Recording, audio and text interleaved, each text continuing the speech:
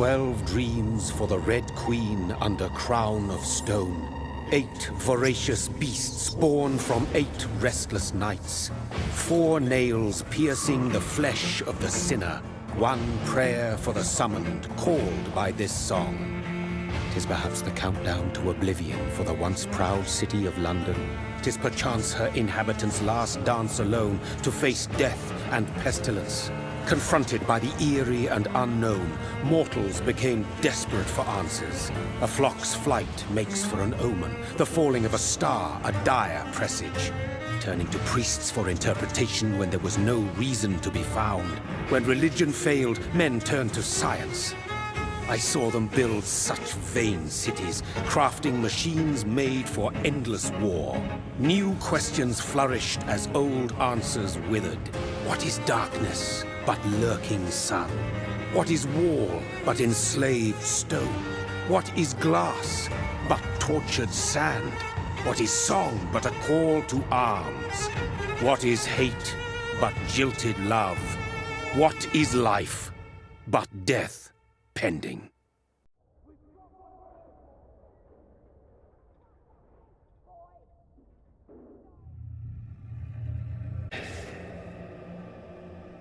Since the apple was plucked from the sacred tree, mortality was believed to be God's punishment, a righteous snare to keep mankind from ascending to the stars. They were all so wrong. Death is not a wicked thing, nor some holy retribution. A true punishment would be to never know its sweet kiss. Awaken from the harshness and be born once more.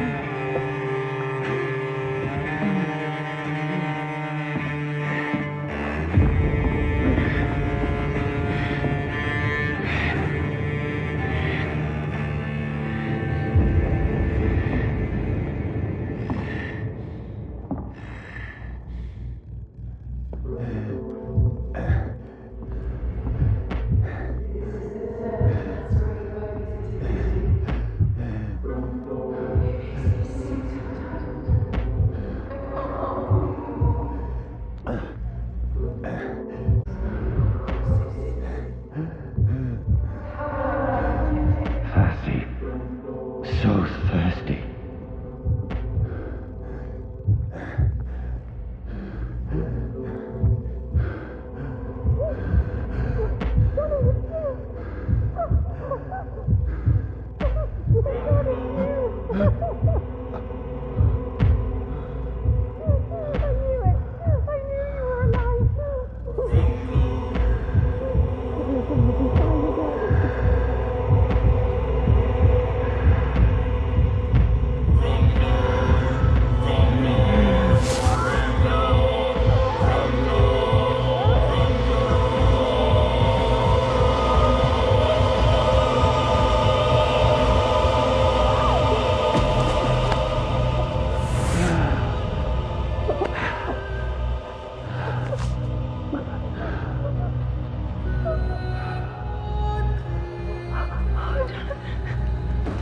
My sweet brother. What have you done? Mary! Oh, no! Mary!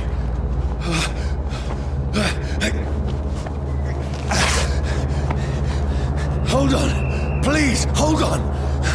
Oh, God. Oh, no. Mary. Mary.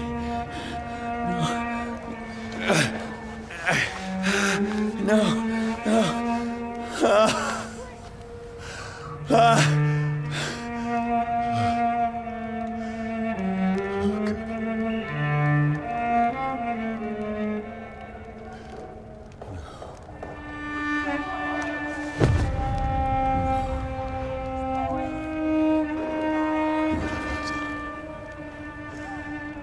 This horror.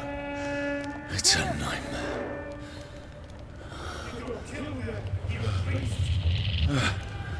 No! Please, a moment, let me explain!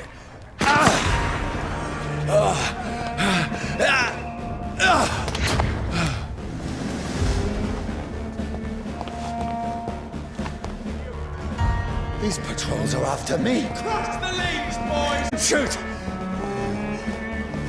This is a nightmare! I need to get out of here!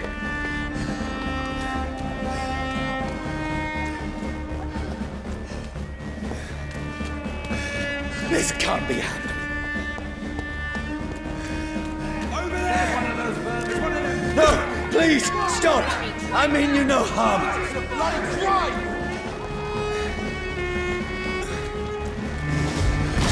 What's going on? Oh, Mary. What have I done? What's all this about? Shit, where'd it go? Now, I can defend myself. Tricky bastard! Kill that thing! Over there! Fuck! Who are you? Stay back! Sorry, but you left me no choice.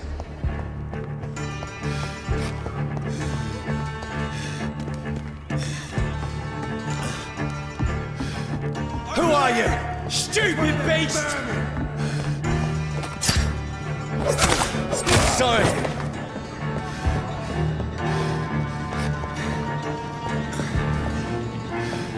See them fancy clothes? No, This please, one's a stop! top.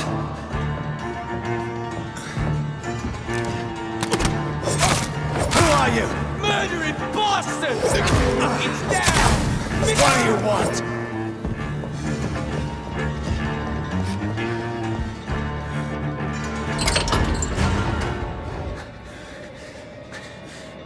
I mean you no harm. I need help. Die, you fucking leech! Please, listen to me. I can't make any sense of this. Shut up, beast! Who are you? What is this all about? What in God's name? I'll do the rest of the job. Just leave me.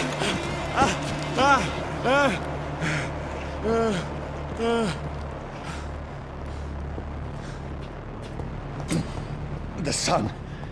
It feels like it's burning me to the bone. I need to find somewhere to hide.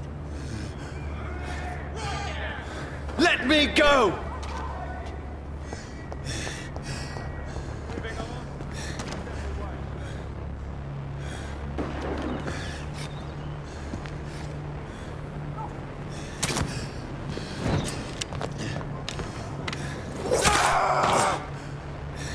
I need to find shelter.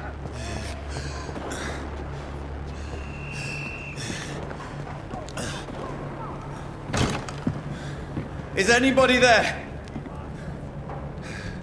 What is this place?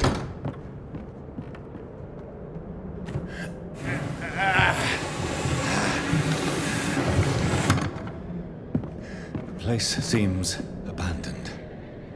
I should be safe enough here.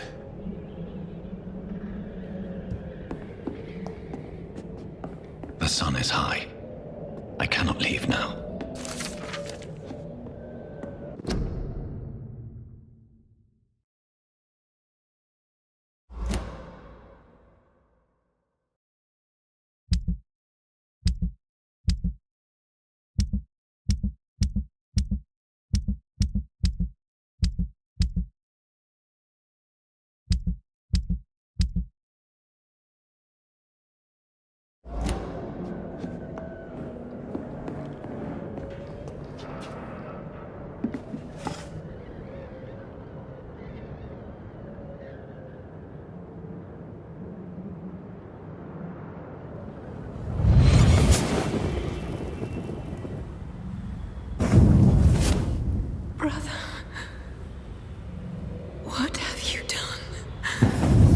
Mary! Mary! Mary, I'm sorry. Whoever did this to us, I will find them.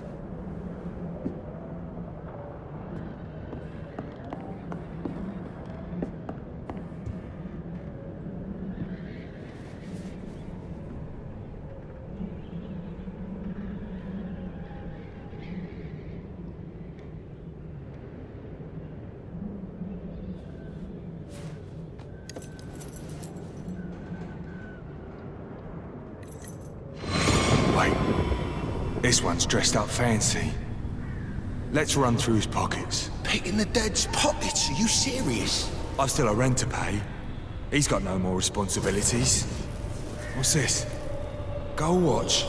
Beautiful it is. We fancy it and share the takings. I suppose we are undertakers. Now, give him an Eve.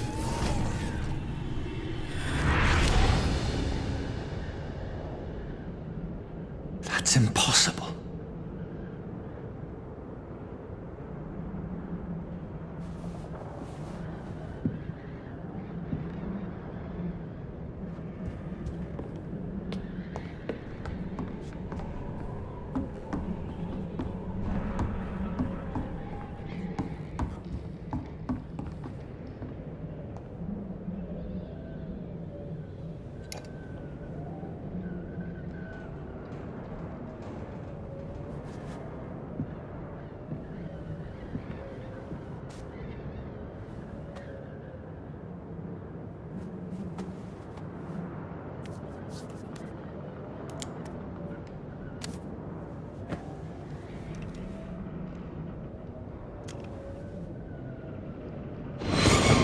Johnny, this one's lost.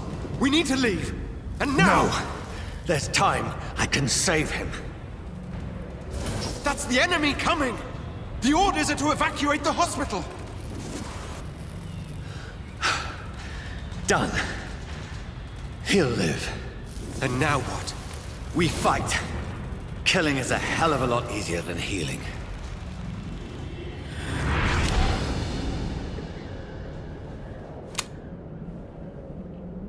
No, it never got easy.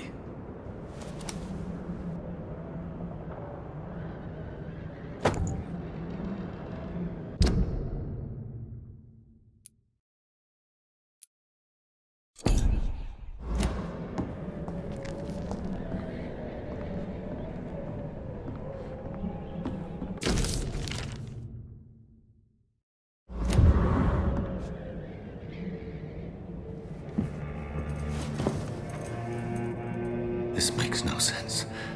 None of it. No sense at all.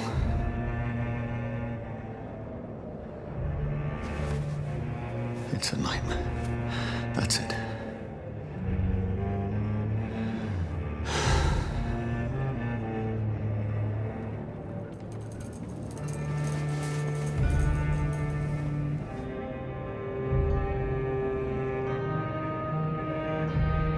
So be it.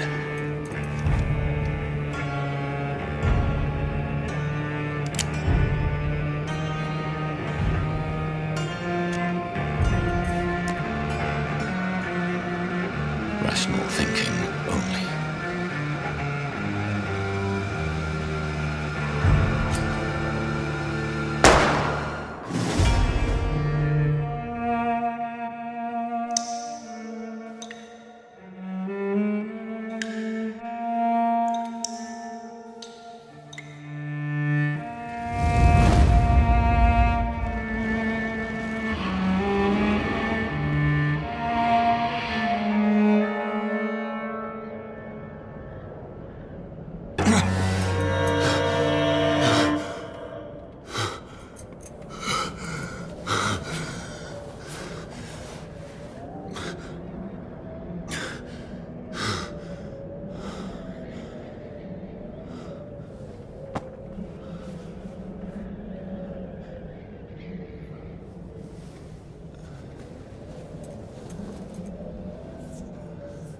This is absolute madness.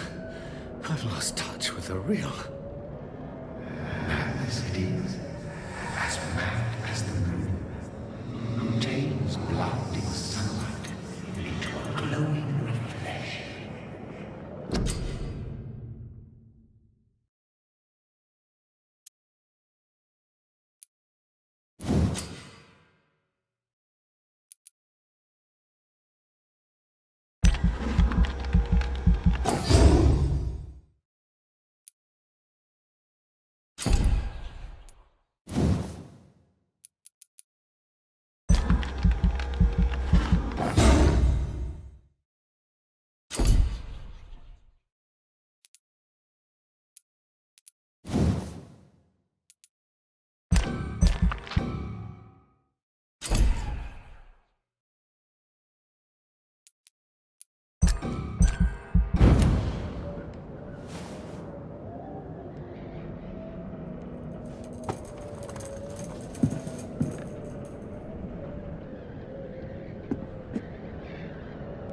Voice in my head. If I'm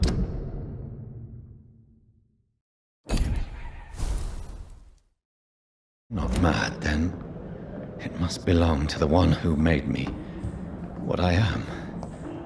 I must find him to understand what I have become. Where is it? Closed. These people want me dead. I need to leave now.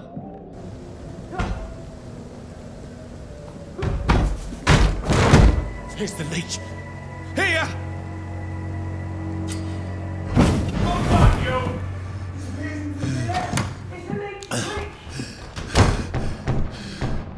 My head's spinning. I cannot enter. Clever fucking beasts.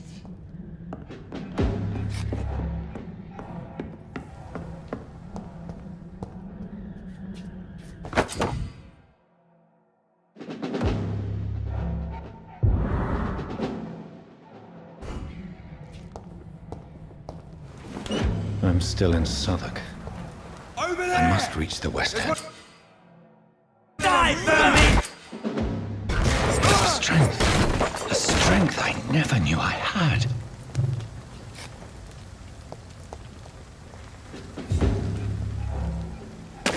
Oh, this one stinks already. Crush the leech, boys! This shouldn't be possible. Every sinew, every fiber of my being is afire. I feel like a child learning the limits of my body.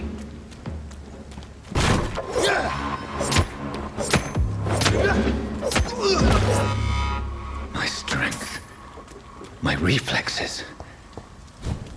I'm not human anymore.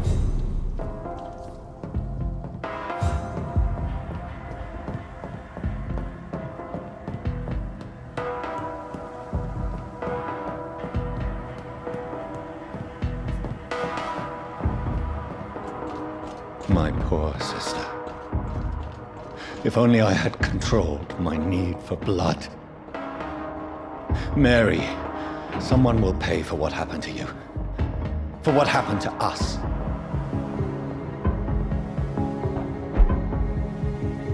The dizziness from the jump. I can control it. It's locked, all right.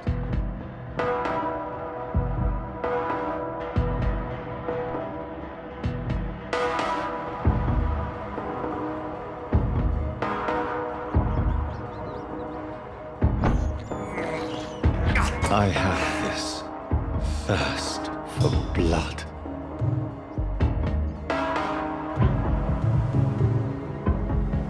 What will London have to say to me?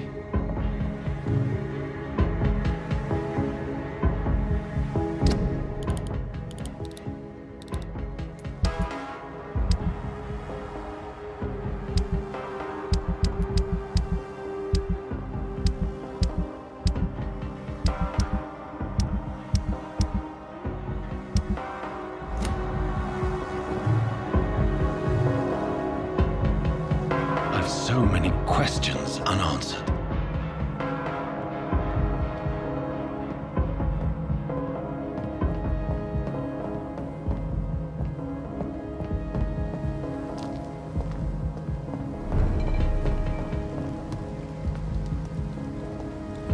Another corpse.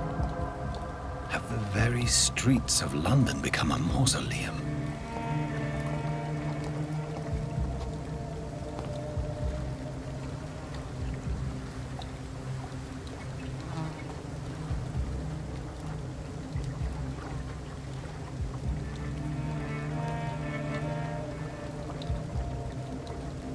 The man has been drained of all blood, but I can still smell the scent of it. I follow the scent's trail. Perhaps it will lead me to my assailant.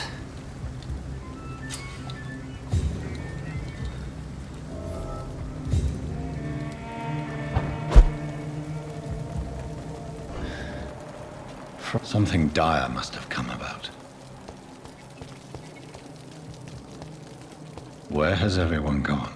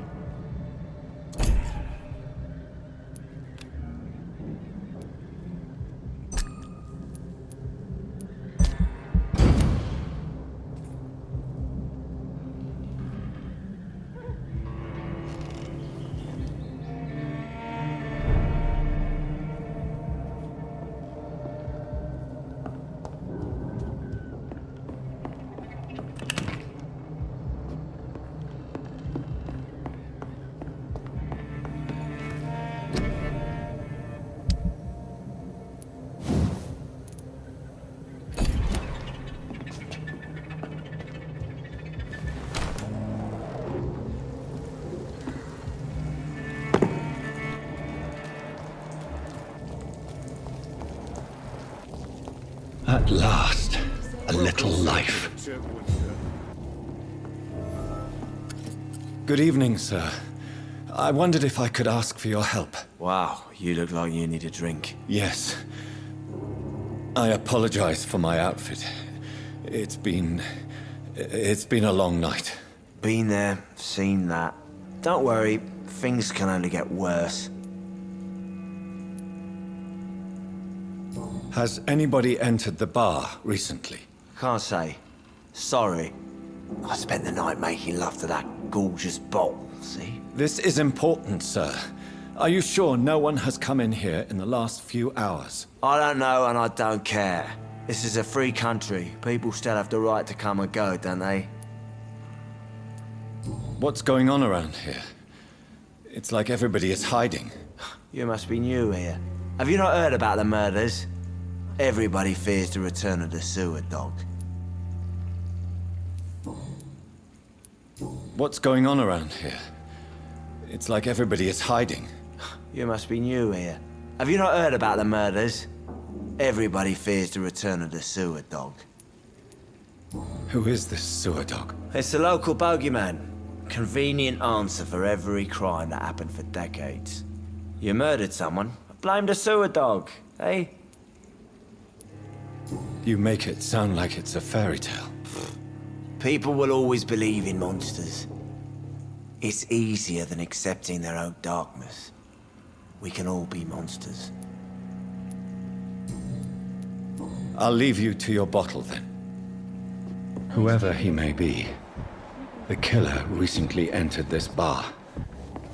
Maybe some of the locals saw him. Hello, sir. Are you all right? Is there any way I can help you? I don't know. Maybe you could just talk to me. Maybe you prefer to speak with Tom, then. He's more agreeable talking to strangers. What's going on around here? Where is everyone? Too many dead, sir. First the epidemic, now all these terrible murders. The murders? What can you say about them? Bodies found in the streets every morning. Drained of blood. It's just horrible. Some say the sewer dog is back. The sewer dog? What's that? No one knows. People have always disappeared around these parts. The ancients say it's the sewer dog coming out to feed. But now he's killing in the streets. What have you heard about the epidemic? There's a Spanish flu. Yeah. Killed so many last summer. Thought we'd seen the last of it. Dozens dying every week. Are the authorities doing anything? Nothing. There are so many quarantine zones in London now. It's gotten really hard to travel across town.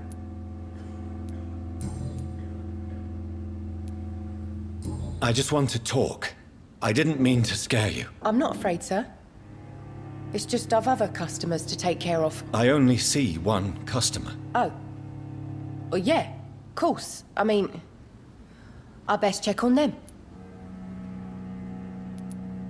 What is this place? This is Tom's bar, the Turquoise Turtle. I'm the barmaid here, Sabrina, if you want to know. I'll leave then. Thank you.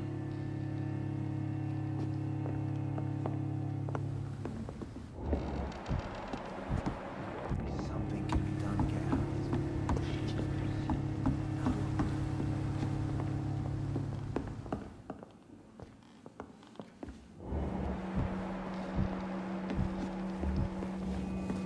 I think I'm losing my mind. I should just run as far Oh, away God, from sir. this place as You look like Jonah's whale just spat you out of hell. Can I get you a drink? No, thank you.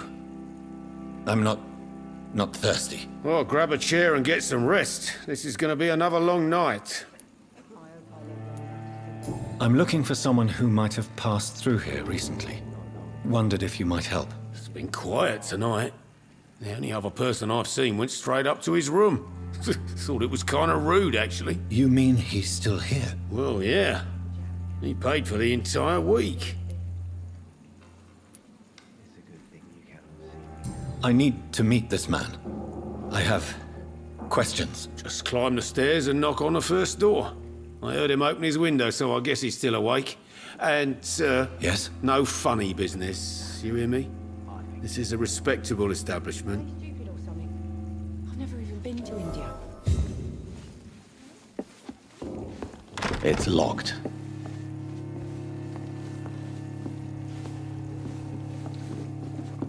Not long ago, this sort of mess would have given me a laugh. I hope I live long enough to see them wet boots. This is no place for you.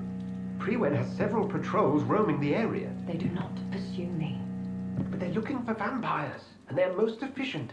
They'll not relent until the killer has been identified. I have a common objective, but I require... I think someone is eavesdropping. Are you certain? You might as well come in, whoever you are. Slowly, vampire! Who are you? I mean you no harm, saith the vampire. Present yourself! I need a word. With anyone.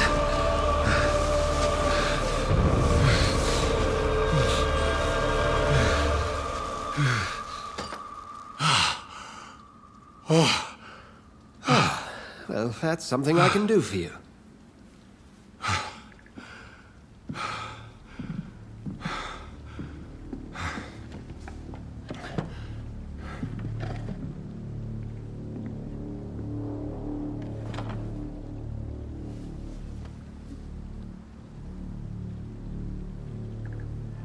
And who might you be?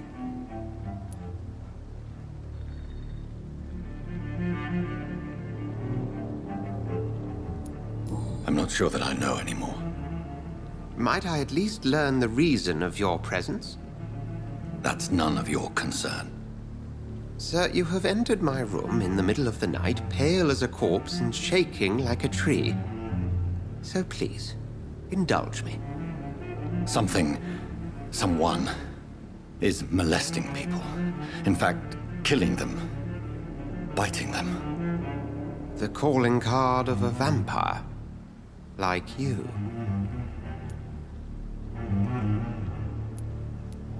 I've been hunted down in the streets and attacked. I'm a victim here, too. I believe you. Then if you are not a vampire, who or what are you? Dr. Edgar Swansea of the Brotherhood of St. Paul. I'm performing an independent investigation here in an attempt to understand precisely what is going on. Then help me find the culprit. I may. If you'll first tell me why you opened this door. I followed a trail. The scent of blood from a recent victim. It led me here. You thought I was your aggressor. That explains a great deal. We're both chasing the same shadow.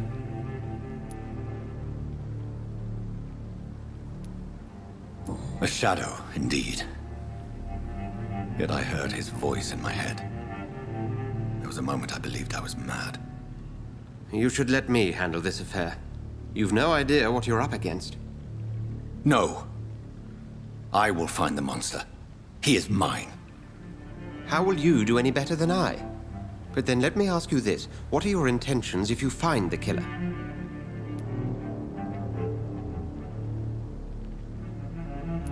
I'll end him.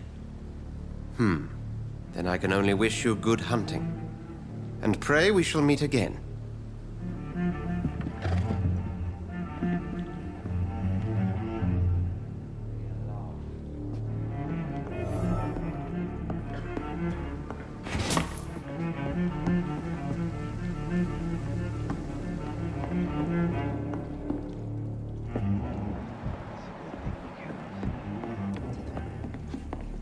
I cannot enter.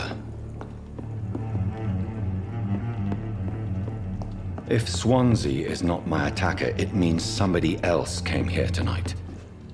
Someone must know something.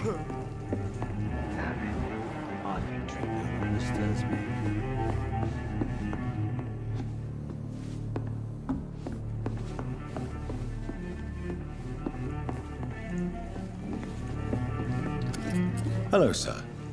May I disturb you again? And you're still ugly as sin. I'll leave you to your bottle, then. Welcome back. Did you find what you were after? I can't say I have. Are you sure no one else came into your bar before I arrived? Hey, I told you, you were the only other stranger I've had. I think you're hiding something from me. I hide many things from many people, sir. That's what my job's about.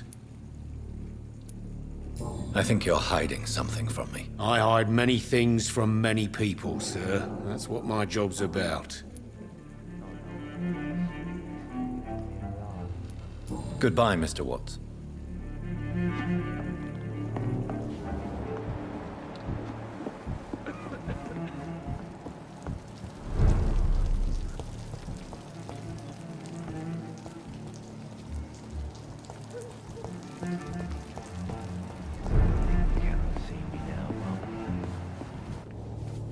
Evening, sir.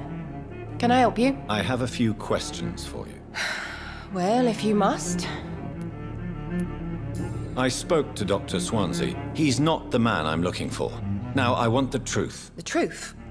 What do you mean? I suspect that someone else was here tonight, and I don't think Tom wants to tell me about it. I'm just the barmaid here, okay?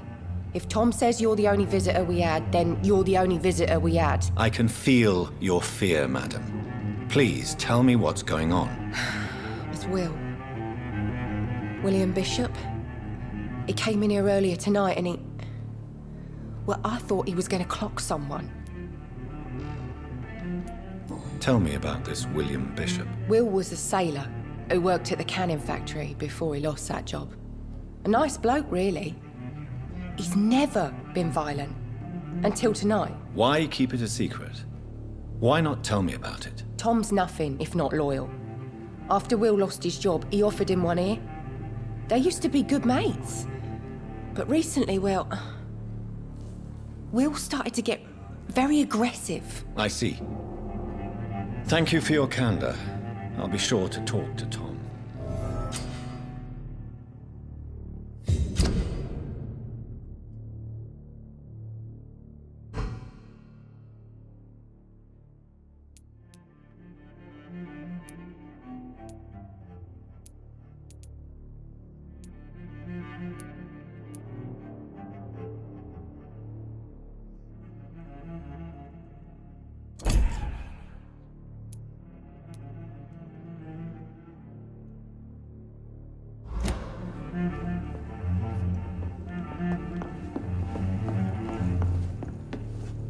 You again.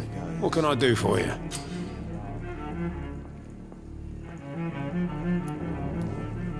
Tom, talk to me about the visit from your old friend, William. Yes, Will came by tonight, but he's not my friend anymore. I need to find him. It's a matter of urgency. Do you know where he is? You could try his boat. It's up by the North Pier. He sleeps there when he's too drunk to get home. Please describe him to me. What do you expect? He's a tall, sick bastard with a bad rash and torn old clothes. William used to be strong. Now he's a mess. Thank you, Tom. If you see him, tell him I don't want him back here unless he cleans up his act, okay?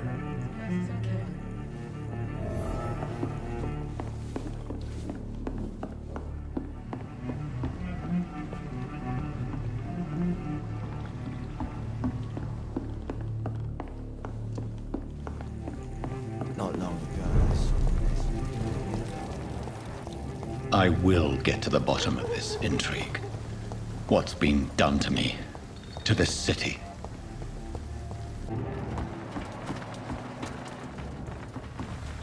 The body is still warm. This man has just been drained of blood. What's this? Some sort of note.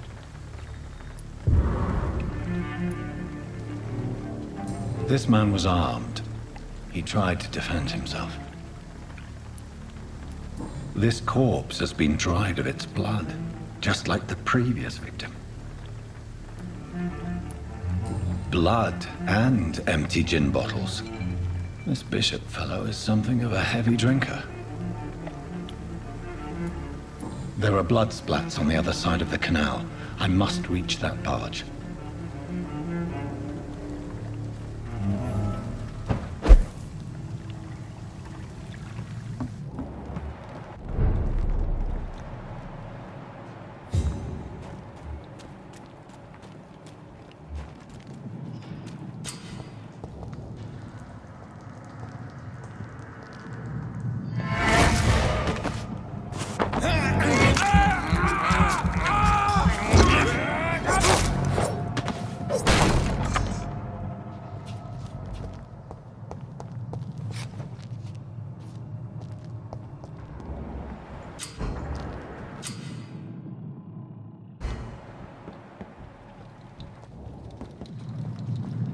Cold.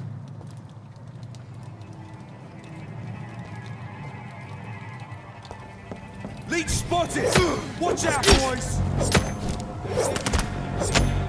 Bloody leech!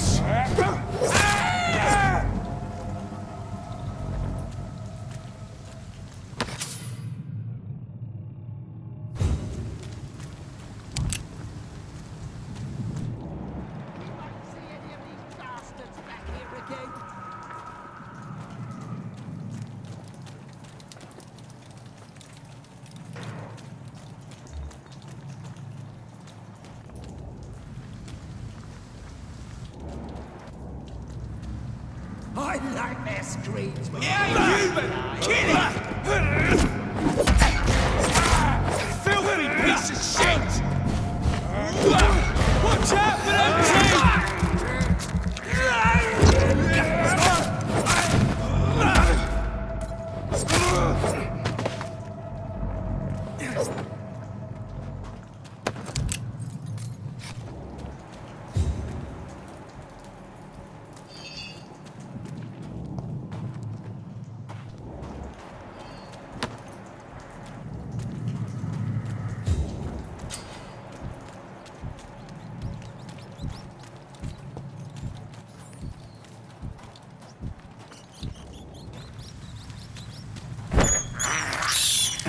This is despicable.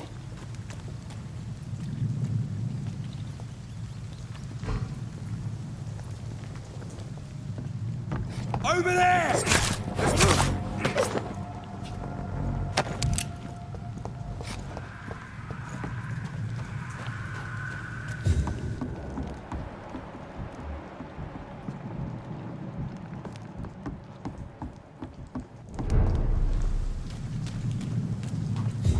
Fresh blood.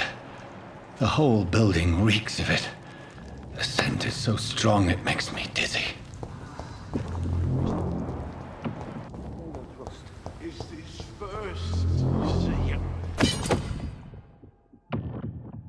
I'll need a drink. I'm so thirsty. This place reeks of bloodshed. No. I had a drink outside tonight. This creature is bedeviled. I must put it down.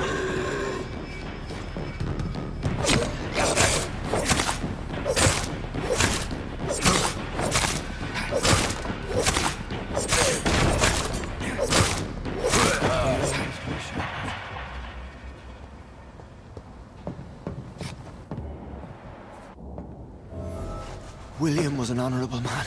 I could have saved him. Mr. Hampton, are you in there? I knew him well, another lost soul, a kindred spirit. Sir, listen to the sound of my voice. I'm a doctor. You're suffering from shock. I must return to my flock. They'll stray without me.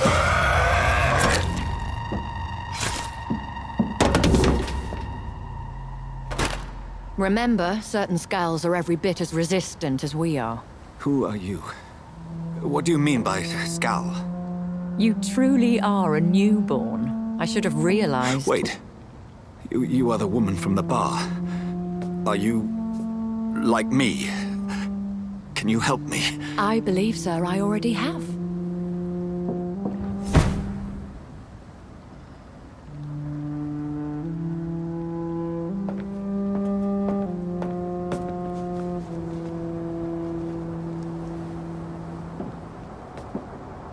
By George and the Saints, you've solved the mystery of these terrible murders.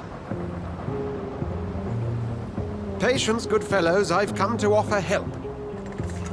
Just give me a moment to secure my boat. We can leave this awful place. William was not the evil man they claimed. He was just taken by the thirst. He needed this drink. This man requires medical attention. We'll see he gets to the nearest hospital. No, please, I must tend to my fold. My flock needs me. There, sir. Go with the good Dr. Swansea. He's resourceful, and I'm sure he'll take good care of you. You'd best come as well. The sun is soon to rise, and you'll need a place to rest.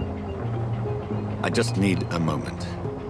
If I can learn something about what has happened to William, I'll be a step closer to understanding what happened to me.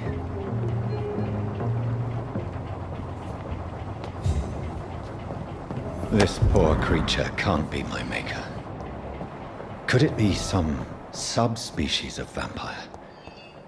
I must find a place to analyze the blood.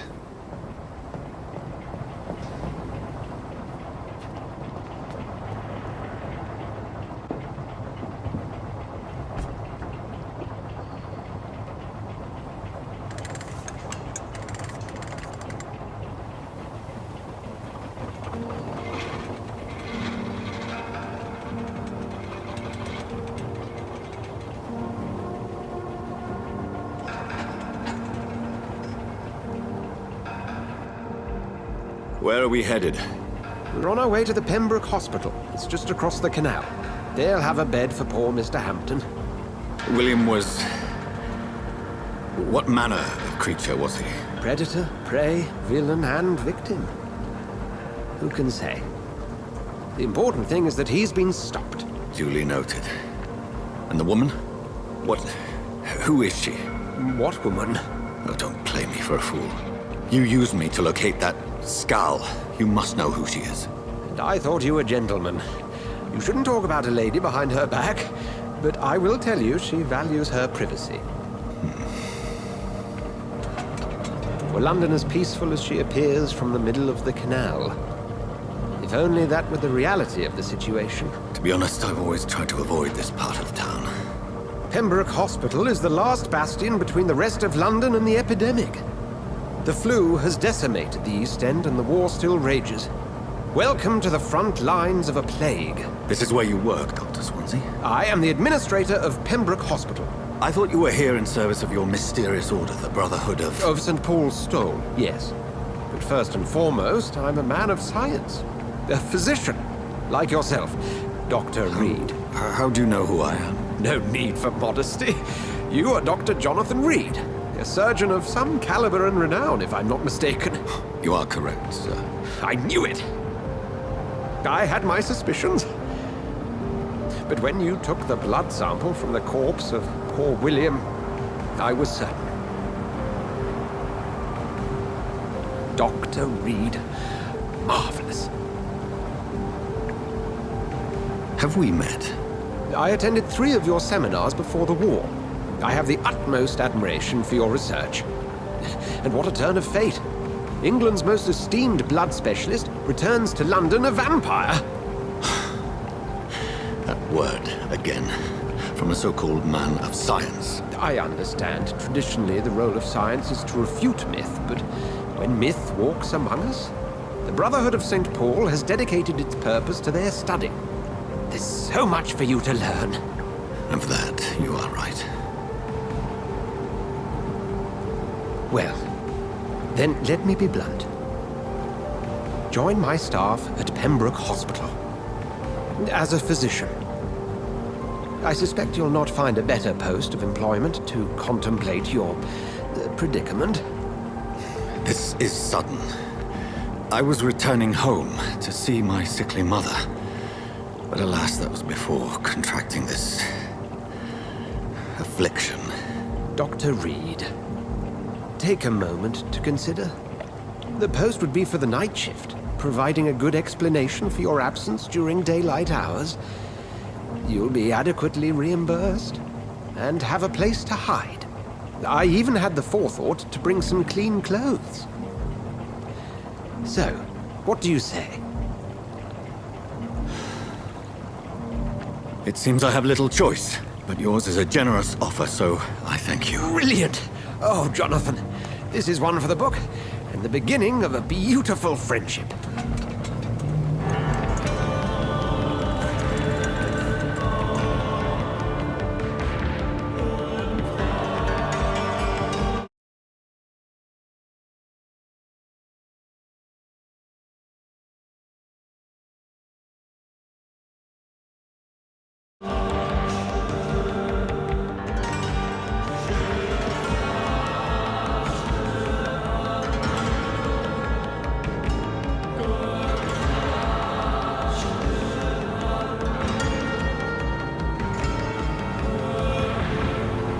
Dr. Swansea, thank goodness. I was beginning to be concerned. Worry no more, Nurse Crane, for I bring good news.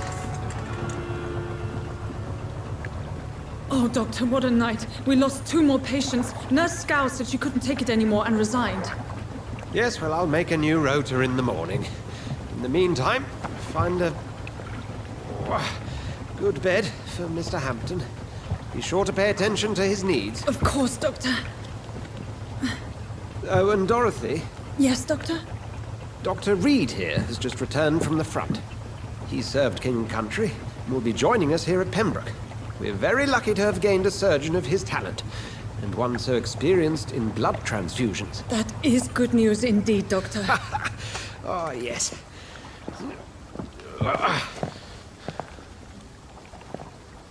Here at Pembroke, it's not what we have, but what we haven't.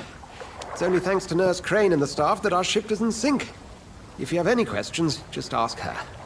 Duly noted. Thank you. Your assistance is required, Dr. Swansea, immediately. Welcome aboard, Jonathan. We'll catch up after my rounds. Coming, Nurse Crane. I'm coming.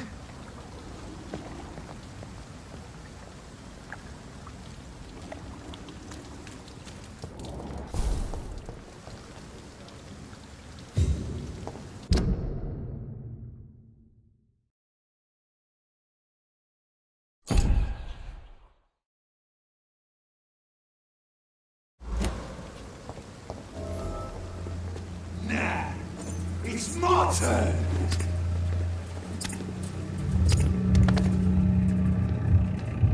Rotten or pristine, each heart contains the secret of life. Drink at this river, try it all.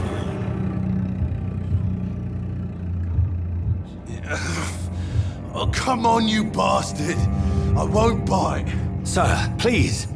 You've lost too much blood. Calm yourself. You think I didn't notice? Stop your staring and get me to an hospital, you arse! I've a mind to let you bleed out. Good luck then, sir. Alright, sorry. I am in pain here. My guts are spilling out onto the street and you're yabbering on. Yes. That's a very nasty wound you've got there. Take my word, I am a doctor. Dr. Jonathan Reed. Name's Clay Cox. I'd appreciate you helping me to a better place, Doc. Follow me, Mr. Cox. Let me assist you to that better place.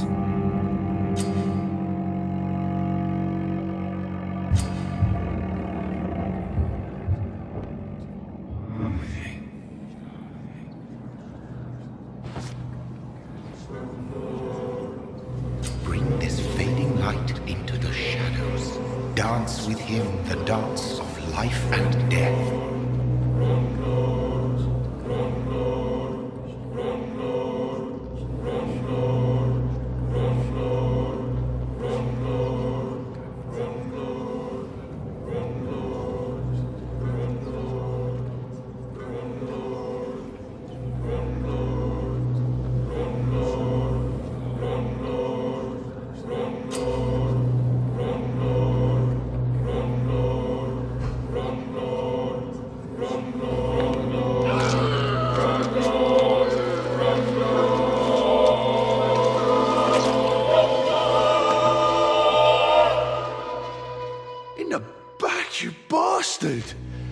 Didn't have the guts to fight me. Fuck you. I'll kill you. I'll kill you.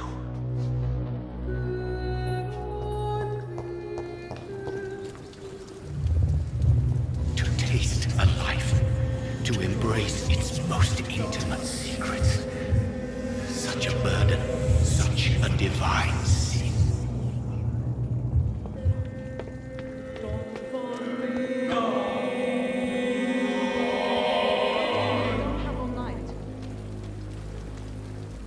Doctor, where have you been? I've little time to play hide and seek with new staff members, no matter how illustrious they may be. I apologize, nurse. I needed some time to myself.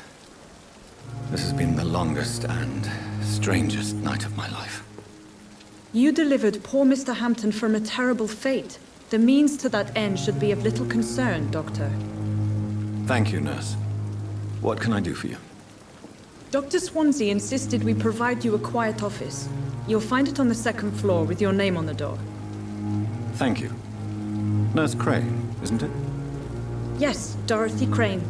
Welcome to Pembroke Hospital, Dr. Reed. Your office has been prepared. I would like to ask a few questions first.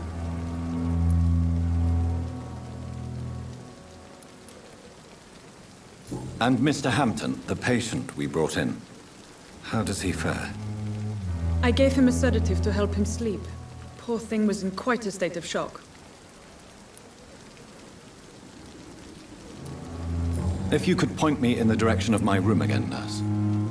Second floor of the hospital, left after the stairs. It's the last vacant office at the end of the corridor.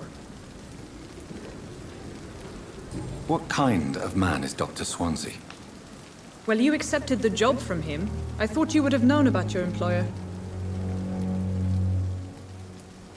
Apologies, I've only just met him the once. This is sudden.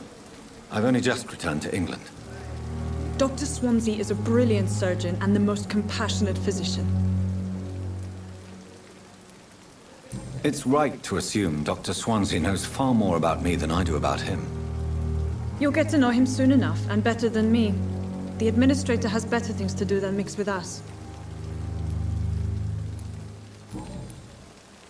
Thank you, Nurse Crane.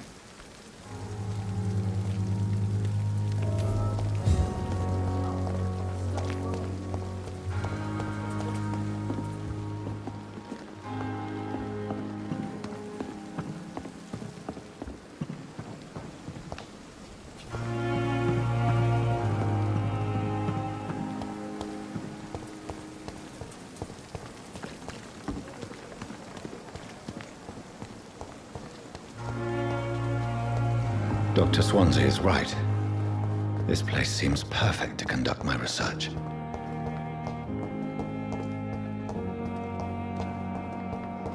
will not let you down, my boy. Good evening, sir. I'm Dr. Reed. I believe we're going to be colleagues. Reed? Yes, I've been informed about your arrival. I'm Waverly Ackroyd. Welcome aboard, I suppose. Does my arrival inconvenience you in some way, Dr. Ackroyd? Let us just say that I don't particularly share Dr. Swansea's enthusiasm for hiring you. What we need here are reliable professionals, not overrated dabblers.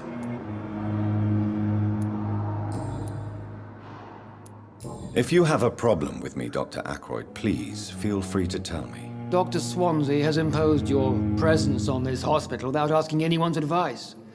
The benefit of his position. But I don't agree with it. I know we've never met before, but I believe this hospital could use all the help it can get. You will agree with that, I'm sure. Oh, but I have heard about you, Dr. Reed. Of course, you can't say the same about me, since I have not wasted my time courting the press. There is no need for such animosity between us. Don't you think the epidemic is already enough to deal with? That is one point we could agree on. And that is precisely why I want to be sure that you will be of help to this hospital, instead of a burden. Since your tenure in this hospital is longer than mine, perhaps you can tell me more about this place. Let's just say I'm tired of the carelessness around me. I have always respected the skills of Dr. Swansea, but over time, his enthusiasm has become displaced. Carelessness? Exactly what are you talking about? We're here to save lives. The people who trust us are not volunteering for experimentation. They're here to be healed. I don't intend to run any radical experiments, Doctor. Even if I, as any good practitioner should, express an interest in pushing the boundaries of medical research. Modern medical methods were created through audacity and ego. But there are rules in our line of work, and they're here to protect our patients.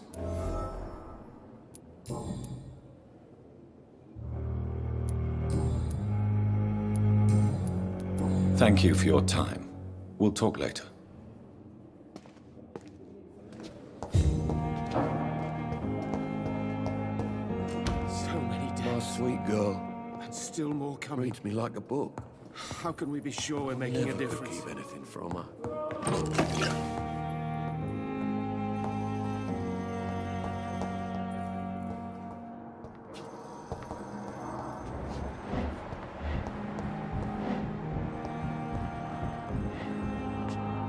Good evening, sir. I'm Dr. Reed. May I help you? I don't know if a third opinion is needed. Your colleagues are already arguing about my condition. I see. Would you mind telling me more about your situation? I'm Harvey Fiddick. All I want is to get me bloody arm fixed properly.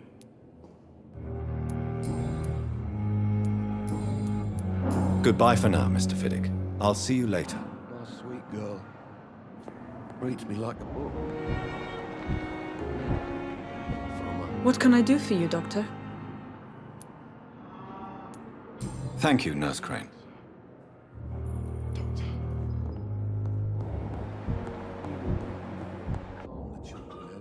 I'm quite busy right now, Dr. Reed. It seems you have bad memories of your military service. I refuse to see this industrial slaughter as scientific progress. War only reveals the worst in men. We can at least agree on something, Dr. Ackroyd. I don't know what you've heard about me, but I have already proved my value as a practitioner. I don't question your skills, Dr. Reed, but your motive. Is it money, fame, or are you truly dedicated? And what exactly is that supposed to mean? I served in the war just like you. But unlike you, I did not use the wounded to play the modern sorcerer. Be careful what you insinuate, Dr. Ackroyd. I only want you to admit you used those men to improve your theories. This is ridiculous. My blood transfusion technique saved many lives, and you know it. You see? That is exactly what I hate about people like you. You avoid this kind of accusation instead of facing reality.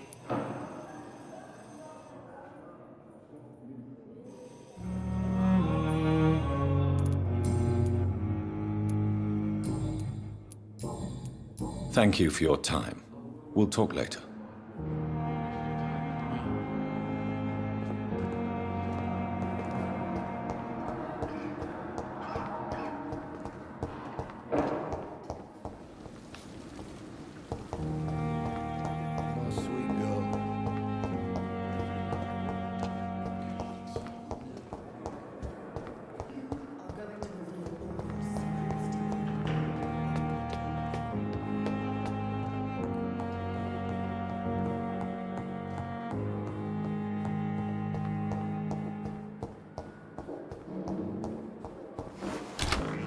This must be the place. It's definitely away from prying eyes. Relegated to the shadows. A kingdom of my own. At least I won't be sleeping in a coffin.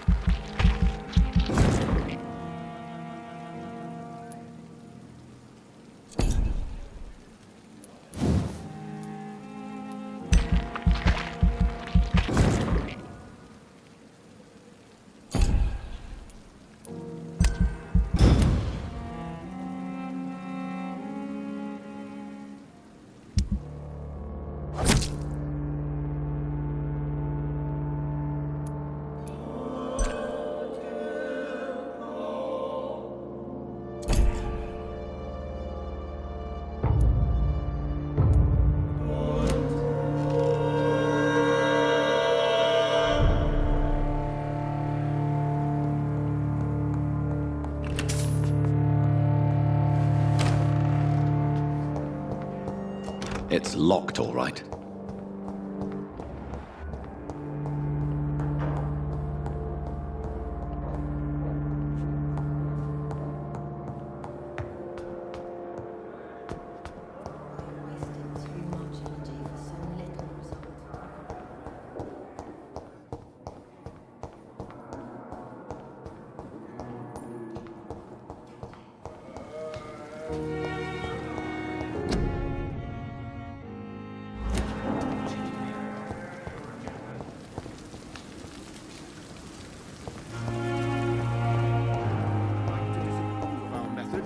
And you will kindly apologize when you're feeling better.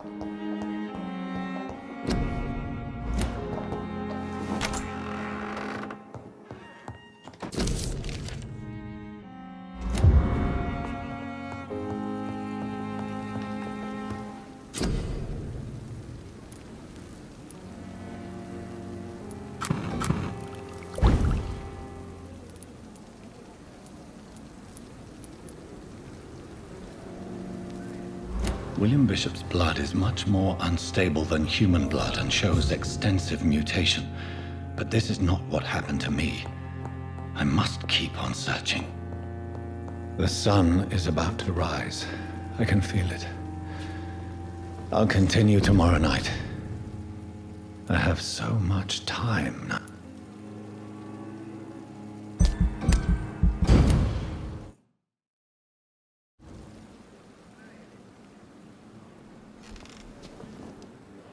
If I'm to stay here until my research is complete, I'd better learn to hide my true nature from the mortals.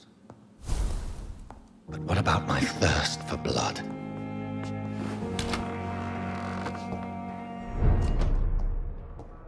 Hurry now, Doctor. Yes, Nurse Crane? How can I help you? I'm so sorry. I know Dr. Swansea wanted you to rest, but we have somewhat of a crisis. A crisis, you say? Our supply of antiseptics is nearly depleted. I was hoping there was another box up here, but... Sorry.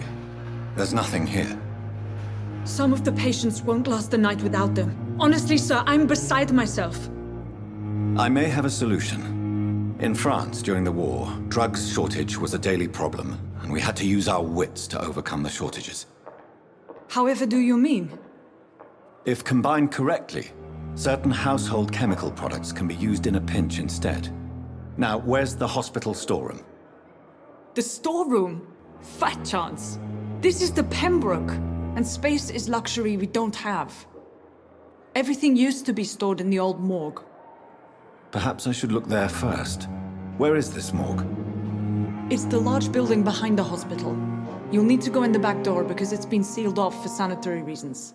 Take this key. It opens a small back entrance at the end of a narrow street. The abandoned morgue behind the hospital. A small door at the end of a narrow street. On my way then. Thank you, nurse.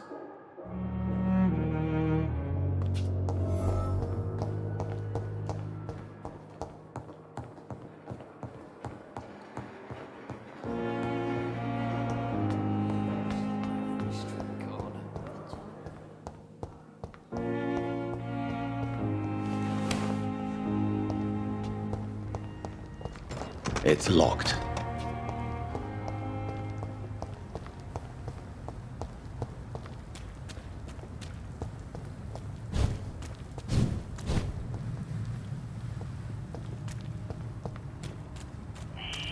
Scowl voices in the garden. I should investigate. If they were to find somebody...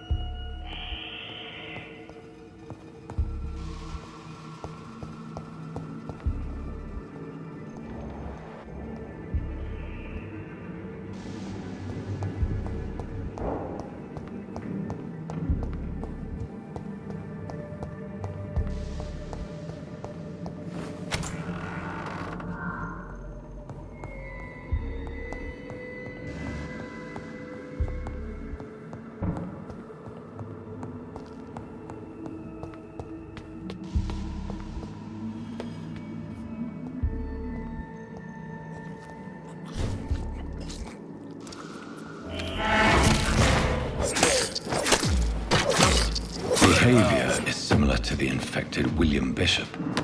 Must be the same strain. This sickness moves faster than influenza.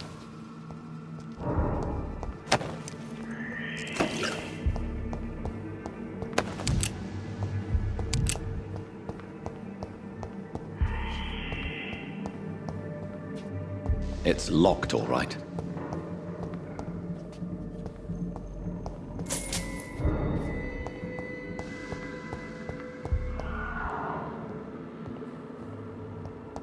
Balls of Mars, fortifiers.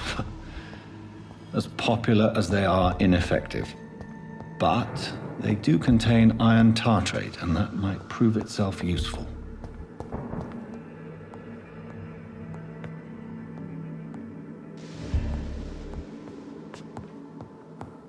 This key will surely grant me access to the basement.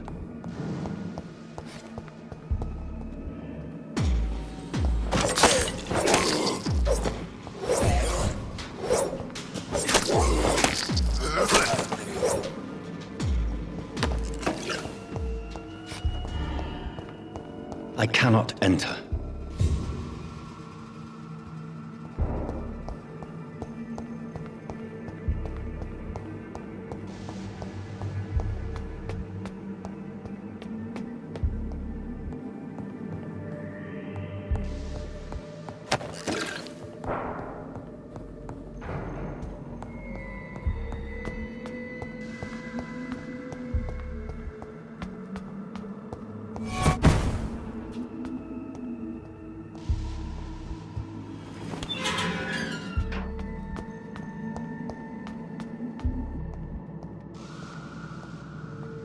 These scowls feed from corpses and the husks of animals.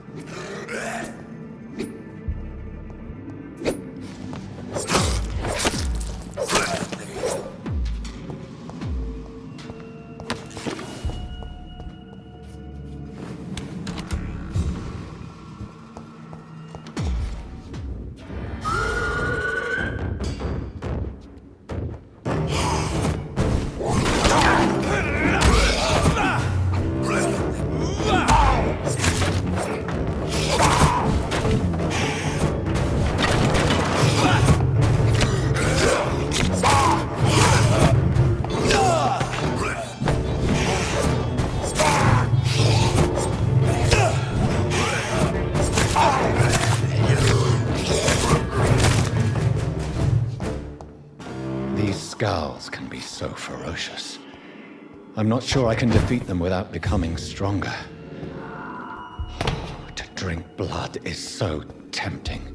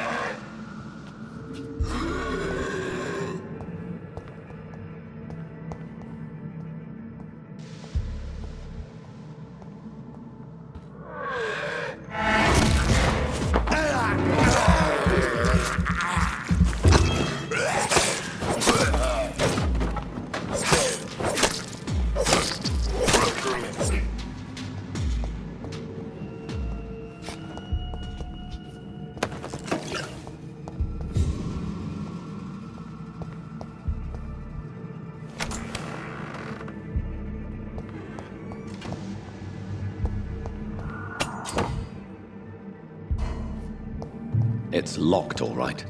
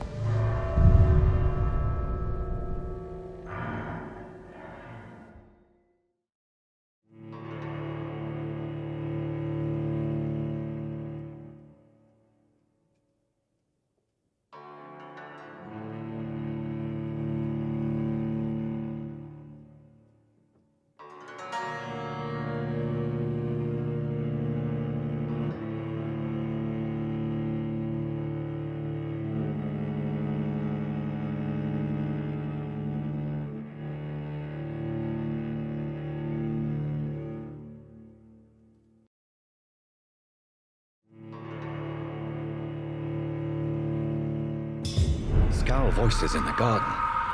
If they were to find somebody.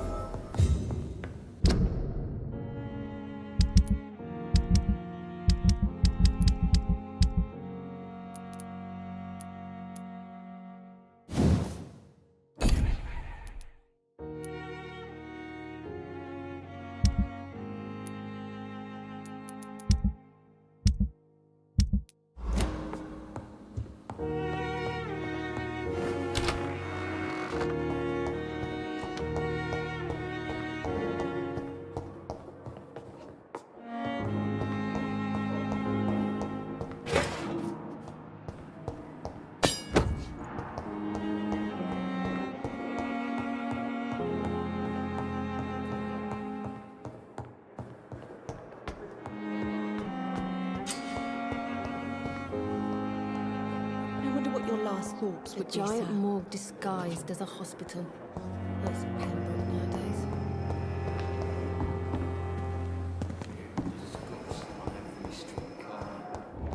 Please, Doctor. Blaming me will not further your agenda, sir. How long's it going to take to fix me properly? Finally, you've returned, Doctor. Did you find anything of value? Yes, nurse. You've worked your first miracle, Doctor. Now, this patient here needs immediate treatment. Duty calls. When the storm has passed, I'll show you how to mix the remedy yourself with the same basic ingredients. Many thanks, Doctor. When you've finished, you ought to report to Dr. Swansea in his office. He's been looking for you. Seemed pressing.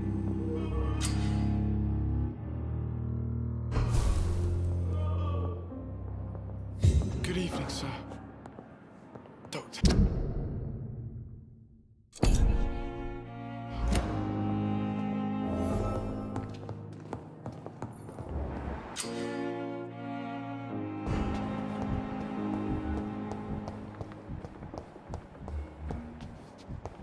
giant morgue disguised as a hospital. That's Pembroke nowadays.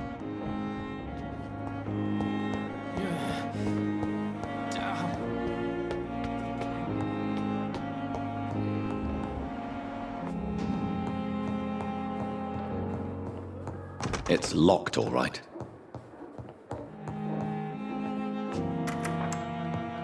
Please, Jonathan, come in. Fascinating, is it not? In the last decade, so many mysteries have been brought to light with our microscopes. The human body, biology's penultimate frontier. The more we explore its boundaries, the less we're able to trace a clear line between life and death. You, my friend, have a foot in both countries. The view must be vertiginous. It's at least as vertiginous as chatting about vampires with you, I would say. This must be all so new to you. This area of town, the hospital, a brand new life. How stimulating it must be. I wish I could share your enthusiasm, Dr. Swansea, but my condition defies scientific categorization. Undead? Unalive? Immortality defies logic. I cannot express my thrill at this serendipitous turn of events. The world's most eminent specialist in blood transfusions, a vampire. One might say a gift from heaven. It may seem strange, but your words have brought me some comfort here. Forgive me. I've been an admirer of your work for a long time, and now you are so much more than a brilliant physician. And please, call me Edgar. There is no need to apologize, Edgar. You offered me sanctuary when I had none. Very well. I have a task for you, Jonathan. Something that will require all your newfound skills. Please, go on. The Pembroke only survives through the generosity of our benefactors. Unfortunately, our main donor has found herself in a bit of a bind. Now, if you could help her out... A spokesman or politician is what you need. That's not my calling. And until I come to understand what has happened to me, I require discretion. Discretion is in order, Jonathan. Lady Ashbury has recently received rather indelicate correspondence that, if revealed, would jeopardize her position. And you would like me to eradicate this threat? By the stole, of course not. I would just like you to pay her a visit. Her ladyship is certainly near the tents outside, tending the sick. You can't miss her. Look for someone impossibly delicate. Accepted. I'll see what kind of trouble Lady Ashbury is in.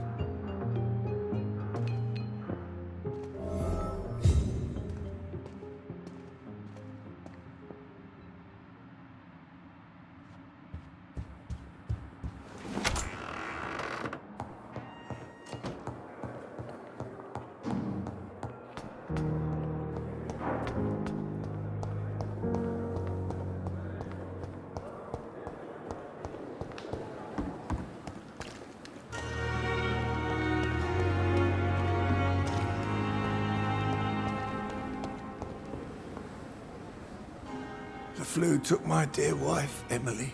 I take comfort knowing we'll soon be together again. Mr. Rainfield, that's no way to talk. You're in good hands here, and we'll be up again soon enough.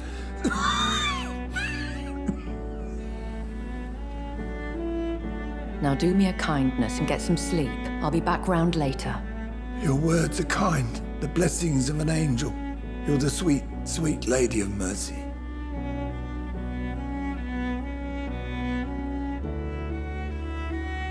Good evening, Dr. Reed. It's a pleasure to see you again. You seem surprised. Dr. Swansea has brought me up to speed concerning your recent appointment to Pembroke Hospital. You're a the lady who saved me that night, before vanishing into thin air. I remember you from the pub with Dr. Swansea. Indeed. Allow me to introduce myself formally this time. My name is Lady Ashbury. I remember you well. in spite of the brevity of our encounter. Apologies. You've taken me by surprise. I'm very happy to see you. The pleasure is mine, Doctor. I hope you're more disposed to answer my questions now. You must have countless questions, but our rather urgent matter first. Swansea has explained. My cover, if you prefer, has been compromised. Dr. Swansea has commissioned me to be your agent in this matter. You could start by explaining what's amiss. These past insufferable weeks, I've been the victim of extortion. I've made a first payment, but the blackmailer grows greedy. I must refuse his most recent demands. Please continue. Every detail is essential. I'm your man. My embarrassment in this matter is eclipsed only by my shame at having put the hospital at risk. The threat from our anonymous scoundrel is clear. A list of dates. My visits coinciding with the dates of suspicious patient deaths due to massive blood loss. I'll take care of it. Do you know where I should start? If that was the case, I'd settle the matter myself. You could talk to our local gossip, Harriet Jones.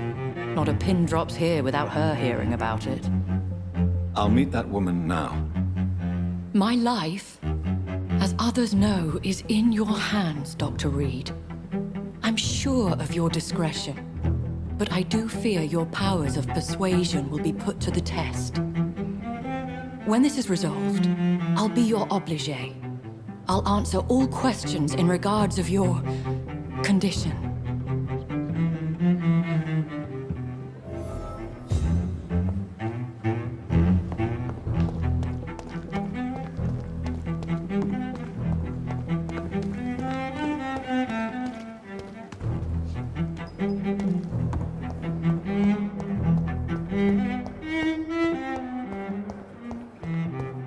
Simpletons, these nurses. Bred with no respect. What is this? Who are you? Get out of my room. There's no need for alarm, madam. I'm Dr. Reed, the new surgeon. Preposterous. Dr. Reed, you say? I don't want some bumbling intern. Where's Dr. Swansea? Please, calm down, madam. I assure you that I am highly qualified. I'm just back from war duty. How brave. Threatening an old defenseless woman. You know how long I've been a patient here? You've picked the wrong fight. I'm Harriet Jones. Harriet Jones? Indeed. I've been meaning to have a chat with you. You know what goes on here better than any other patient, I gather. Oh, better than any patient, nurse or doctor. I've seen so many vile undertakings. I heard there have been some despicable goings-on. Was there a case of blackmail? Blackmail? Wait. You're investigating something. This isn't a social call. One of those incompetent cunts slit a poor sod's vein. I assure you, madam, this is not an investigation into a possible medical error. Debauchery, then? Nurses Crane, Hawkins, Brannigans, whores, all of them. They can't keep their legs shut. I've seen them scratching slutty sores. Really? Well, if you have irrefutable proof, I'll not have the staff behaving in such a manner here. This is your business, Doctor, not mine. But I swear one of the nurses is cavorting with some man on hospital hours. Thank you for your time, Miss Jones.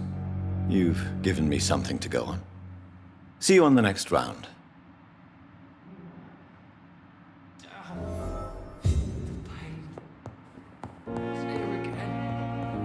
The patients and staff might know something. I'll start my investigation with them.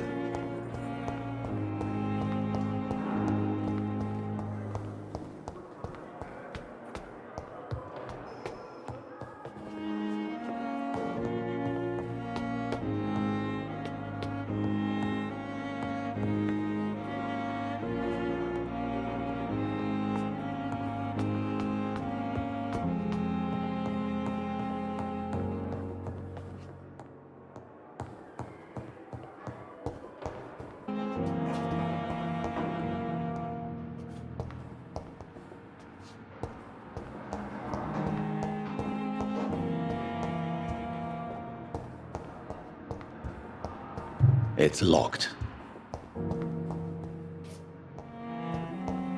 I cannot enter.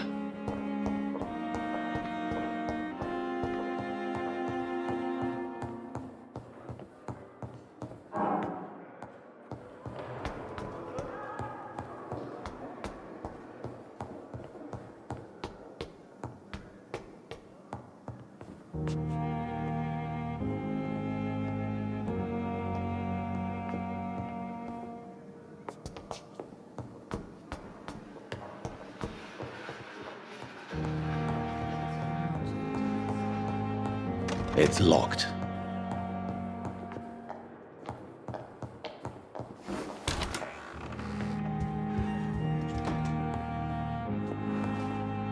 Do you need something, Jonathan? I have just a few questions. Then ask away.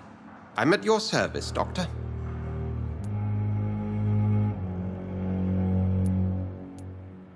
The man we pursued and slew in the canning factory, William Bishop, I believe, was he a vampire?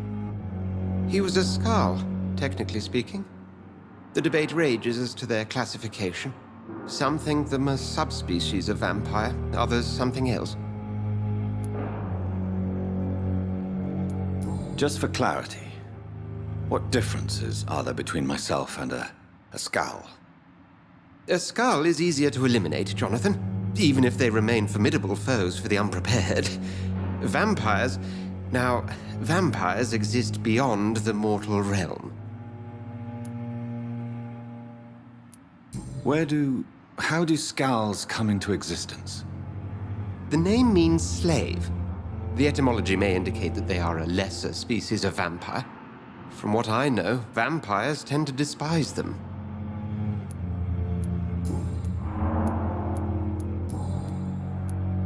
We'll see each other again soon, Edgar.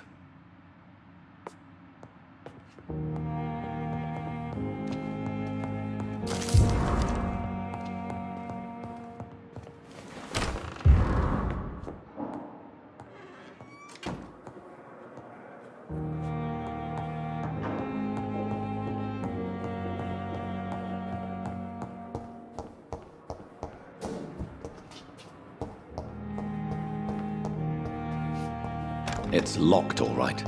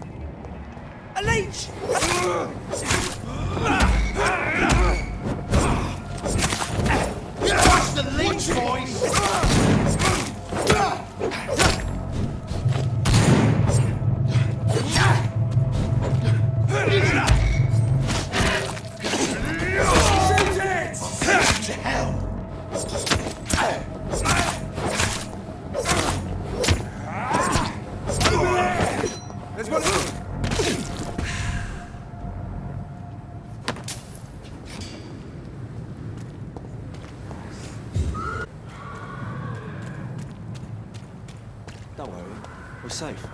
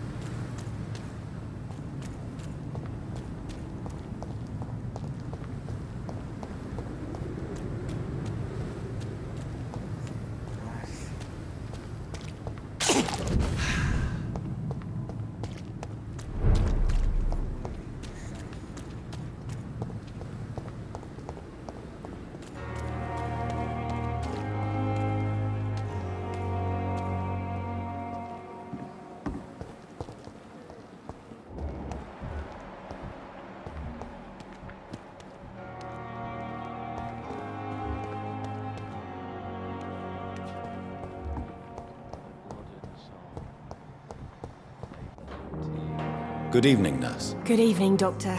I don't think we've been introduced yet. My name is Pippa Hawkins. And I'm Dr. Jonathan Reed. Dr. Swansea has recently offered me a position in this hospital. Well, it's a euphemism that your help will be appreciated, Doctor. What can you tell me about the strange man visiting one of the nurses during her shift? Let me guess. You spoke with that old shrew, Harriet Jones. Do not pay attention to her, Doctor. She's full of fanciful tales.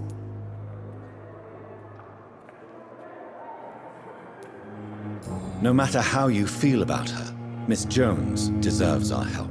Who says I don't care for her? Hate is what keeps that old crone alive. She could have been telling the truth about the mysterious man. That old witch will end up in hell soon enough. Who cares if a nurse finds some happiness where she can?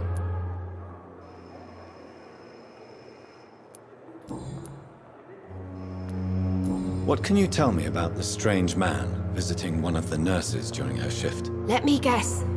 You spoke with that old shrew, Harriet Jones. Do not pay attention to her, Doctor. She's full of fanciful tales.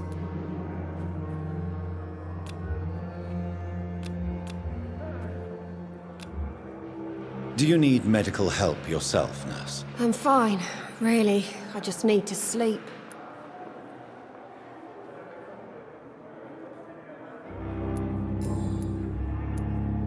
How would you describe the situation at the Pembroke Hospital? It's serious. The flu is wreaking havoc amongst the staff and patients. We are running out of everything. You must get a hold of yourself, nurse. Sorry, I'm exhausted. No one has any idea when this epidemic will be over. Nurse Hawkins, the Spanish flu won't last forever. Even the Black Plague didn't kill everyone. I wish I could believe you. But what if this epidemic was worse? What if in the end, nobody was spared?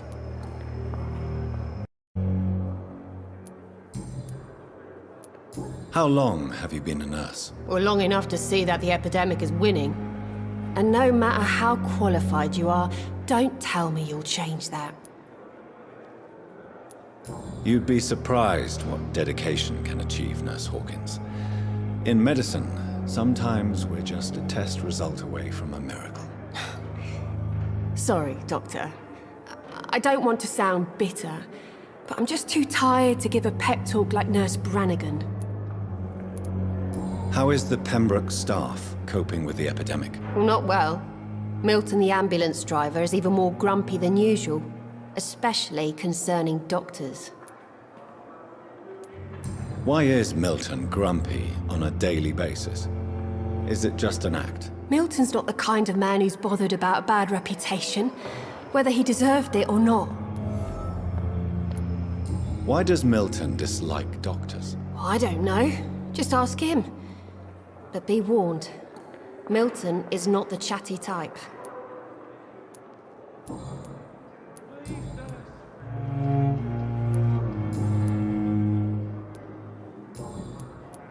What can you tell me about the strange man visiting one of the nurses during her shift. Let me guess. You spoke with that old shrew, Harriet Jones. Do not pay attention to her, Doctor. She's full of fanciful tales. Goodbye, Nurse Hawkins.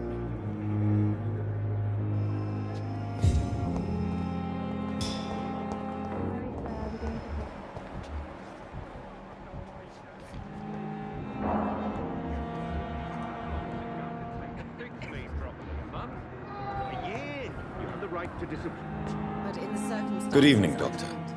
I believe we're going to be working together. Dr. Reed.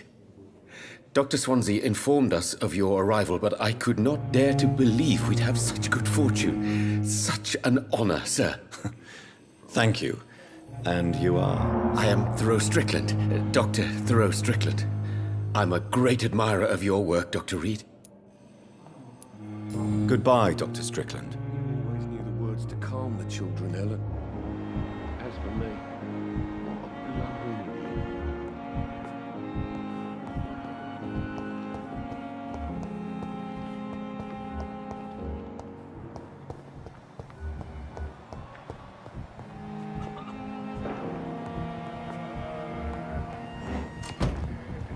It's locked. I will not let you down, my boy. It's locked, all right.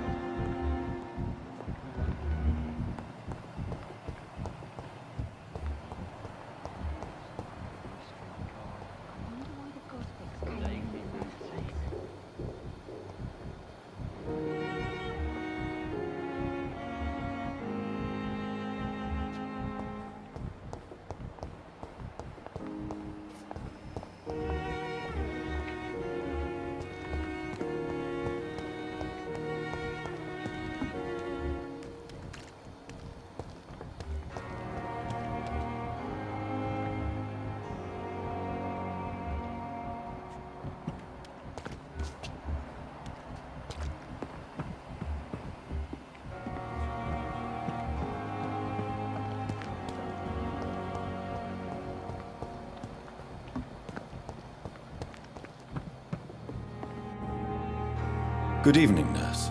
I'm Dr. Jonathan Reed, the new surgeon here at the Pembroke. Dr. Swansea has already told us about you, sir. I'm Nurse Gwyneth Brannigan. Welcome to the Pembroke Hospital. Did he really? It's a good thing I wasn't hoping to keep a low profile. All members of staff have already read about your new blood transfusion technique. Dr. Swansea made sure of that. I see. Well, I'm a little surprised, but I suppose I'll just have to deal with this unexpected notoriety. You must know, blood transfusions are Dr. Swansea's primary subject of research. He is convinced it is the future. Have you seen a strange man visiting any of the nurses here? I've never heard of such a thing, Doctor. Goodbye, nurse. Call me if you need assistance.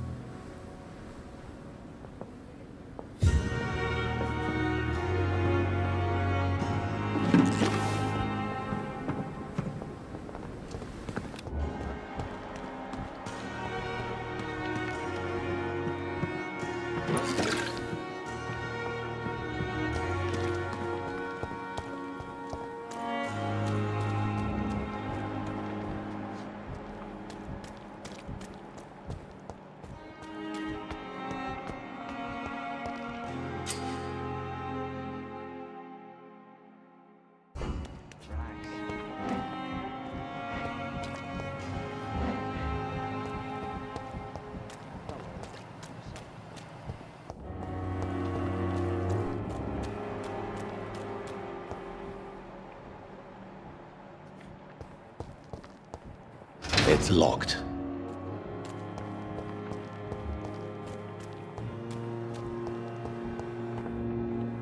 Please, sir. I need help bad. What's going on? I'm Blight, sir. Mutant Blight. I've lost my mate. Can't find him anywhere. I'm Dr. Jonathan Reed from the Pembroke Hospital. Please, calm down. And give me more details. Oswald and myself were both infantry, sir. We were en route for the hospital, but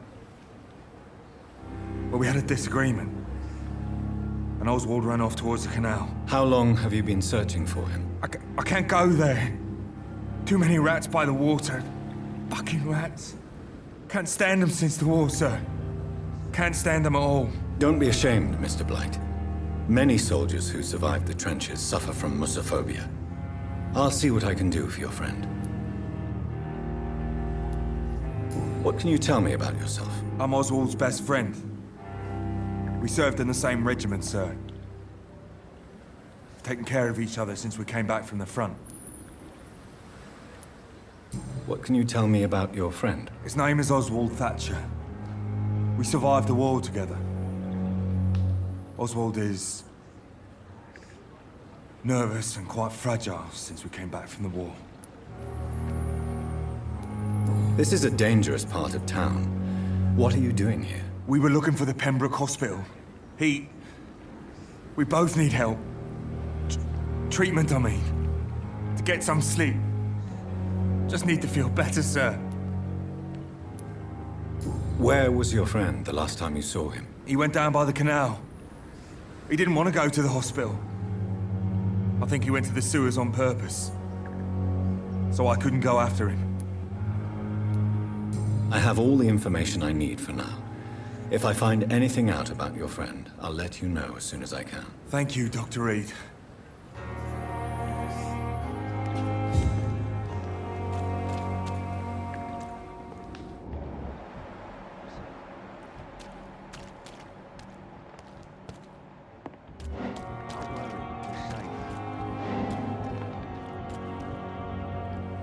You're sure you don't come back with me? Nah, I have to see someone at the hospital. Be careful. You look so bad they may keep you as a patient. Fuck 'em. I don't like hospitals, or doctors. Well then, when you go back to Whitechapel, you may find this useful. What is it?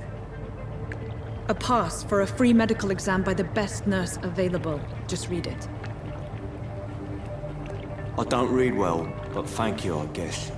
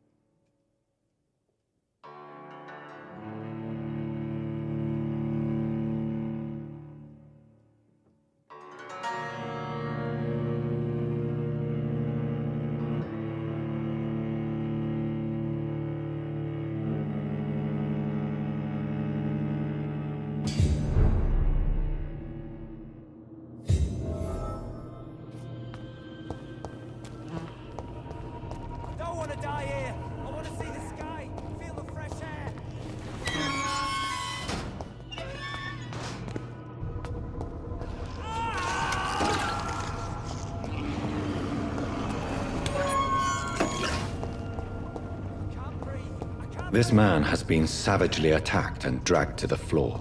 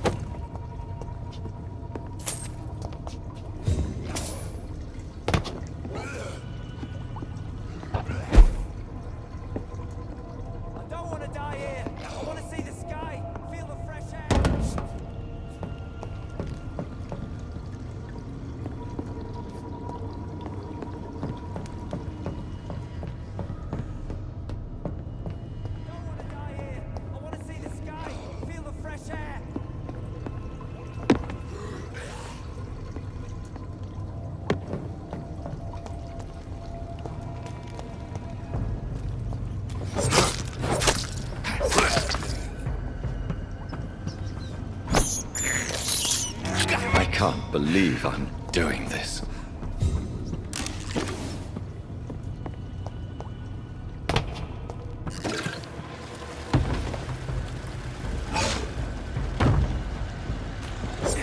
What sort of creature is this?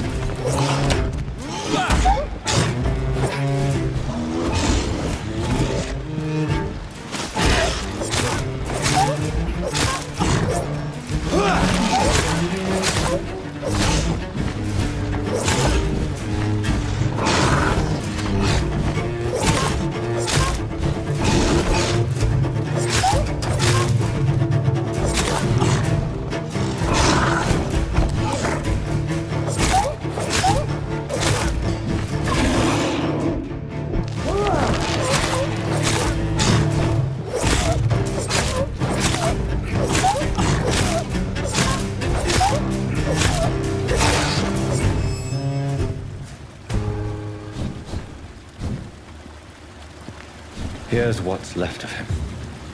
Not a lot. Some voucher for a free checkup in Whitechapel. What is Nurse Crane up to? I really must find her.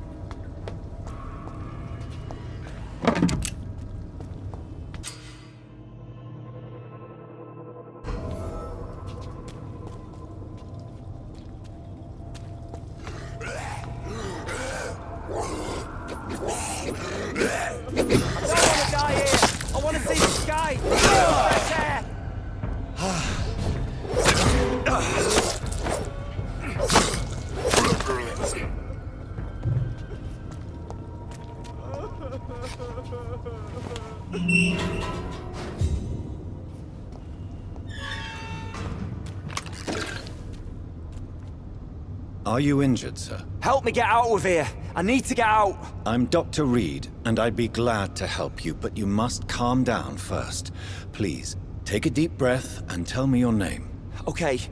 I'm Oswald Thatcher. Please, I need to get out! Mr. Thatcher, your friend Newton sent me to help you. Do you remember him? Yes, I do. Good. Now leave this place and enjoy the cool night air. It's quite invigorating. I'm sure you'll feel better if you do.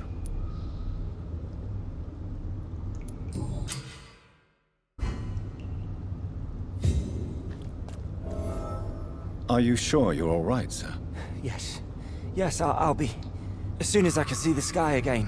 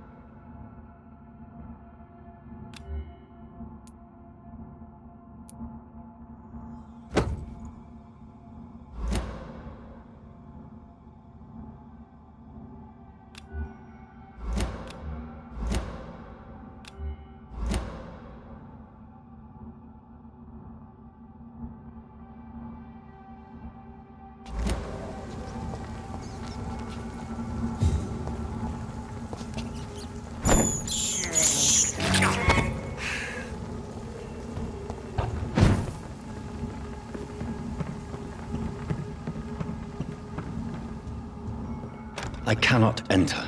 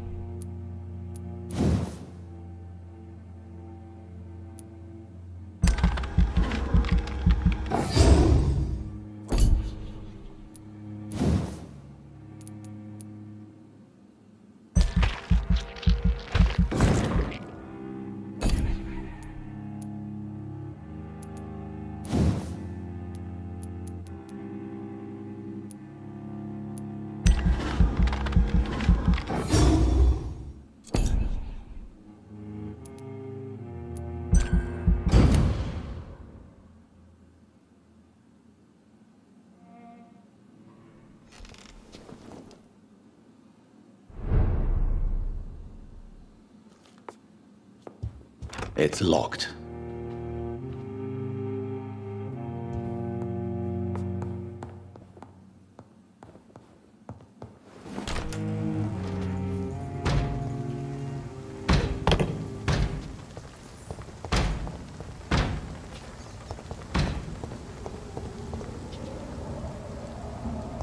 Bloody monster!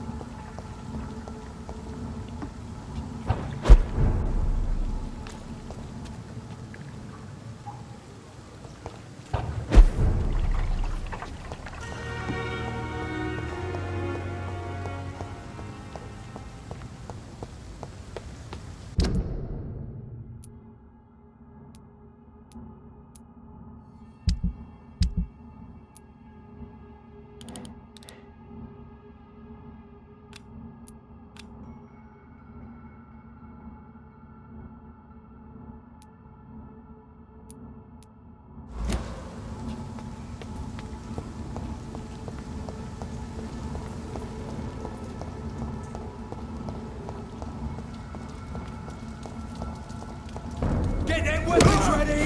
We found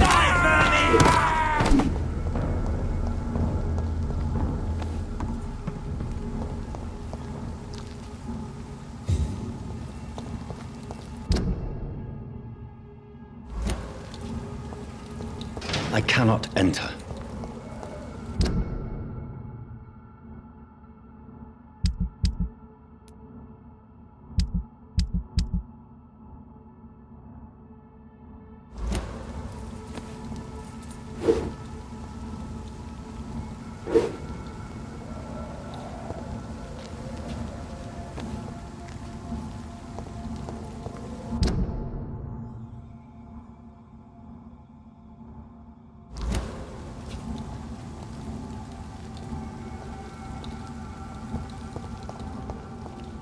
Not a good place. See them fancy clothes? Right! Oh my god! We have to stop it!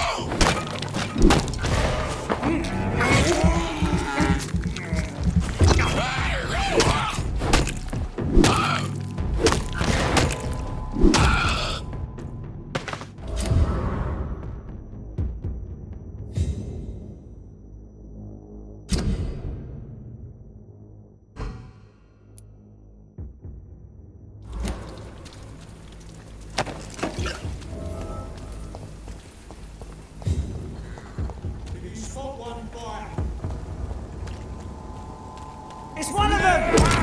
Righty, boys! We've got one of them here!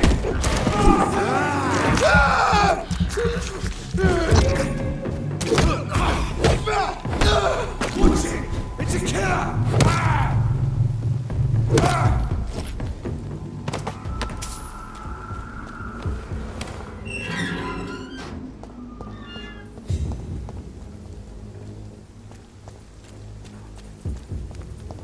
It's locked, all right.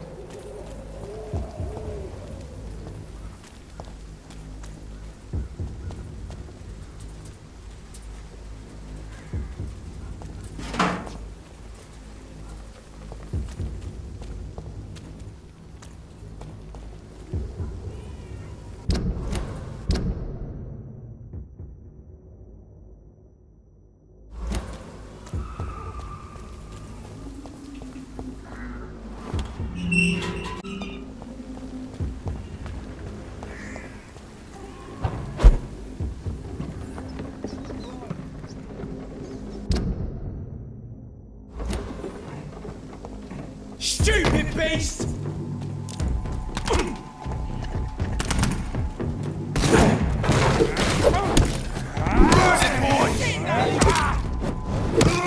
Filthy fucking beast!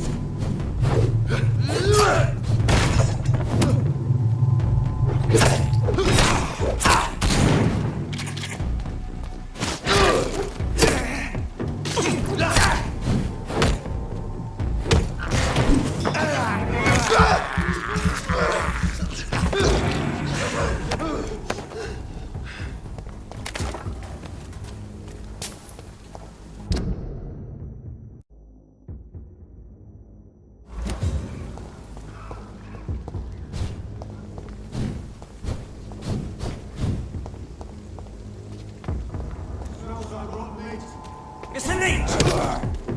Die, vermin! Die, vermin!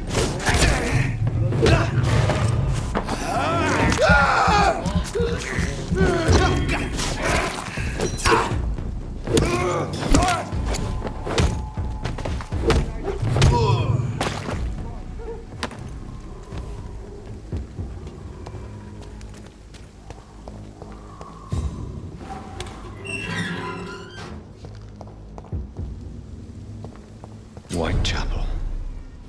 This neighborhood is linked somehow to the kind Lady Ashbury's blackmail. First, let's find this Petrescu fellow.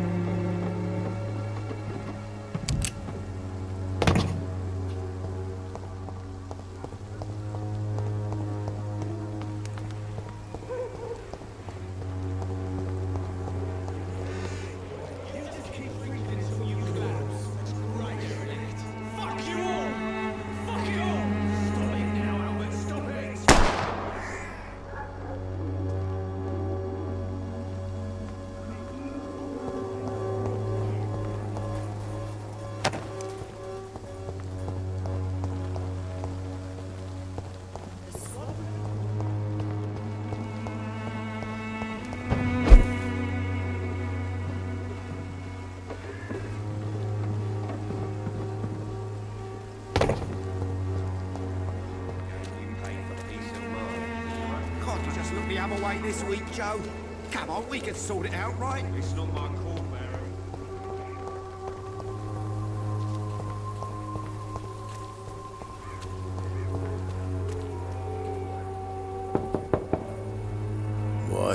What do you want? Leave me alone. Good evening, sir. I'm Dr. Reed. I'm looking for Nurse Dorothy Crane. There is no Dorothy Crane here. Now, goodbye. I'm afraid this medical leaflet says the opposite, sir. Really? Well, I'm afraid I'm going to close this door right now. Go bother someone else, Mr. Doctor. To enter that house, I must discover who this man really is. Maybe I could start by observing what he's up to.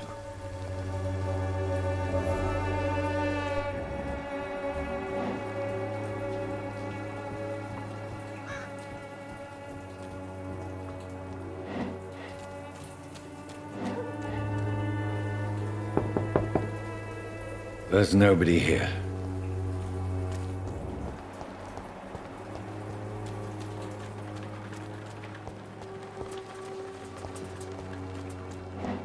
It's locked.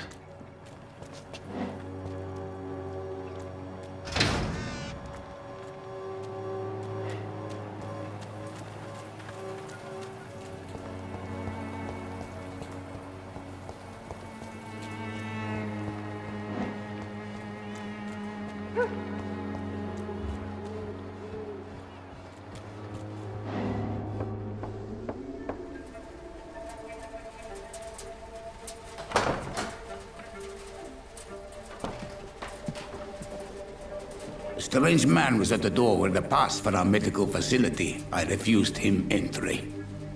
Darius, how could you know he didn't need our help? His clothes were too finely tailored to be for Whitechapel.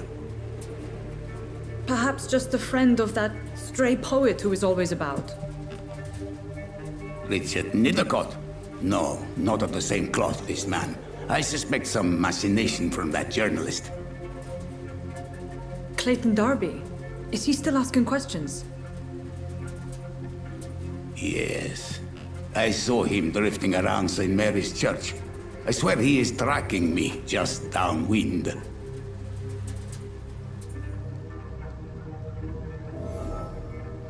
I cannot enter.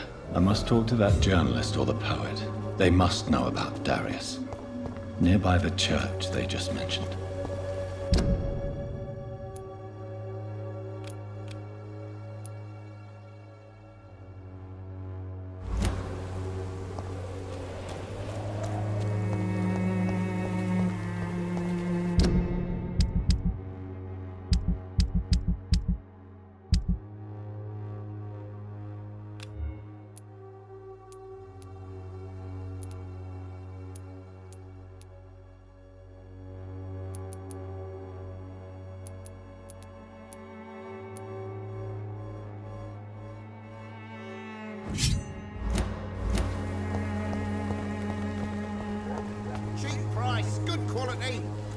on, take a look. Don't be afraid.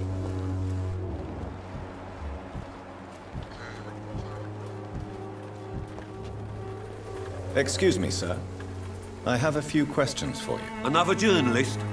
I didn't answer the first one, so piss off! I'm not a journalist, I'm a doctor. A doctor, you say? It's quite a rare breed in this part of town. Really? But still, here I am. Dr. Jonathan Reed, at your service. I'm Joe Peterson to some, but Colossus Joe to most.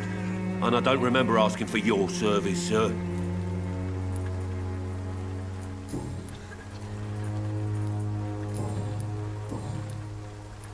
May I ask what you do around here? I do whatever I want, and sometimes even more.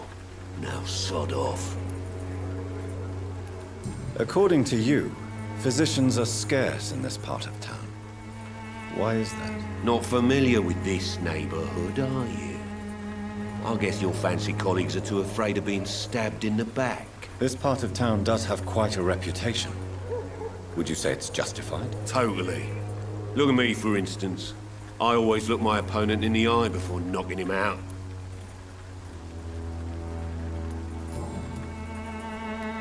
Have you heard of a nurse named Dorothy Crane?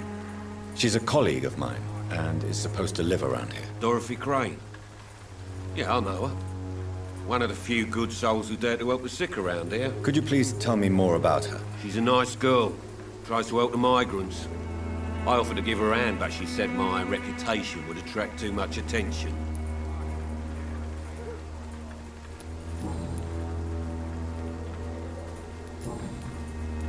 Goodbye, Mr. Peterson.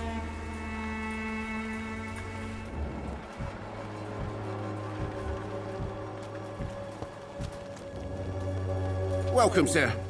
Please, take a browse of my wares. I'm Dr. Reed. I would like to ask you a few questions, if you don't mind. Doctor? Interesting. I'm Barrett Lewis. Usually I don't have time to waste with talk, but at this hour of the night I can hardly refuse. Right then.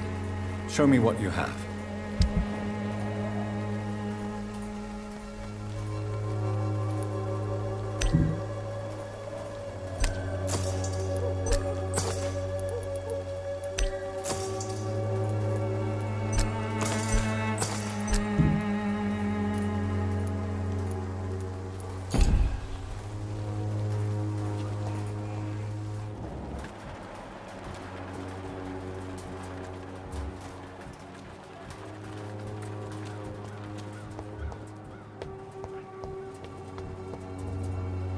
Forgive my interruption. Do not apologize, my son. Father Tobias Whitaker is always happy to teach mortals about the incoming Armageddon. I am Dr. Jonathan Reed, and I just have a few questions. A scientist? You are much more lost than I thought, my son.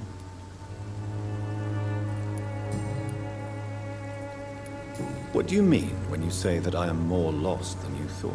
All scientists are entangled in a world of causes and consequences, and most of them can't see the plain truth. Quite a judgmental opinion, if you ask me. But what do I know? Blinded by science as I am. But you are seeking answers, aren't you? Answers about the Armageddon about to strike the city. Answers about the hidden truth. Well, I suppose I can spare a few minutes listening to your so-called truth. As a doctor, you must be aware of the decimating epidemic.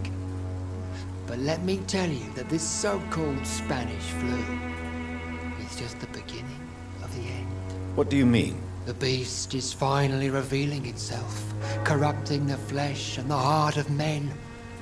With my own eyes I have seen them, those minions from the abyss. Really? And what would be your answer to this biblical threat? We must fight the disease before this legion outnumbers us. But not with scalpels and microscopes. No. What is left then? Cleansing fire. Tell me, Tobias, what exactly is your plan concerning the cleansing of this city? God will recognize his own.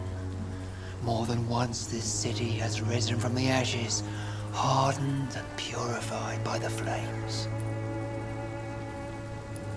Science and progress are our only hope against the monstrosity hidden behind this epidemic. See, Doctor? Now you acknowledge the presence of evil within the city's walls. Now you start to admit the truth.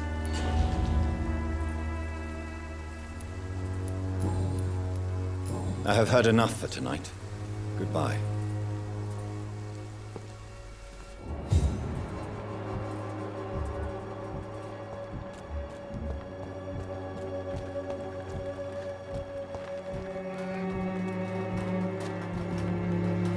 Excuse me, sir. Are you familiar with this part of town? Name's Clayton Darby, reporter. Sorry, I'm new to Whitechapel. But perhaps you could help me since you're a journalist. My name is Jonathan Reed. Dr. Reed, the famous surgeon. I'll gladly help if I'm able, sir. I heard you're investigating an underground medical dispensary in Whitechapel. What do you know about it? Not much, I'm afraid. They are wary of strangers, and I'm not really an acquaintance of theirs. Why do you care? It's confidential. Speaking as a doctor, I'm sure you understand. Are you sure you're not just concerned about the repercussions that a scandal involving a certain Nurse Crane from the Pembroke Hospital would bring? Without a doubt, you are a damn fine journalist, Mr. Darby. What do you know of her accomplice, a man named Darius? I don't know much about the man. He's very cautious. Never goes out. Doesn't seem to have any friends or family. He never goes out? No. A few days ago, he unexpectedly did. I followed him, but it was just a ruse to keep me away from his house. Really? How do you know? He went to the nearest mailbox, but just before posting his letter, he ripped it up and threw it away.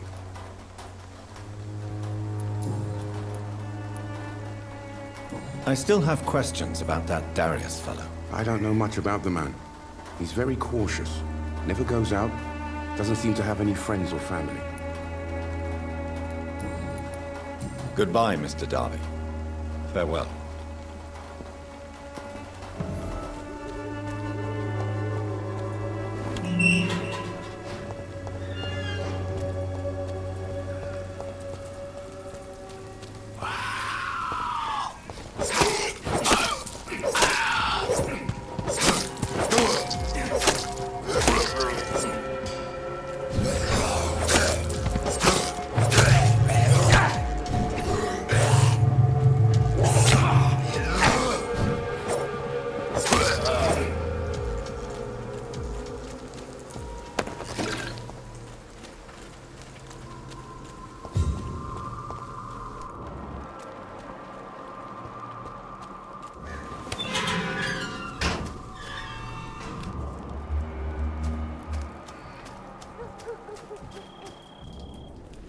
Good evening, sir.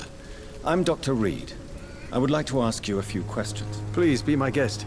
Although I may not be the best informant regarding this part of town, my words speak about that which the eyes cannot see. Really? Are you an artist of some kind? I'm a poet, sir. Richard Nethercott, at your service. May I ask you a few questions about the district? Extraordinary part of town, is it not? I'll be glad to help you, if I can. What can you tell me about an old man called Darius? Darius Petrescu? Yes, I know him. At first, I thought he was only a small publisher. I invited him to publish my work, but his reaction was pretty clear. Not interested in your talent? Darius is an old political activist who takes delight in printing tracts and lampoons. Those communist activities only require mediocre writing skills. I'll leave you alone, sir.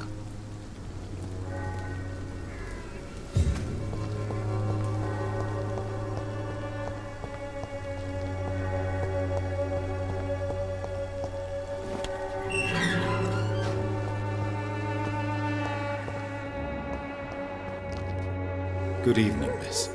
I'm Dr. Reed. I'd like to ask you a few questions. I know what you're thinking. A tall stranger who meets a girl in the street at night. It reeks of the penny dreadfuls. But I mean you no harm, truly.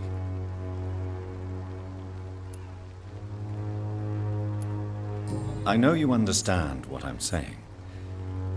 Your silence has nothing to do with you being mute, does it?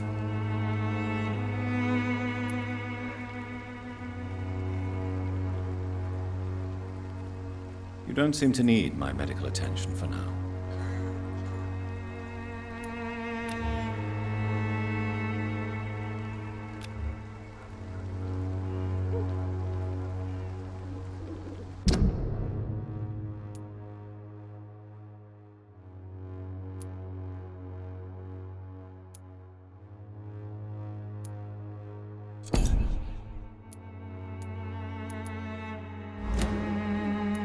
Very well. Goodbye, then.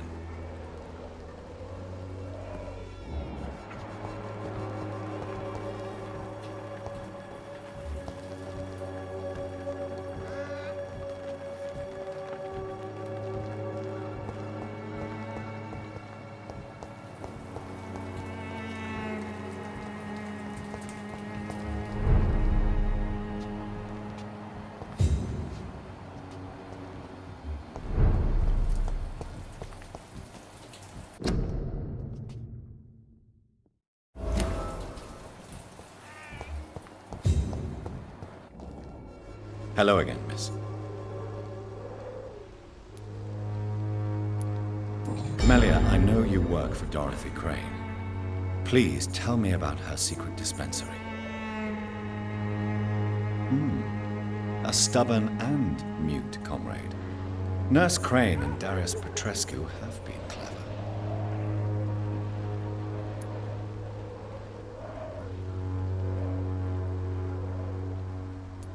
You don't seem to need my medical attention for now.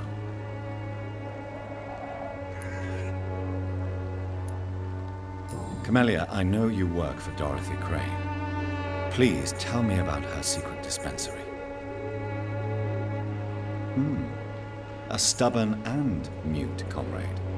Nurse Crane and Darius Petrescu have been clever. Very well. Goodbye, then.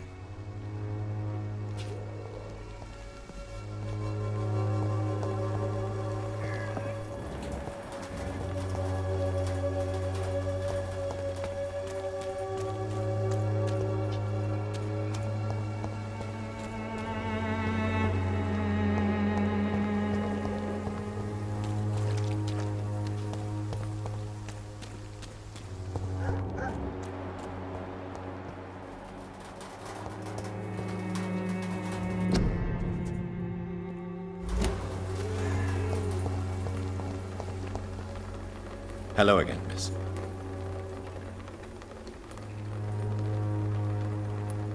I know you understand what I'm saying. Your silence has nothing to do with you being mute, does it?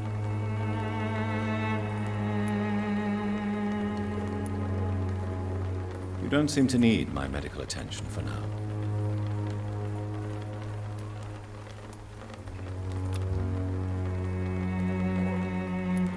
Very well.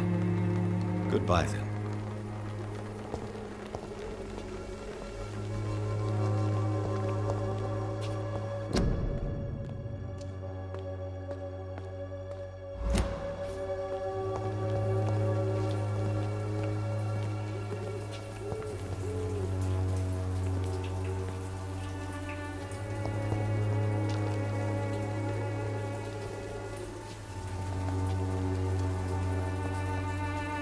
Hello again, miss. Very well. Goodbye, then.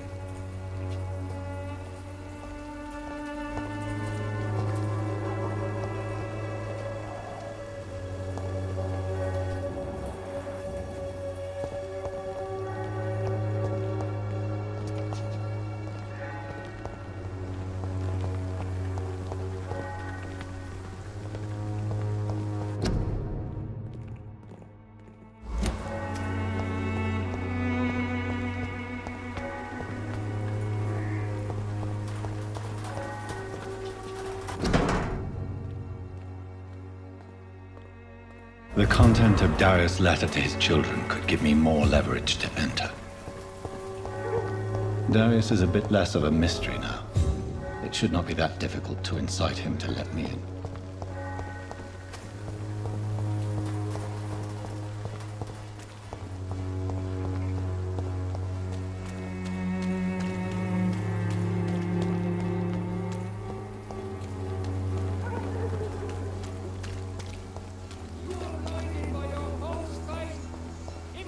I'm cheap and Cheap price, good quality.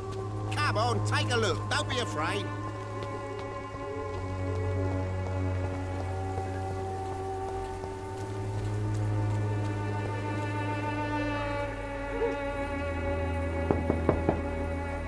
Mr. Petrescu, just 1 minute, please. You again. Go away.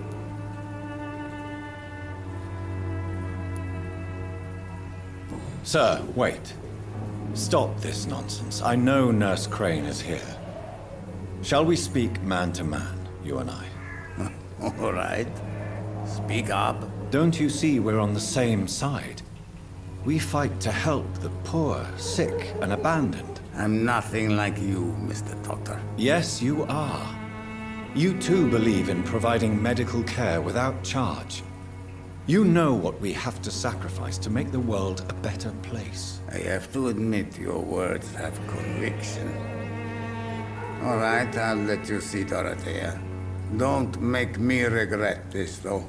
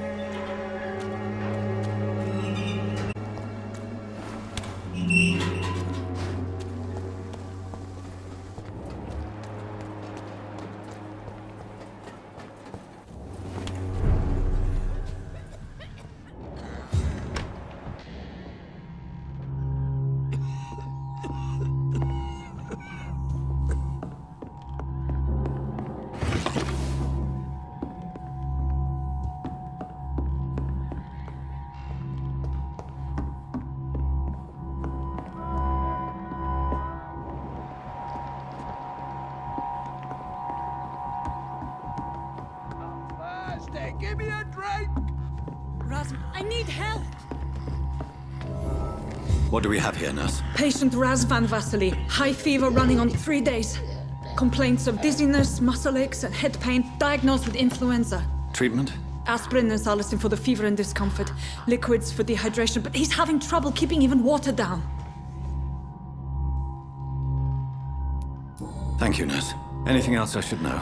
He did lose consciousness this morning, but he's never had convulsions like these. He's not convulsing, he's choking. He's not getting any air. Scalpel! Hand me that scalpel! What can I do, Doctor?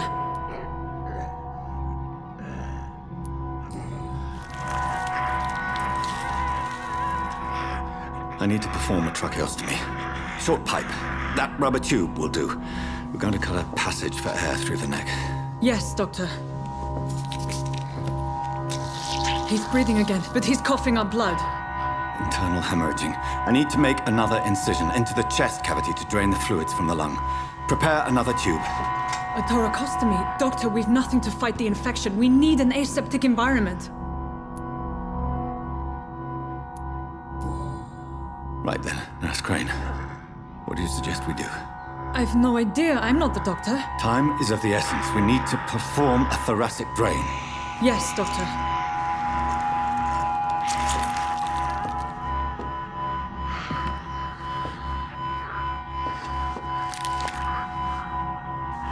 He's still bleeding, Doctor. I'm losing his pulse.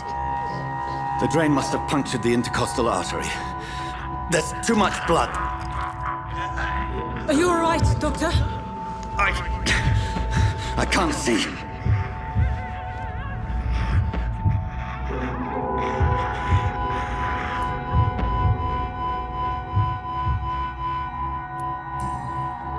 Yes. I have this, nurse. Allow me to finish the procedure alone. I need the room. I'd prefer to stay and see this through. This is my patient, Doctor. I have needle and thread for stitching the wound.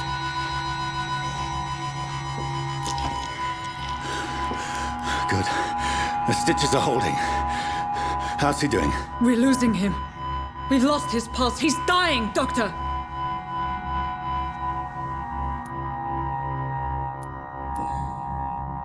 Cardiac massage, now. Cardiac... What? Are you making this up as you go along?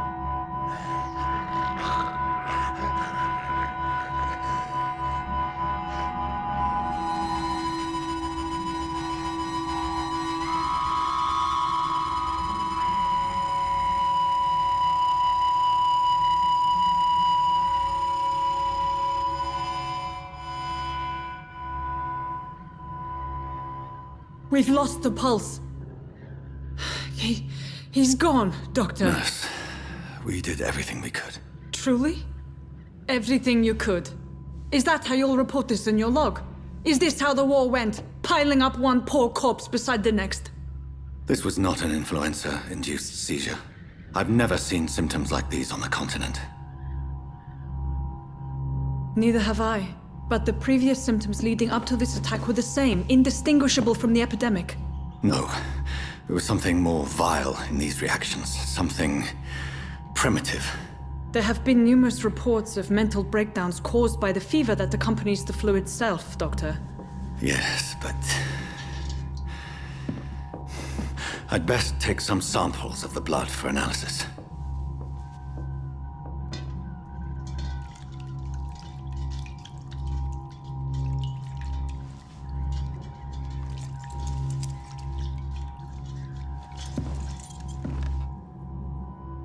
I doubt you're here to test my bedside manners.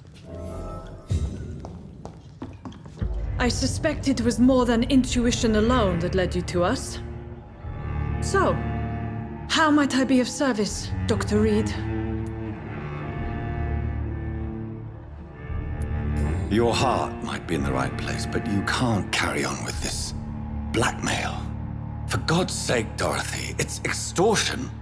It's a serious crime. Doctor, you think your warnings scare me? I've stolen and plied, blackmailed and lied, but what else am I to do? I'm all these people have. You've convinced me of the sincerity of your actions and their noble justifications. But all the same, blackmail is a crime, and it will stop, Nurse Crane. So, are you going to turn me over to the authorities?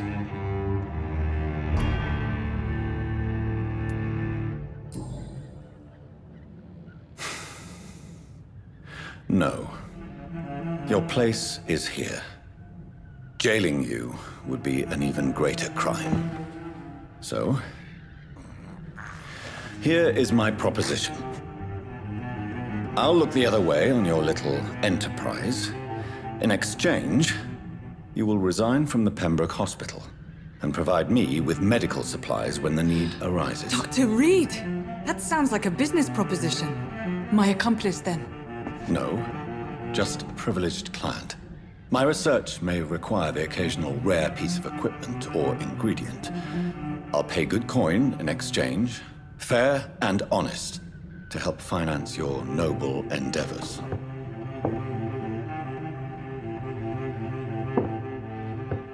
We have ourselves a deal, Doctor. Good customers are always welcome. Yes, Nurse Crane. We have a deal.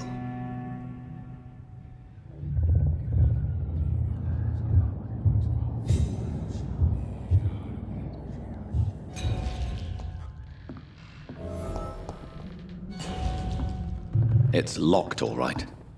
It's locked, all right.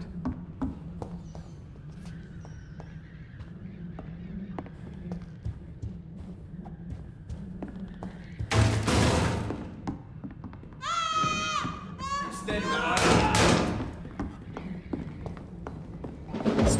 spotted! Watch out!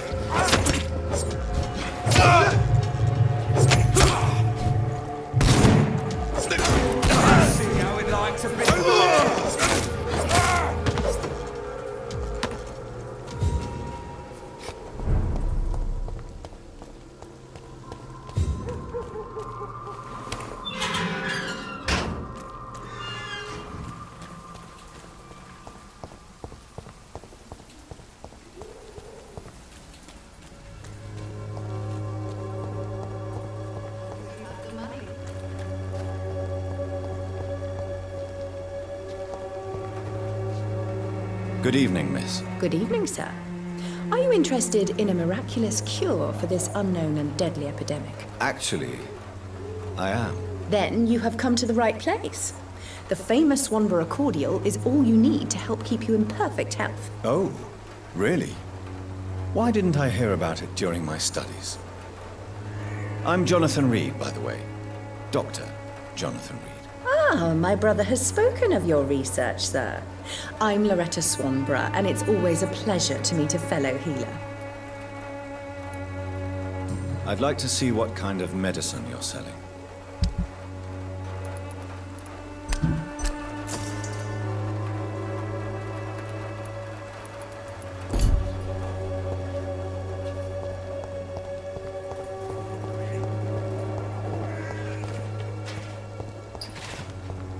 I won't end up another drunk arsehole littering the streets. It's all a bloody Not joke me. to you, innit?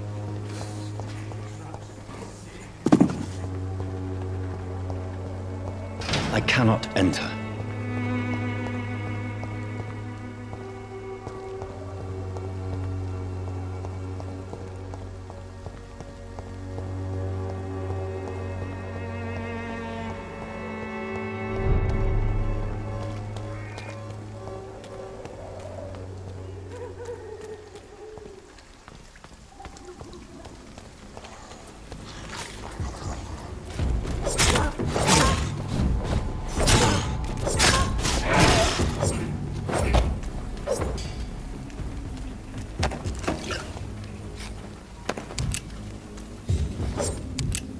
It's locked, all right.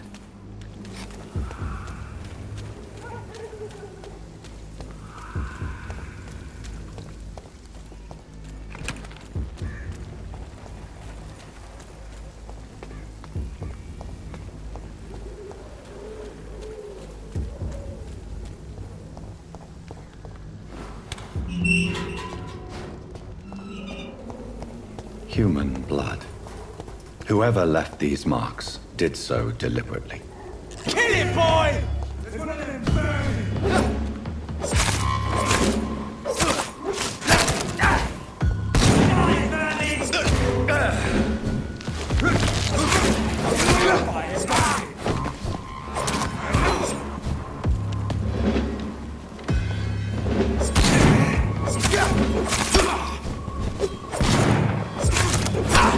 Crush the leaf, boys!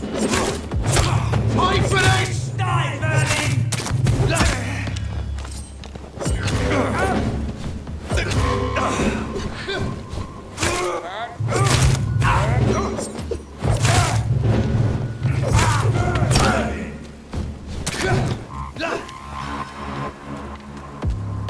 Burn it, boys!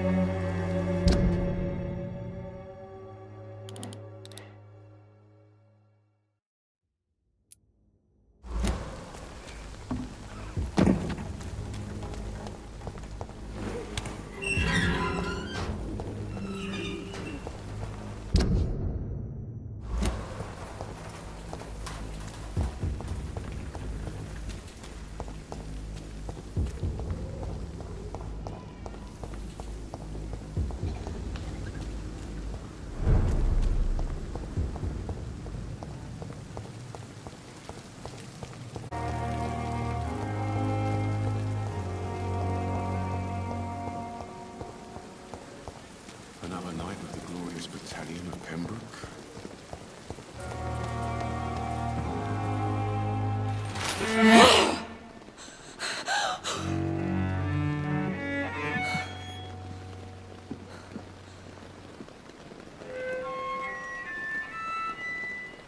I would ask you to avert your eyes, sir.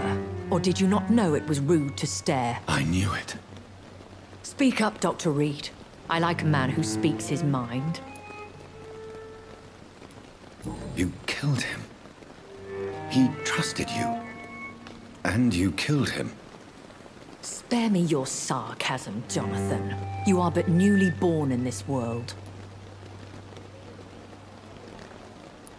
We are vampires. We live by leeching the blood from weaker prey. We are Darwin's next chapter. His cynical and perhaps ultimate expression. The situation is somewhat awkward nonetheless. I have not been observed sustaining myself for many decades. I have to say I'm a trifle embarrassed. Anyway, I have concluded my inquiries concerning your blackmailer. I see. Please excuse my agitated state. Under normal circumstances, I wouldn't let anyone see me in this condition. I must confess I have not put an end to the blackmail, my lady. Unfortunately, I could not bring myself to do it. I'm so disappointed in you, Jonathan. I didn't expect this from you. Lady Ashbury, you yourself admitted how ridiculous the sum of money was. I can assure you it was all used for charitable ends. Well, you are full of surprises, aren't you, Jonathan? All right, say I trust you, but you will still pay the ransom. That is only fair. After all, it was you who failed to bring this problem to a satisfactory conclusion. I believe I could agree to that. And since a lady always keeps her promises, I will now answer any questions you may have.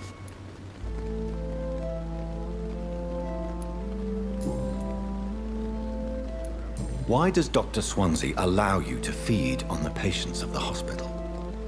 Dr. Swansea is a good and compassionate man. He is trying to find a solution for our hunger. Until that happens, he is clever enough to understand that I only feed upon the dying. And no one suspected you of the murders. As you well know, suspicion has recently fallen on me of killing for pleasure. But you have my word, Jonathan. I take no pleasure in taking a life. What do you know about this Brotherhood of St. Paul's Stole? The Brotherhood is well known amongst London vampire society. As long as our kind is discreet, and as long as they do not interfere, we have come to a mutual understanding.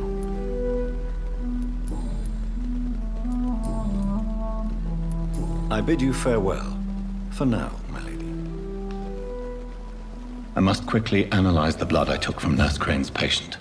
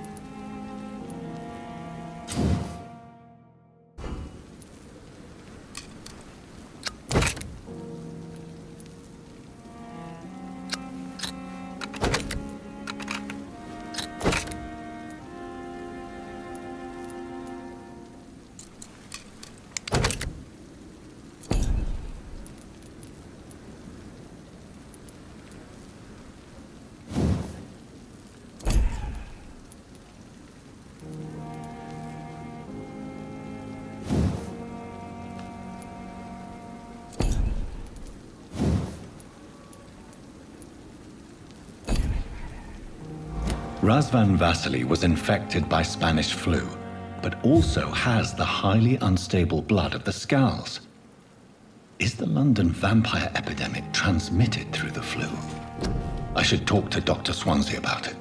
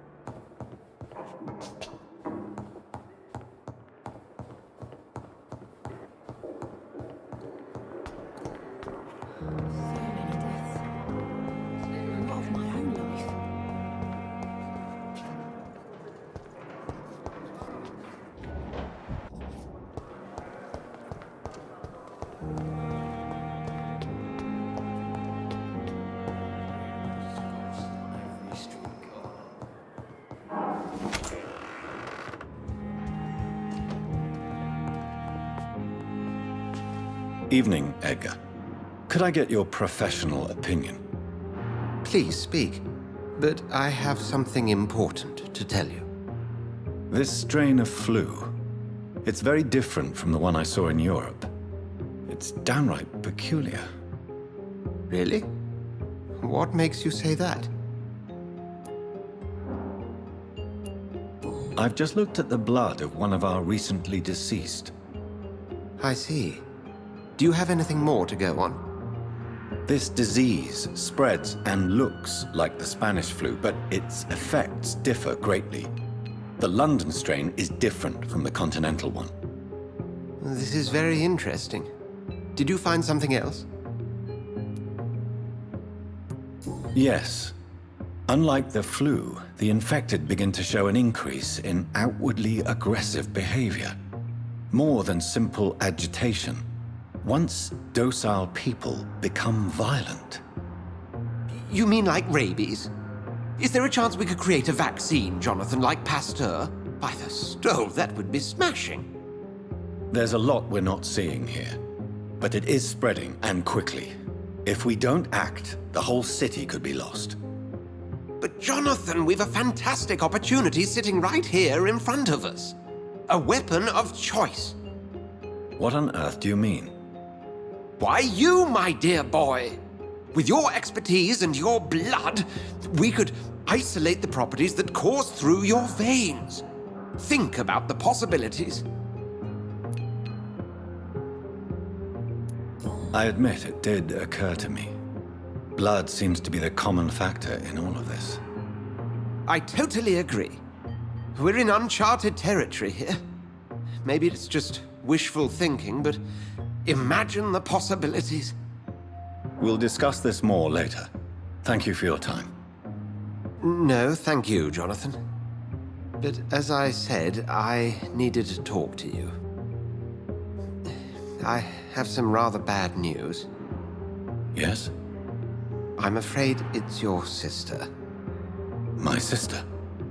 She's to be buried this evening at Whitechapel Cemetery. Your mother published the obituary this morning. I see. I'm sorry, Jonathan. Please accept my condolences.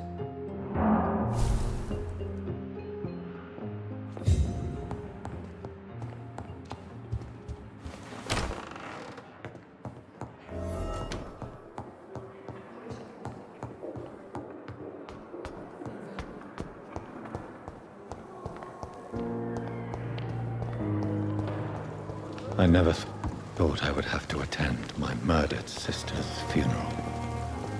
Mary, I can't forgive myself. I'll find the truth about what happened to us. I swear.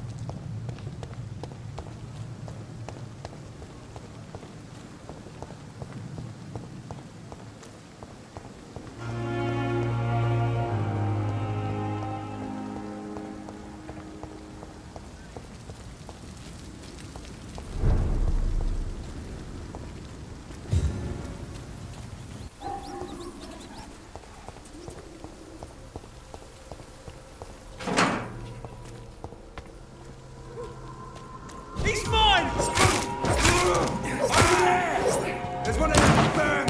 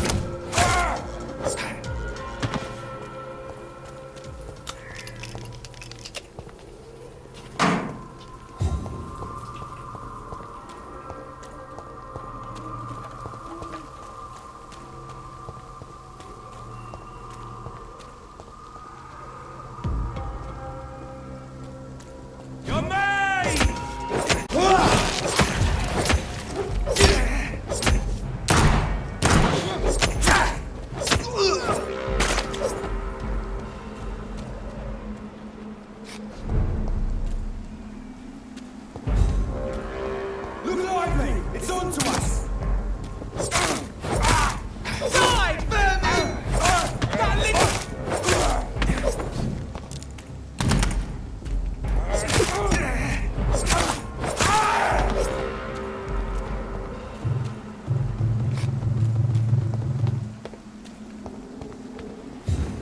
My dear sister, I don't know if I have the strength.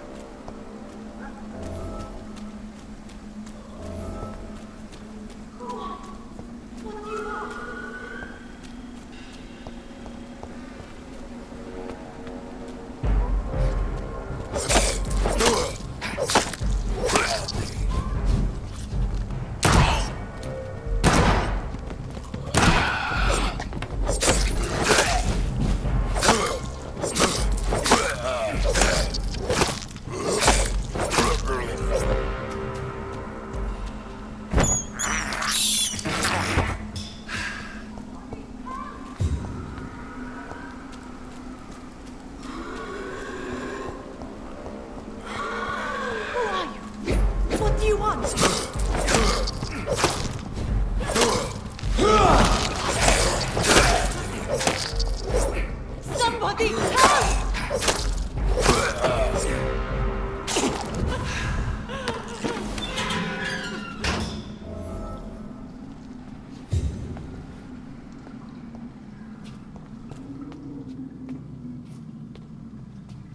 Are you all right, miss? I don't know. Who were those people? They wanted to kill me. Why? They've lost their minds in the epidemic. They won't come back for now. You seem to know a lot about them, sir. I'm Dr. Jonathan Reed. I'm investigating this disease. I am Xiaoxun. Thank you so much for helping me, Mr. Reed. I must go to the cemetery now. Goodbye.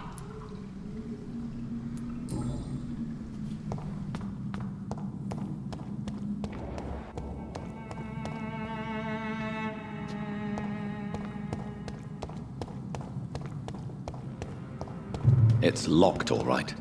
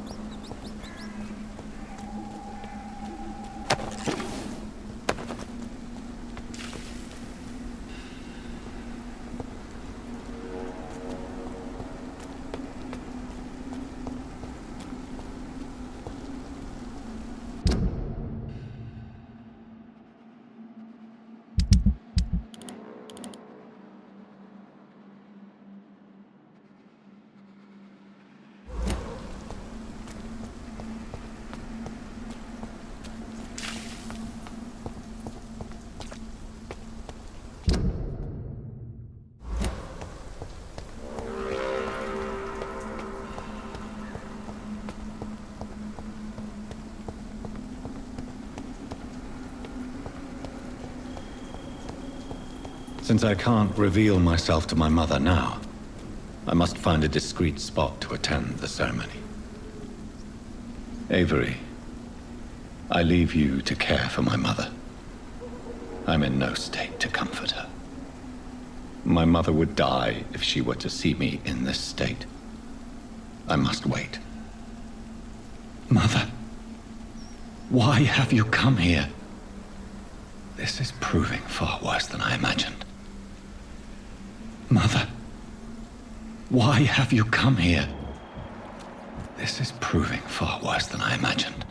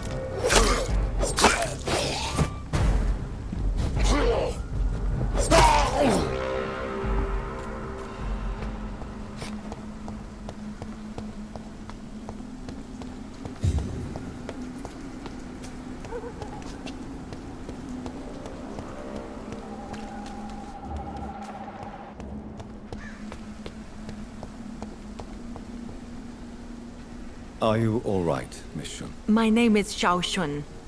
This is the proper way to address someone in my country. I do apologize, Xiao Shun. Are you all right? Yes, I am. This is the only place where I can find some kind of serenity. Some way to remember my dear Matthew. Have you recent news of Nurse Crane and her dispensary? This part of town is very fragile. I hope the trust so many people put in her will not be betrayed.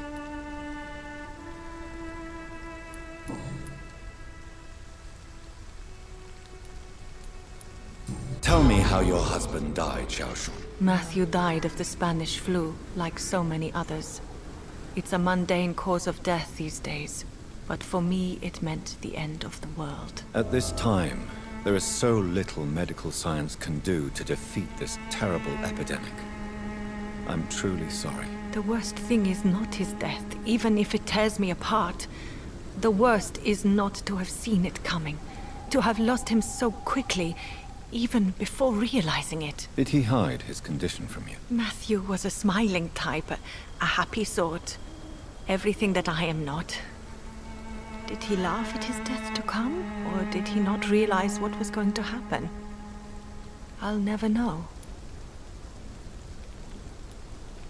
The Spanish flu may be the worst disease mankind has ever faced. Why are you blaming yourself? You don't understand. I didn't know he was so sick. I didn't realize the gravity of his situation until it was too late. As harsh as this sounds, we are all equally vulnerable to this awful disease. It can take the strongest man in just a couple of days. I never said goodbye to Matthew. We never realized how bad it was. We laughed about it even. He always made me laugh. Now I don't have enough tears to shed. Are you on your own? Do you have any friends or family who you could be with? I have family and friends, but I need to be here alone. One day maybe I'll go back to them, but not now.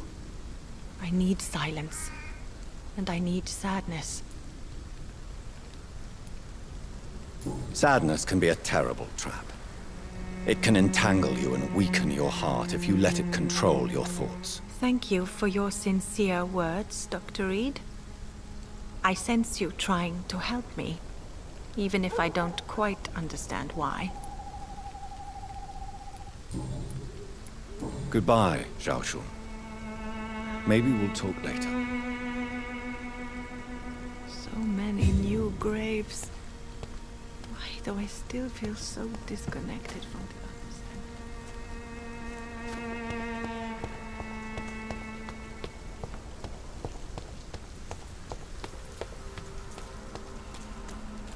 Avery, I leave you to care for my mother. I'm in no state to comfort her.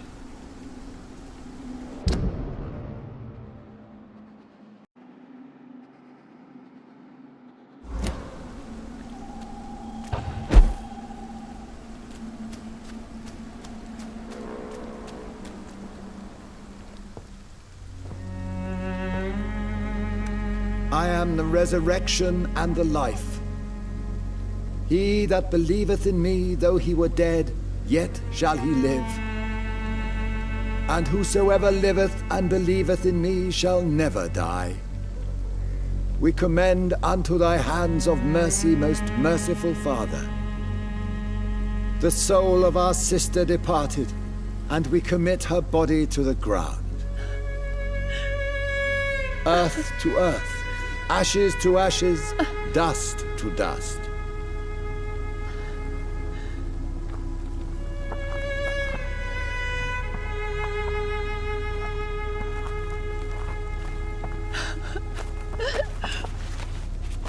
Why kill my Mary and stick her here in this cold, god-awful place? These are the legal requirements for the epidemic, madam. Oh, Avery, I feel so tired. Please take me home. Yes, madam.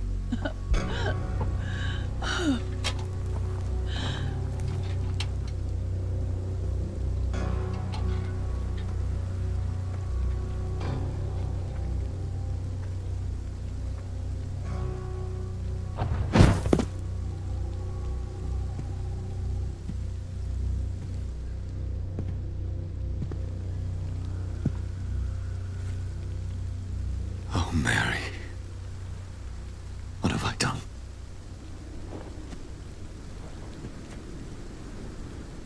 If I could only change one thing. One thing. This is a nightmare. Jonathan, there is nothing you can do but accept it.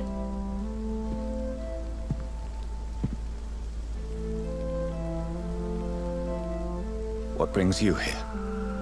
I thought you could use the company.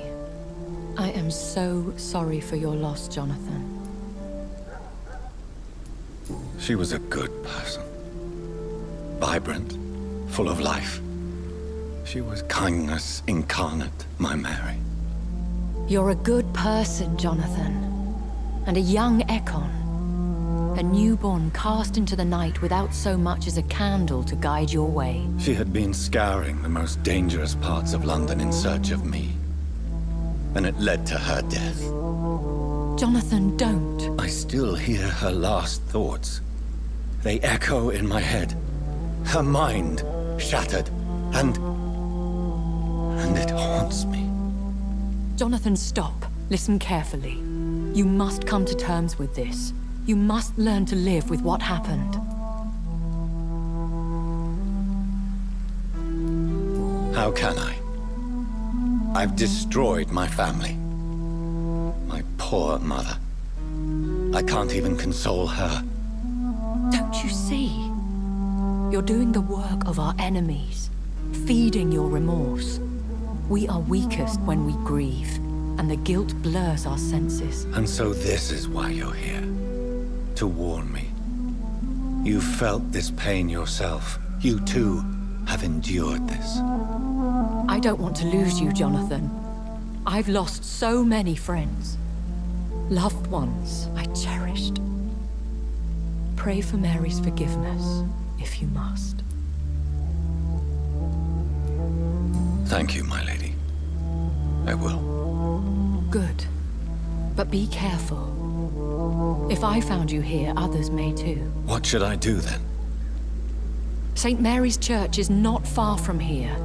Go there and make your peace. Find the solace you need. My lady wants me to confess. No, Jonathan. It's you who wants to confess, I think.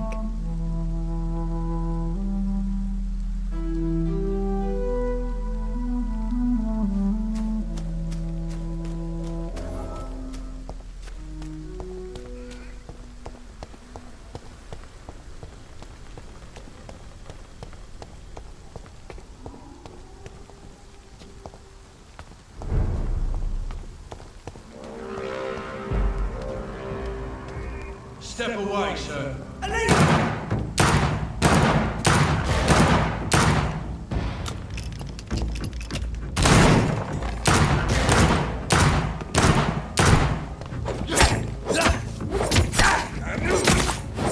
Shit, that leech is fast!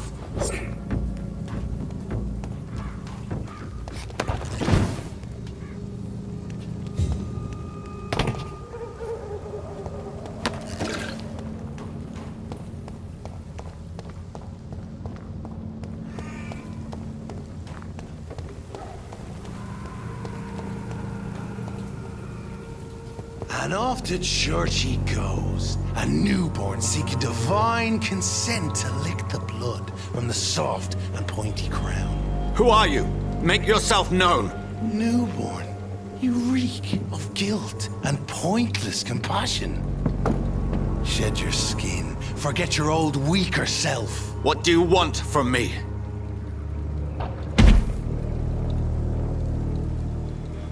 Ascalon does not approve of lone wolves who bring unwanted eyes to our pastures. So your name is Ascalon? Ascalon's will is vampire law. Learn them, abide by them, or I shall return as your judge and jury.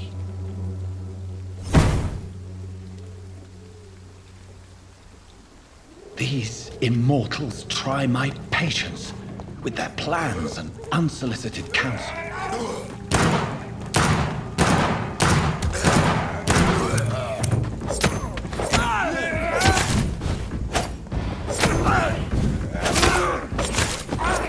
This man stunned me with his faith. His crucifix.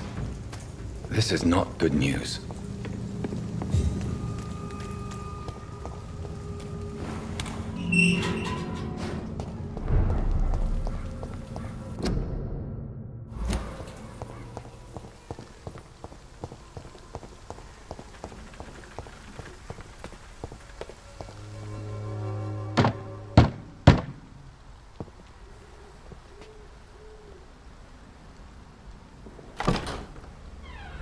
Yes? What is it that you want? I'm sorry to disturb you at such a late hour. No worries, my son. I'm still quite awake, having just returned from a funeral. Yes, I know. I've forgotten what I wanted. I don't know.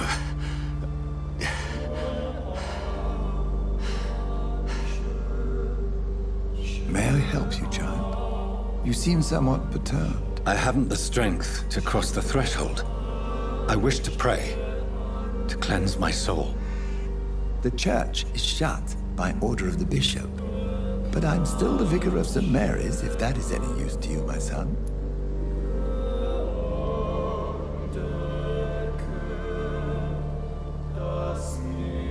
You seem to me a good soul, Vicar. But this is a personal matter. There are no secrets from God, my son. If your heart needs comfort, consider me your chapel. For I can be as silent as stone.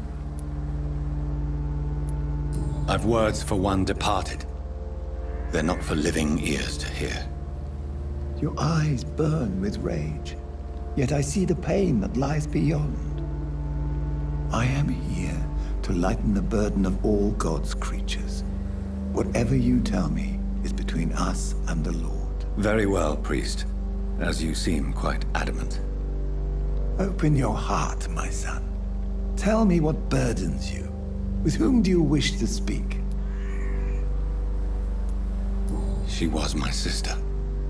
You seem so troubled by the loss of this girl. What happened to her?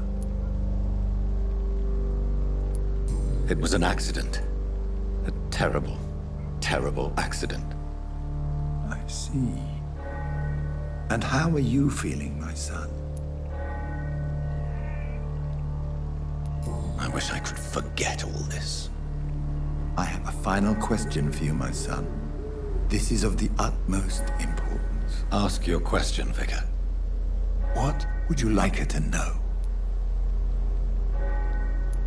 I'm so sorry, Mary. I promise to find who is responsible for all this. I'll put an end to this horror.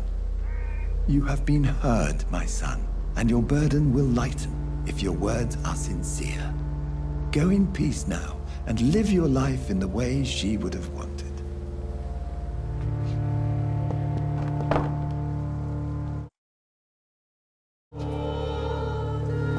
Whatever happened on this dock is between my sister and I. It does not concern God at all. It's locked.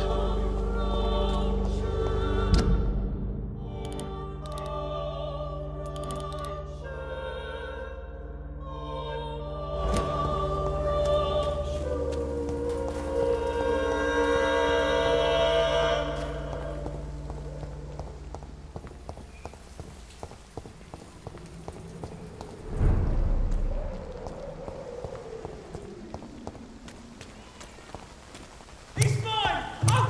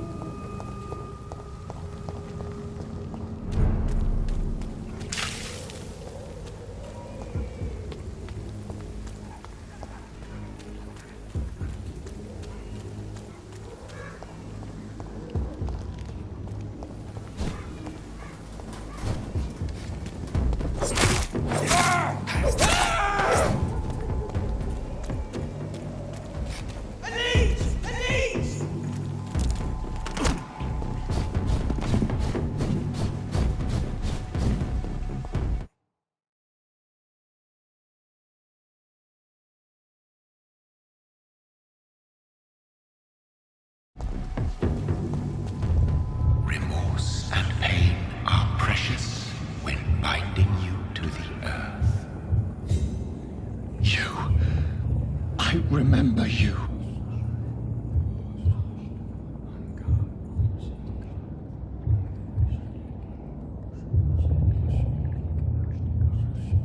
Fear be gone. I would harm no child of my making. This is your doing. You made me. Made me this creature. What are you? I am the land. You are our champion. Riddles and rhymes. You took my life. Now you insult my mind. Be stilled, my child. I bring understanding. What is it you seek? This age is sickly. An ancient poison, an older rage, brewed in a cauldron newly forged. This has something to do with the epidemic. Seek truth, my champion. Defeat the serpent of knowing with iron spur.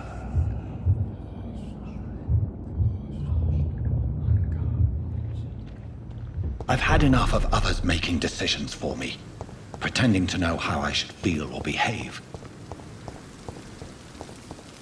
So the vampire who made me is some sort of disembodied entity? Or was he just projecting this vision in my mind? Maybe Edgar can help me with this one.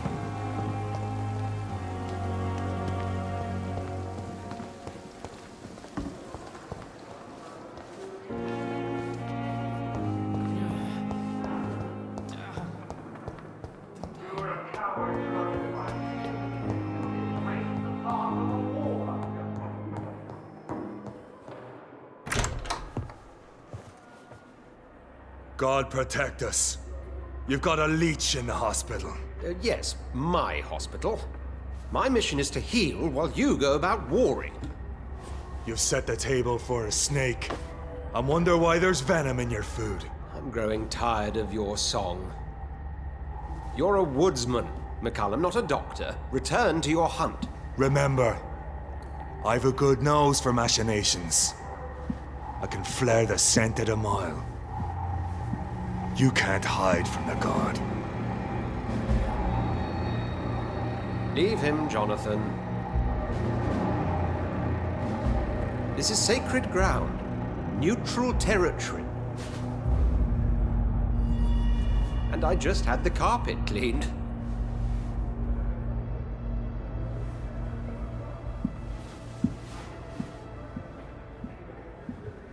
By the sacred stole, this is very bad news. Bad news indeed.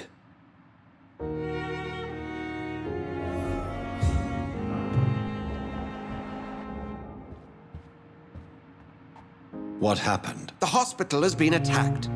We have injured patients, at least one dead and several missing. This has spiraled out of control. Even the most infirm are asking to be allowed to return home. We cannot have the people lose faith in this institution. This hospital is their only hope. Of course, you're right. But we cannot afford a public scandal. It would ruin us. We must restore order, and quickly. You mentioned a dead patient. Who is he? She, Jonathan. She was Miss Harriet Jones. I found her room like a slaughterhouse. Blood everywhere. The duty nurse is taking care of the mess.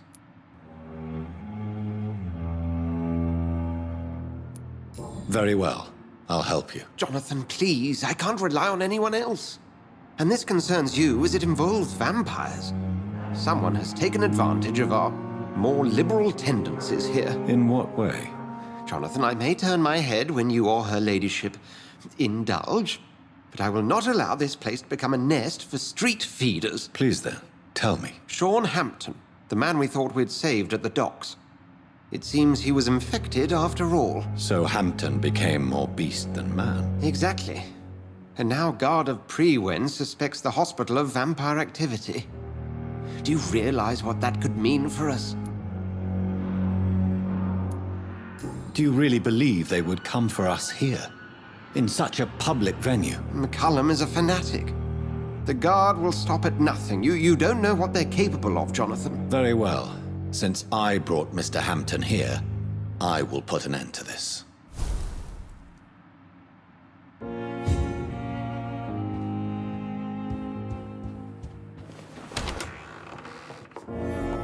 Sean Hampton lives and breathes for the well-being of his flock. There's no other place he would go but the docks.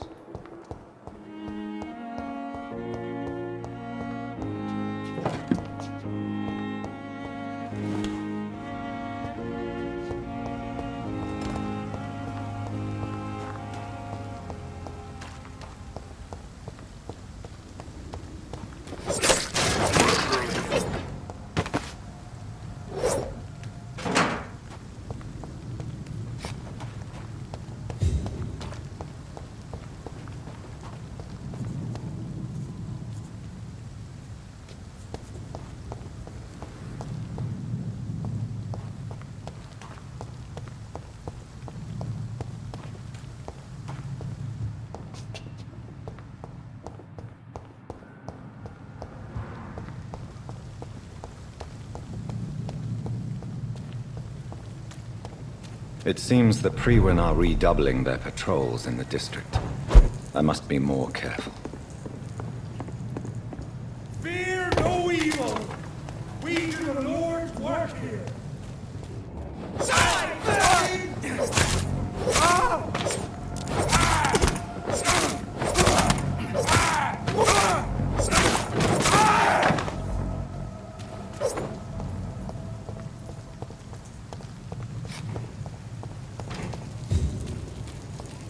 Best be on your way home. Die,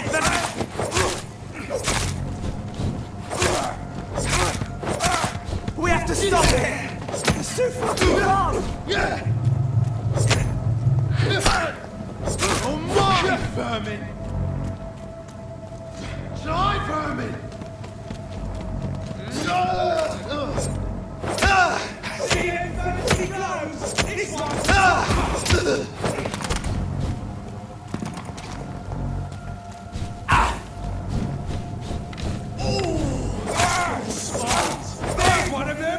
Watch yourselves!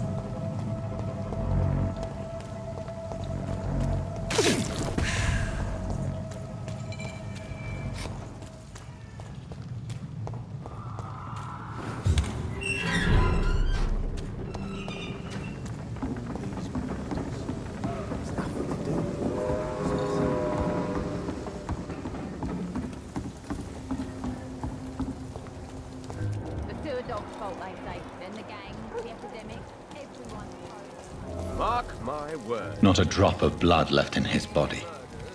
This is the work of a vampire.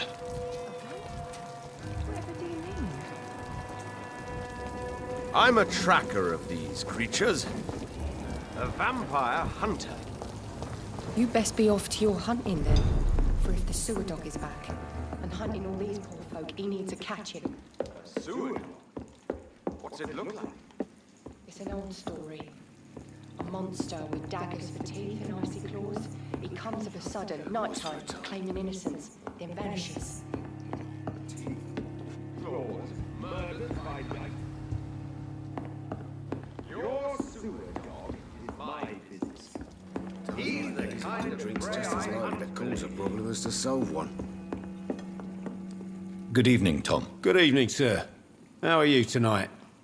Back to the docks, are we? You remember me then? Of course I do. You're that man who seemed so lost when he entered my bar a few nights ago. Thank you for your hospitality. I'm Jonathan Reed, by the way. I'm still Tom Watts. Welcome back, Doctor.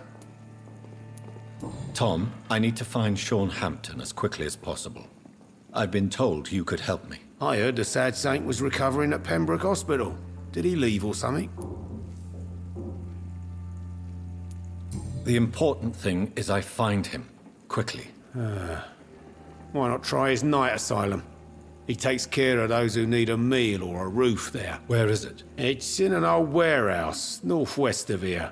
Just follow the bank to the west and go north when you reach the end of the pier. I believe he returned to his flock. Can you confirm that? Oh, I bet you're right. Sean can't help but worry about the poor and sick. Oh, I guess it has something to do with what happened to him as a baby. Please, tell me. Well, I don't like to gossip, but I heard that the sad saint was abandoned as a baby in front of a Catholic orphanage in Dublin. That would explain his faith and need to help everyone. Goodbye, Mr. Watts.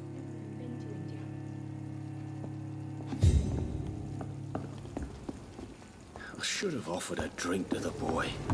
Being cursed or not is just the...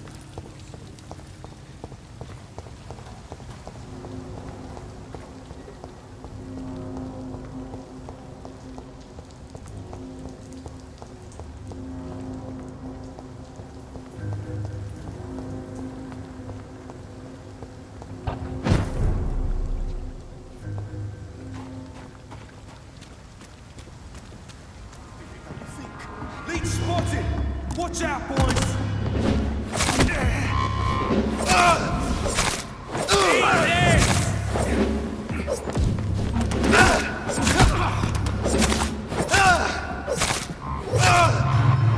Crush the leech, boys! Burn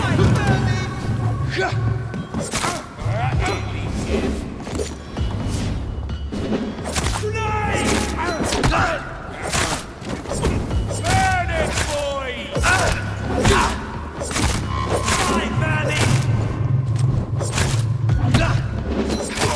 Fuck, he's fast!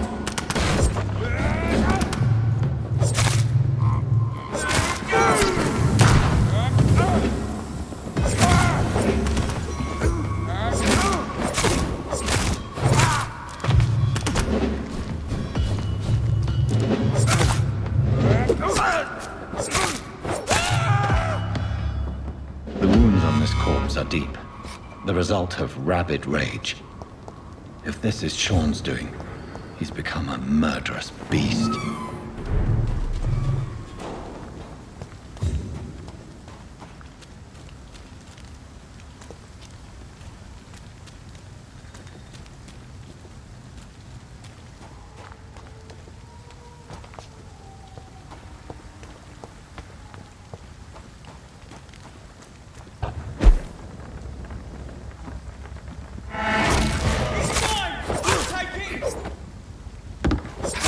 Oh my god!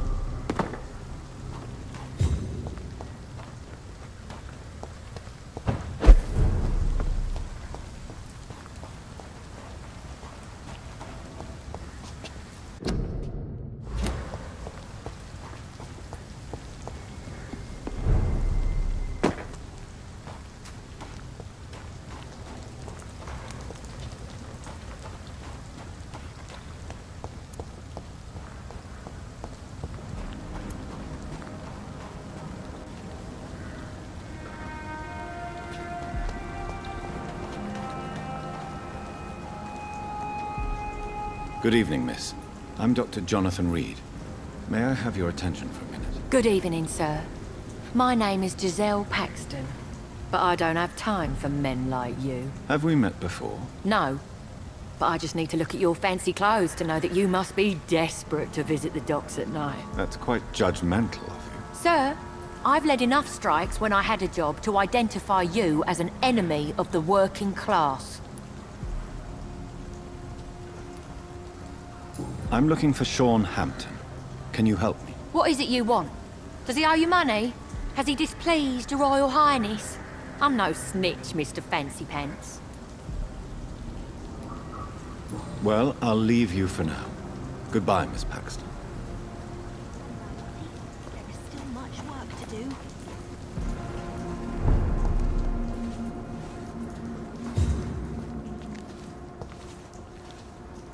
Good evening, miss. I'm Dr. Jonathan Reed. Can I help you? A fancy doctor lurking at night by the docks? Not fishy at all. And what about you? Working outside at night in this dangerous part of town? You want to know my secret? I'm trying to earn money. And I'm Lottie Paxton, by the way. I'm looking for Sean Hampton. Can you help me? Mr. Hampton must be in his office at the night asylum he manages, I suppose. Why do you want to see him? He was a patient of mine at the Pembroke Hospital, but he left abruptly. I see. Well, Mr. Hampton is a discreet and dedicated man. I'm sure you'll find him soon enough. Goodbye, Miss Paxton.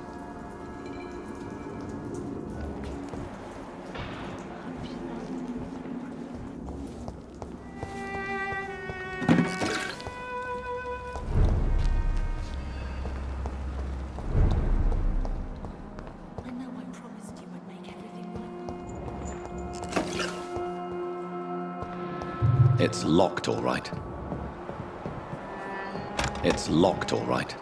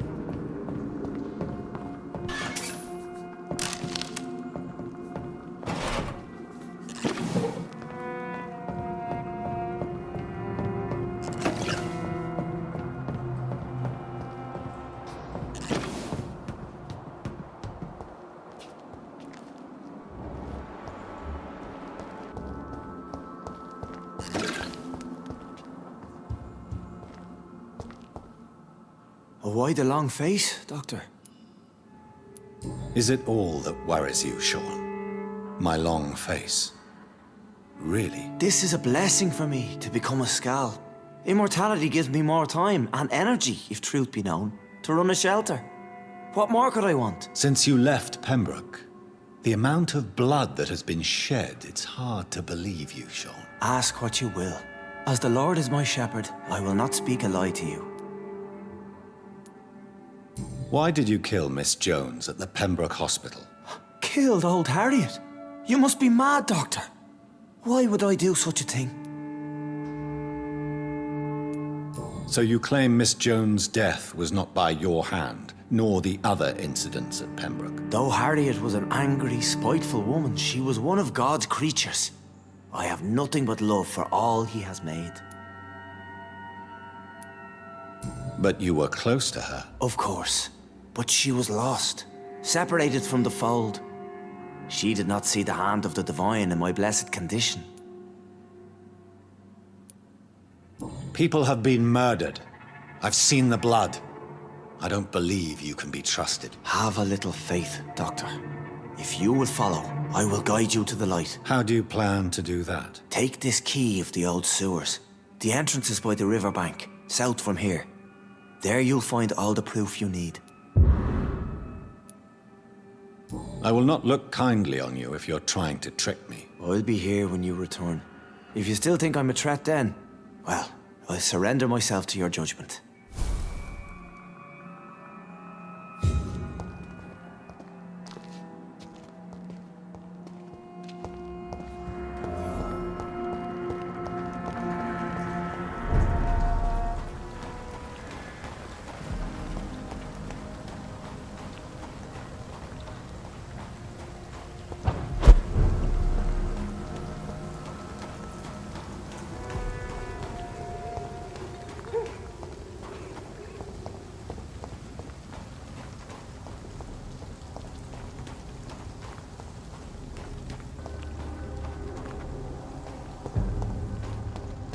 Ain't safe here for a gentleman.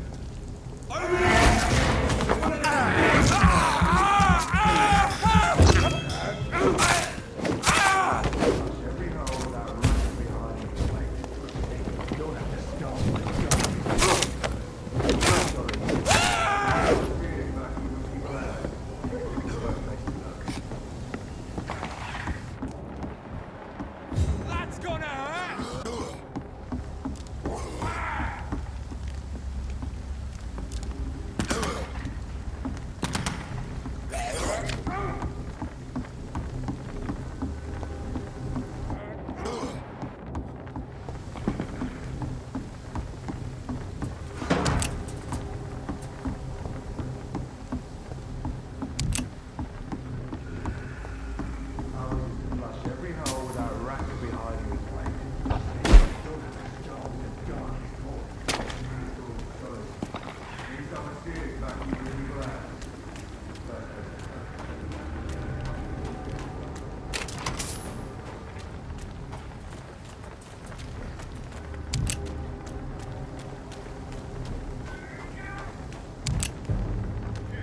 It's not human!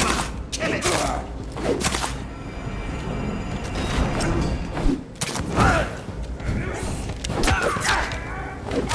Bloody leech!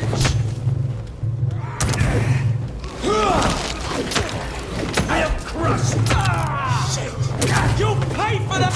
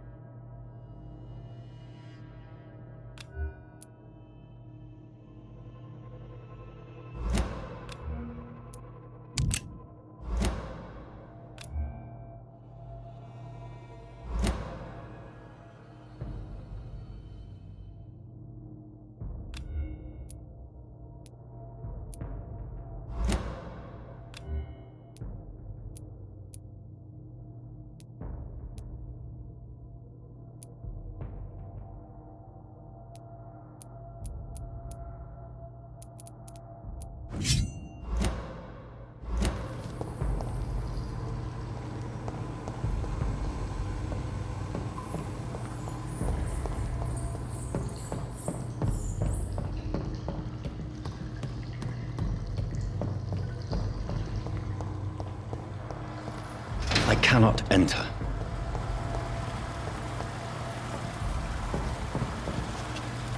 That doesn't work.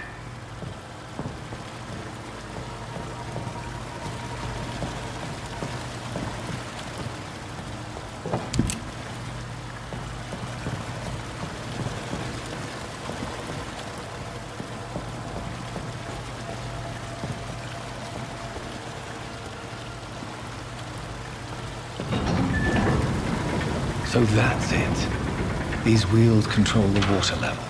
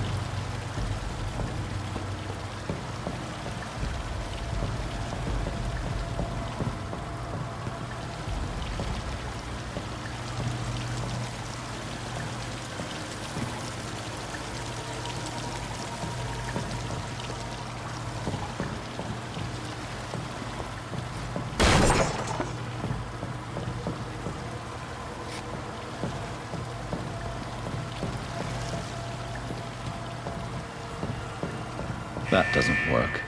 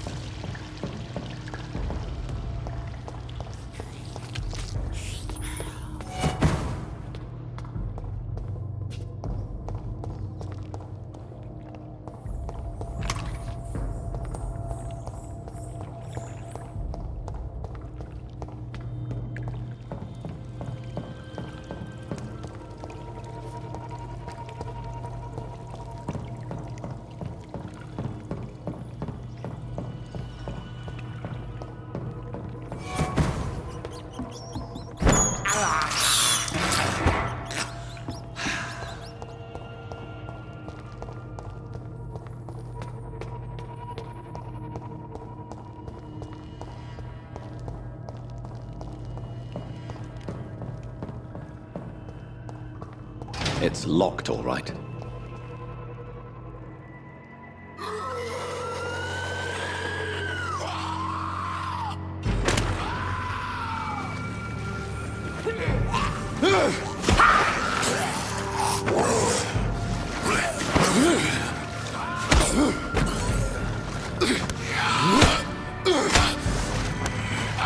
These maggots have escaped the wrath of Ascalon for too long. It is time to purge the sewers of their filth. You again. The one they call the sewer dog. Hold your tongue, newborn, or I'll crush you like a maggot. You've let the beast consume you. Finally! A touch of lucidity. So learn to respect the laws of Ascalon!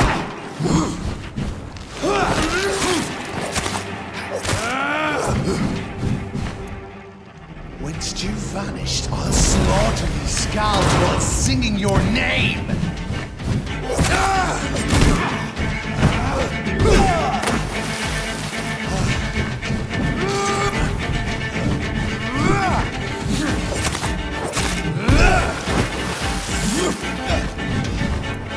Neck shall snap.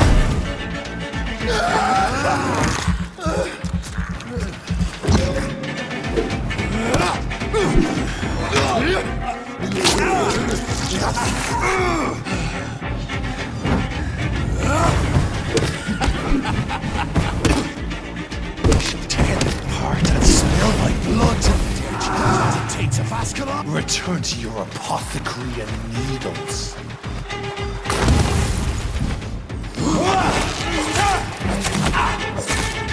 You found your death in me!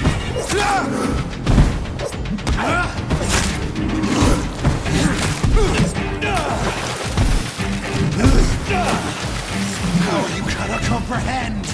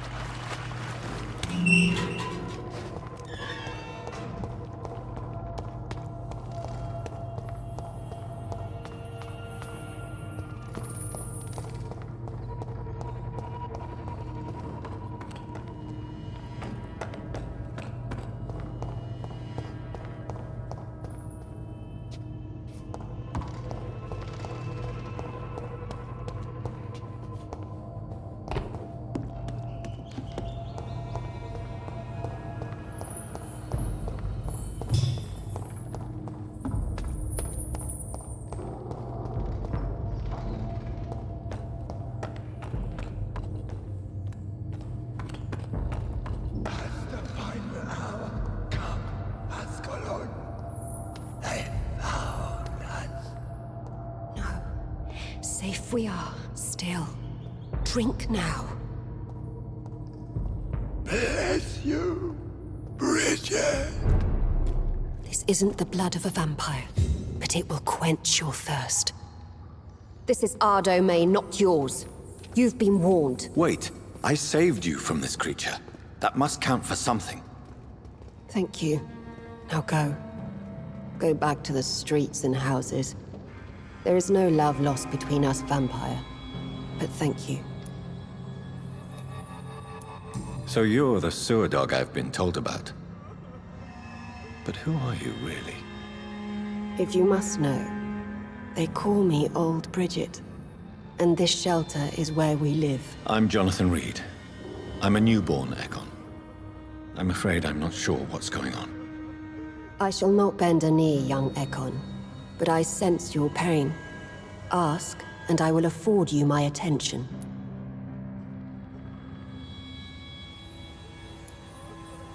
So is it you that Sean Hampton sent me to find? Perhaps. The sad saint was always kind to us. He must trust you if he revealed our location.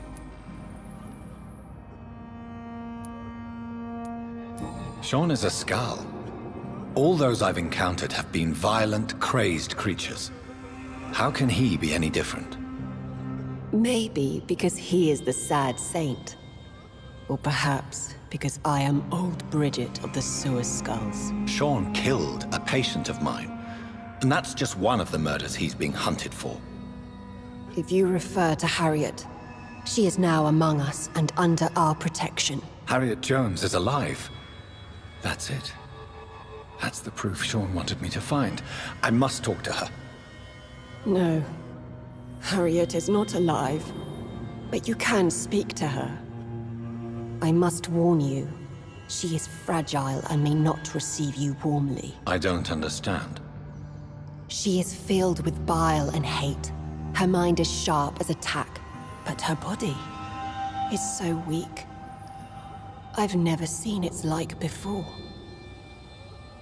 She is resting in a room on the far right of this hideout. Thank you. I will bear that in mind.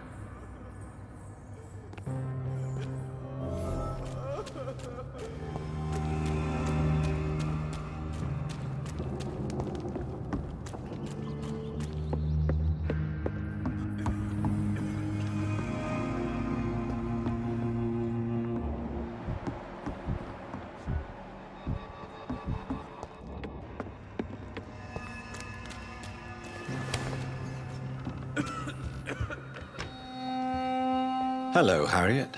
Do you recognize me? Yes, you were from the Pembroke Hospital. The young doctor. So full of secrets. I've so many questions I need to ask you, Harriet. If you would. I love questions. As for the answers, you may not like them. I have a question of the utmost importance to ask. Will you answer? Questions, questions, questions. The good doctor, always searching for answers. Do you remember what you did after leaving the hospital? Did you kill anyone? First, a question from me. You answer first. Very well then. What do you want to know? Are you like me? Are you also dead? No, I'm not, Harriet. I've no taste for revenge, nor do I enjoy the suffering of others. I like what I am. I truly do. I relish the pain that courses through me. I know you fled the hospital with Sean Hampton. Did you or Sean kill anyone in your flight? Anyone? Try and remember. I will not lie. I wanted blood, and I wanted revenge, and Sean pulled me from it, brought me here instead. But the shadows heard my prayers. The shadows killed that bastard. Shadows? Tell me what you saw. The shadows, they heard me and answered. Something in the deep darkness, quick, deadly.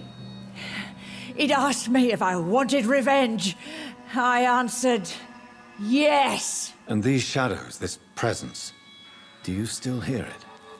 Was it a vampire? Did Sean see it?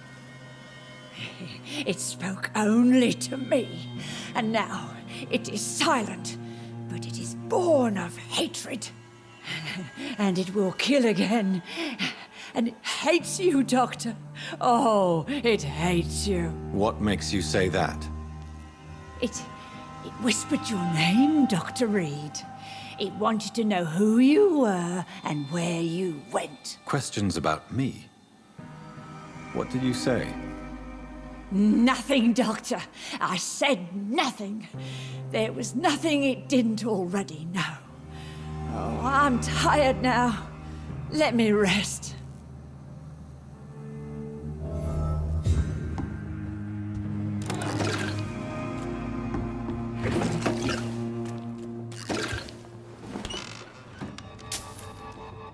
Have you found the answers you were looking for, young Ekon? There is too much left unanswered. So many questions. Get to know us. Spend time with us. And I may be willing to answer more questions. What manner of creature is Harriet? She is different from everyone else. I really don't know. I'm not even certain she is a skull. I've no idea as to what blood made her. What is a skull, in fact, in your honest opinion? The progeny of a vampire, disavowed by her maker. Perhaps a fruitless branch of a noble tree. A word used to enslave us.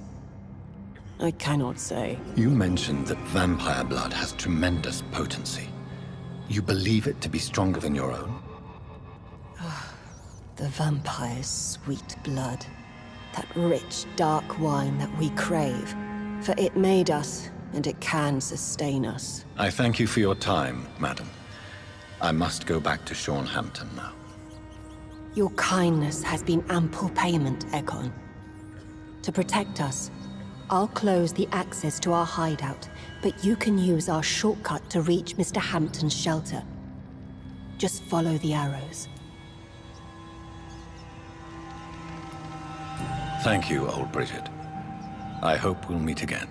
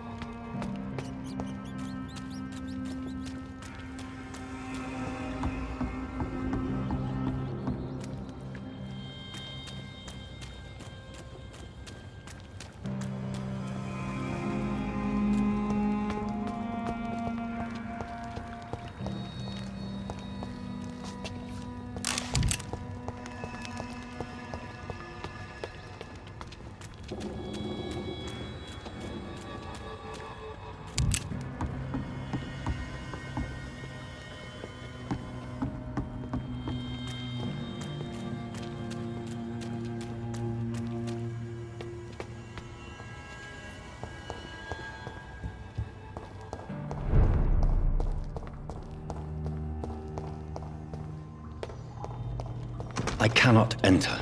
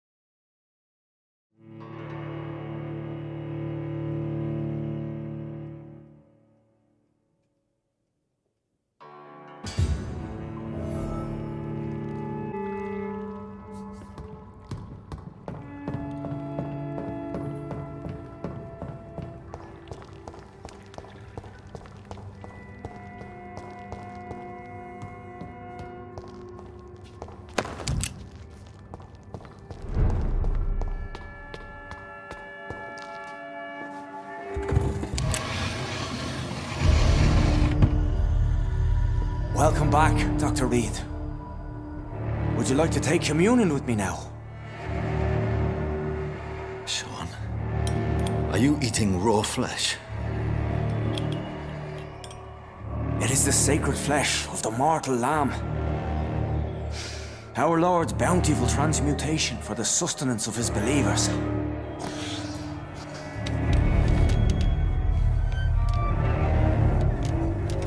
Thank you, Lord. I am your most humble servant. So, true to your word, you waited for my return. I told you, Dr. Reed, I was a man to be trusted. Did you have words with the poor Harriet?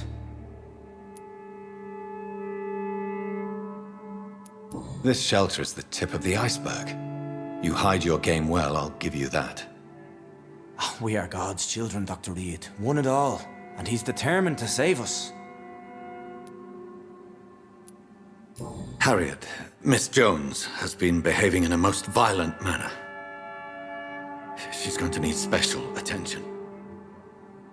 That's precisely the reason I brought her here. To meet old Bridget. She's the guide Harriet requires.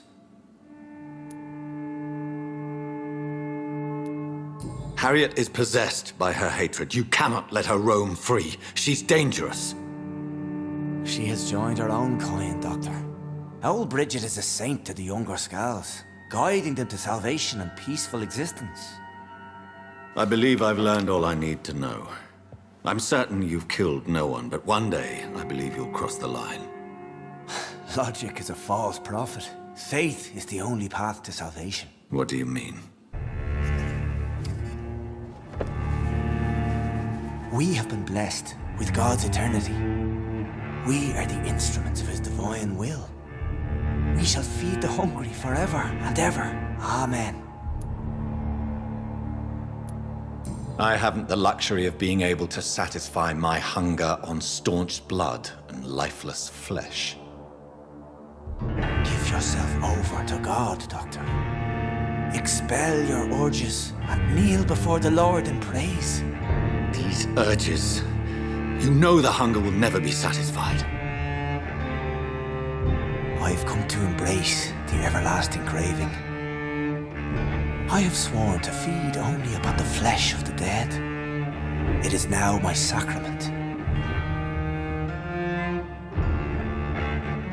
Take, eat. This is my body. So saith the Lord.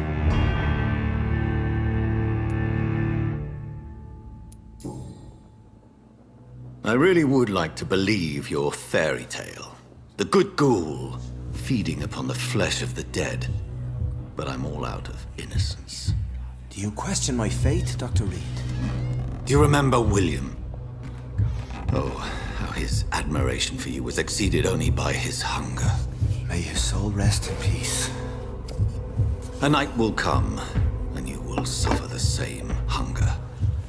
Someone who trusts you completely. A friend will die never to wake. You confuse your voracious appetite with my itchy hunger. I would never kill a friend, nor an innocent... I believe you've discovered our defining difference. No! No! I did...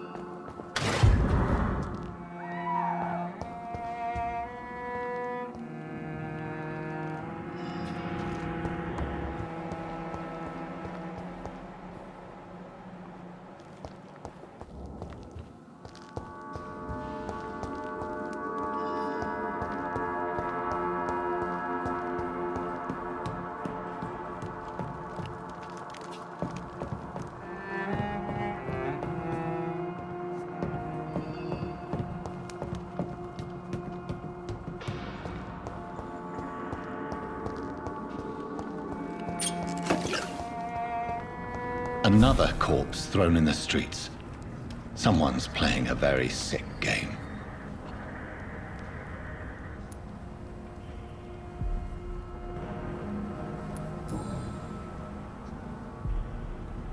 I know this brooch. This is my mother's. A birthday gift from father.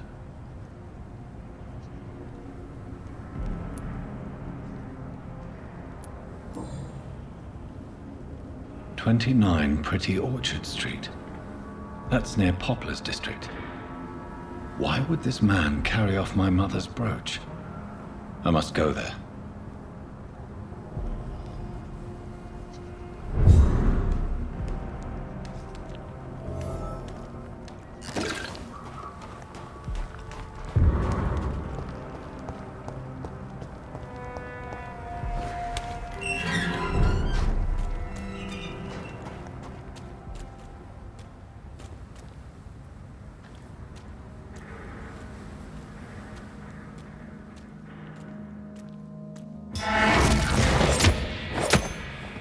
Steady, boy! We've got one of them!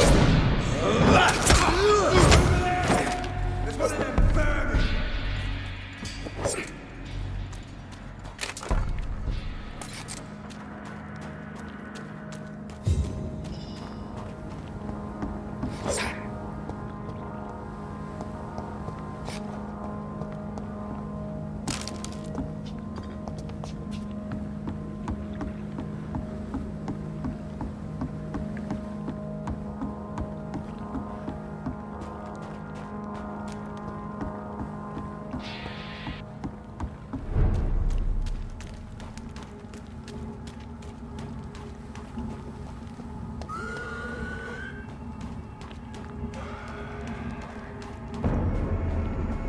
It's one of them!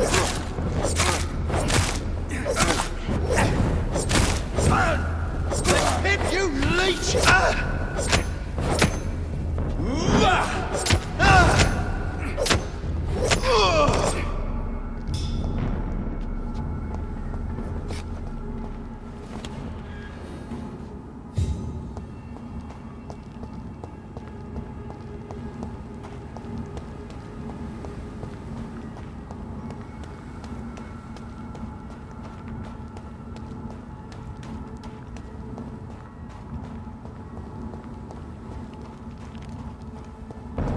See them fancy clothes? These ones are top! Oh, Christ!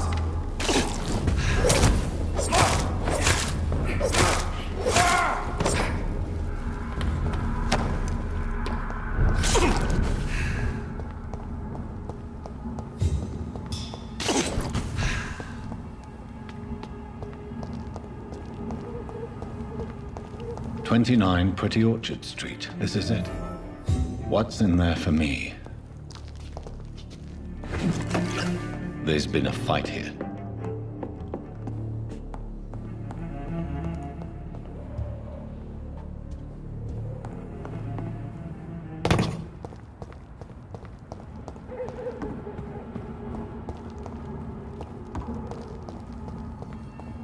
It's locked.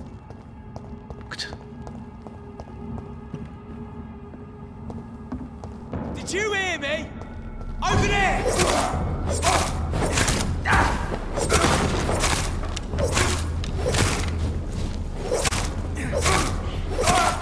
Christ!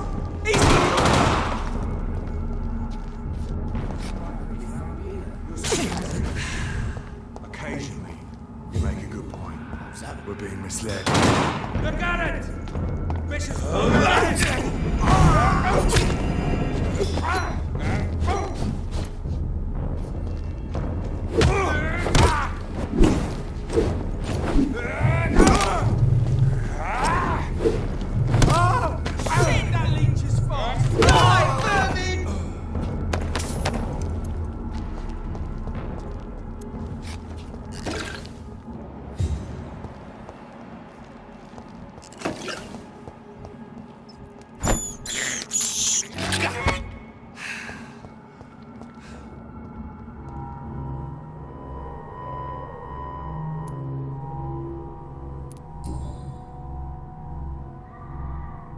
The marks on this woman's neck were made by the fangs of a vampire.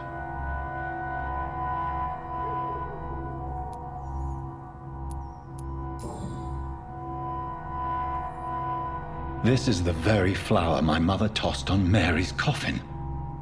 Someone is targeting my family.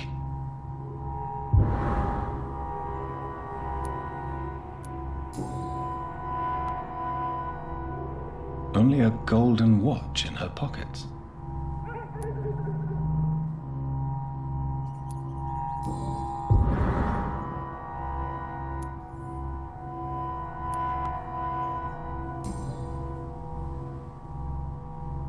Her shoes and clothes are quite worn out.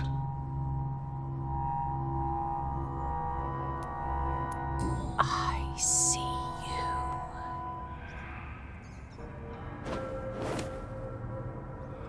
Right then. It's a sick game. But given no choice in the matter, I might as well win it.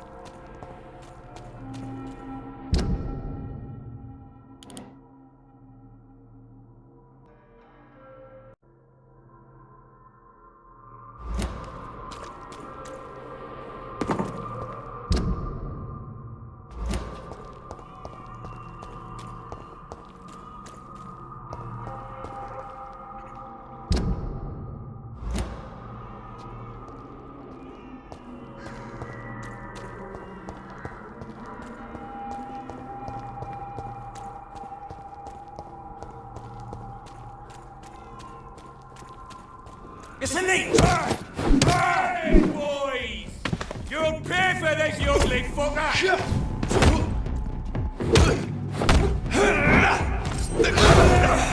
There's one of them vermin!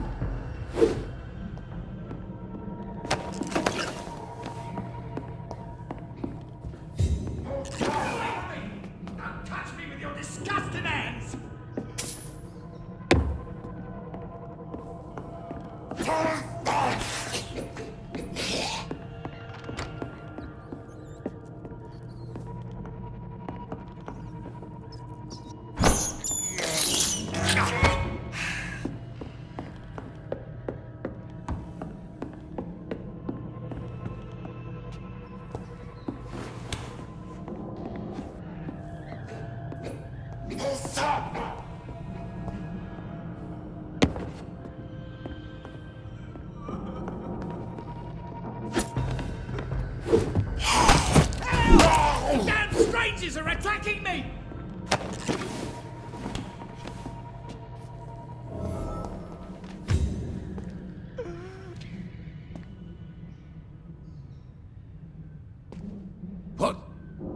What happened?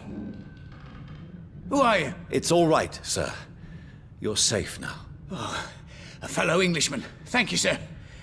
For a moment I thought those bloody heathens had killed me. What are you doing here? This place is not safe. Yeah, it's a cesspool, but it's mine. I came to collect some overdue rent, but those who still live here have gone completely bonkers. You're very lucky to be alive. Yeah, filthy immigrants. Fucking savages, every one of them. And now with this bloody fever, they're just animals. You can find safety of sorts in Whitechapel. If you're quick and cautious, you'll be able to avoid the savages.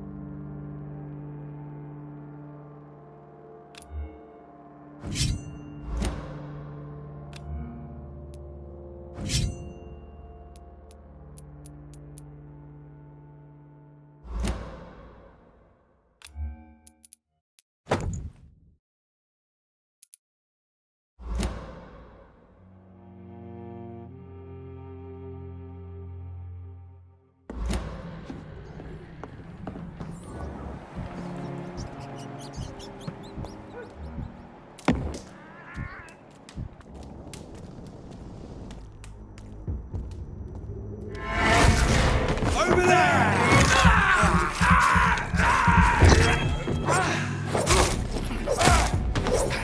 Look loudly!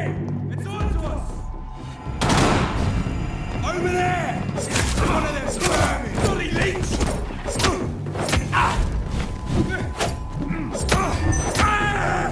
Snap it, leech!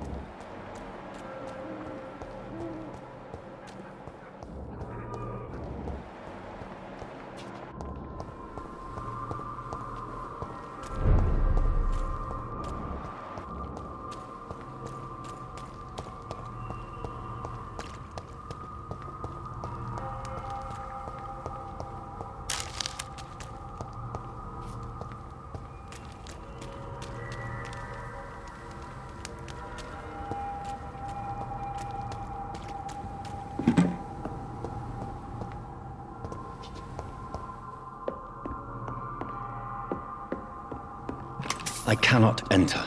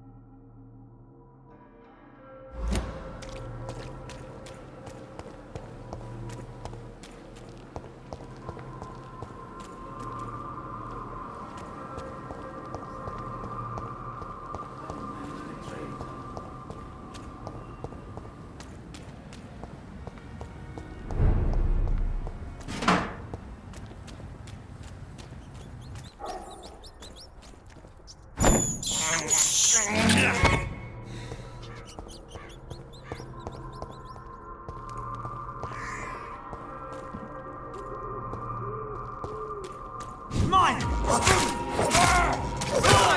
Murdering bastard! That leech is lost!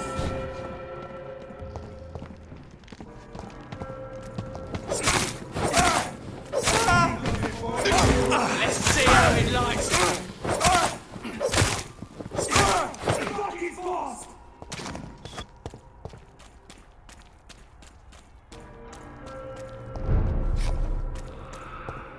They've all been butchered.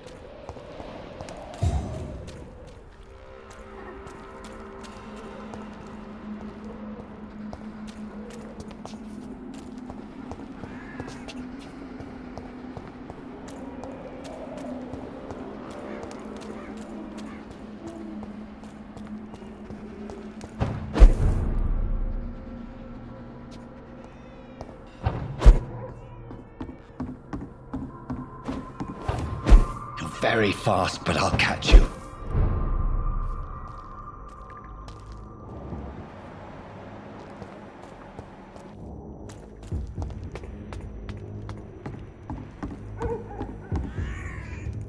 Jonathan. What was that?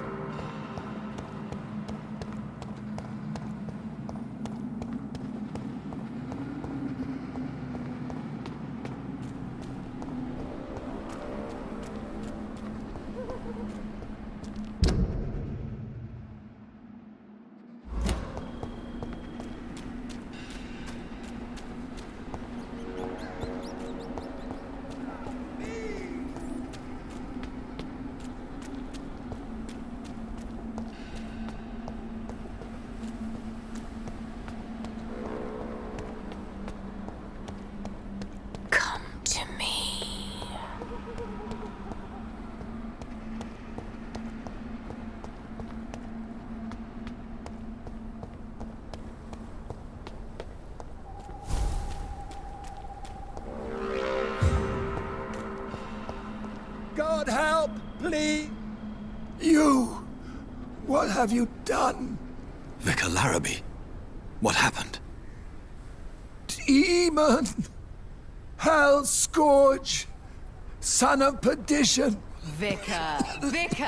Jonathan's no demon. He's just a soul. Returned from the dead. Like your Christ, Vicar. Mary, is it really you? Oh, it's me, all right. Precious brother. What is Mother doing here? I'm gathering the family for a final reunion. All smiling, all dead. Thanks to the good Dr. Reed. Mary. Mother, say hello to your son. Hello, Jonathan. Mother, What do we have here, Mother? The prodigal son has lost his tongue. Our Jonathan always had the first and last word at dinner. The entertainer, the star of our show. I'm sorry. Let me explain. Shut up. It's my turn to do the talking. I have this nasty hole in my chest, Johnny. It needs to breathe. Of course. You can speak.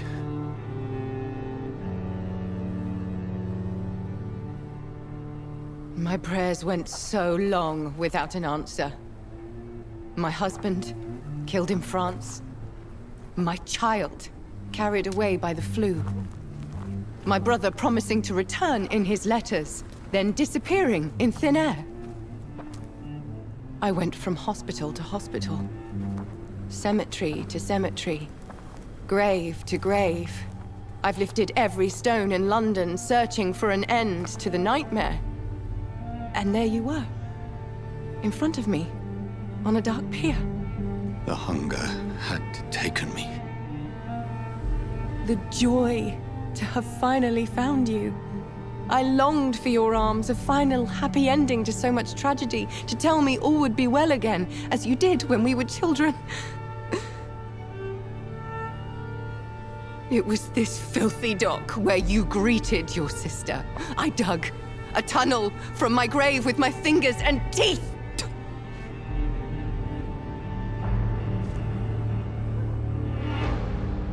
Mary, I thought I had murdered you. I tried to end myself. We've been through the same horror. We are a disease, Jonathan. A sickness that corrupts all it touches. All we kiss, and all we kill. Look at me. Admire your ilk. I'm so sorry. Apologies will not suffice. I demand reparation. I want a miracle. Are you a miracle worker, Dr. Reed? No? I'll show you mine then. The family Reed, reunited and complete, living forever in a red sea of eternal love. Time to go, Mother. Say hello to my son for Mary, me. wait. I have made friends with vital knowledge. Vampires. We are not alone, Mary. With time, we can learn to live almost as we lived before. How long? What? How long will this masquerade continue? I've been watching you. All these nights in Whitechapel, pretending you're still a doctor. You believe you're just fighting a disease. But it's you, the disease. Jonathan, you! I'm a scientist. I'll find a solution. Let our mother go, please. You're always the one to sway me to reason, Jonathan. But before, your motivations were always pure. Now you're tainted. Let her go! She has no part to play in this. Very well. Have you heard our good doctor? You can go home, Mother. Go home and rest in peace. Yes, I'll go home and rest. It's so easy to make them obey or forget. Puppets for our pleasure. I've seen you have your fun. You are mad. Oh, so that's That's what I am, Doctor. Mad. I was beginning to wonder. I've been hearing these voices in my head, one in particular, that of my dead brother. This is the reason I must kill you. Not for your betrayal, not for our poisonous kiss, not even for the lies you tell yourself. No, it's so that smooth and wicked voice will stop ringing in my ear. Mary. No, don't! Time to die, brother. And this time for good. Slayer!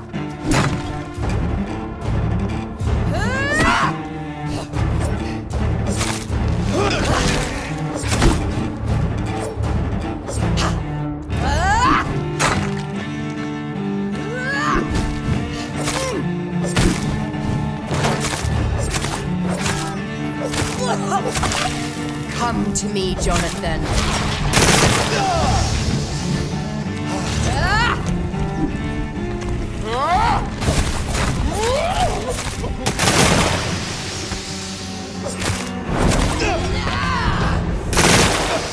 You've spared the precious Nurse Crane, but not your own Mary.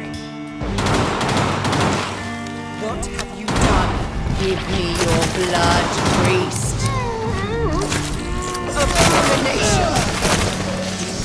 Final thoughts are just to die for.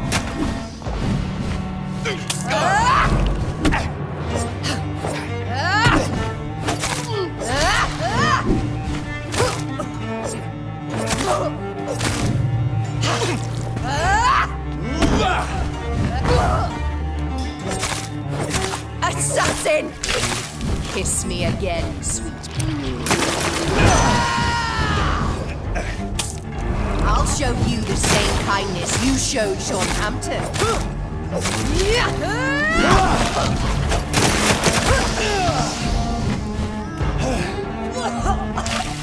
Rest in peace, master. You killed me, brother.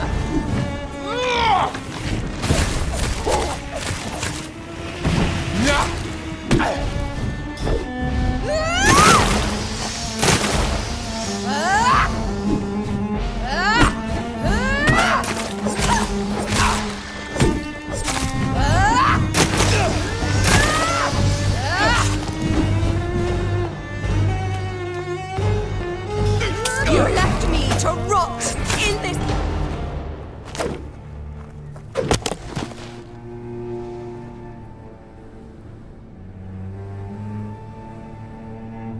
Well, brother, it's time to bring this conversation to an end. Forever. You know I will not play this game. Calm now, Doctor. Like a rabid dog. Or think you're performing an autopsy. Don't be ridiculous. I'll kill them all. The kind Dr. Swansea. The sweet little lass with hair of red. I am the Harbinger, bringing your punishment. Mary. Don't you see? This is not me. Flesh that never ages. All nightmare, no dream. Bring it to a close. Let me sleep.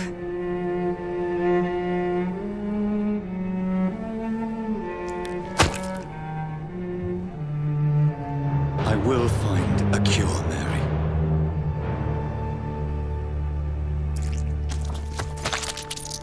I swear it.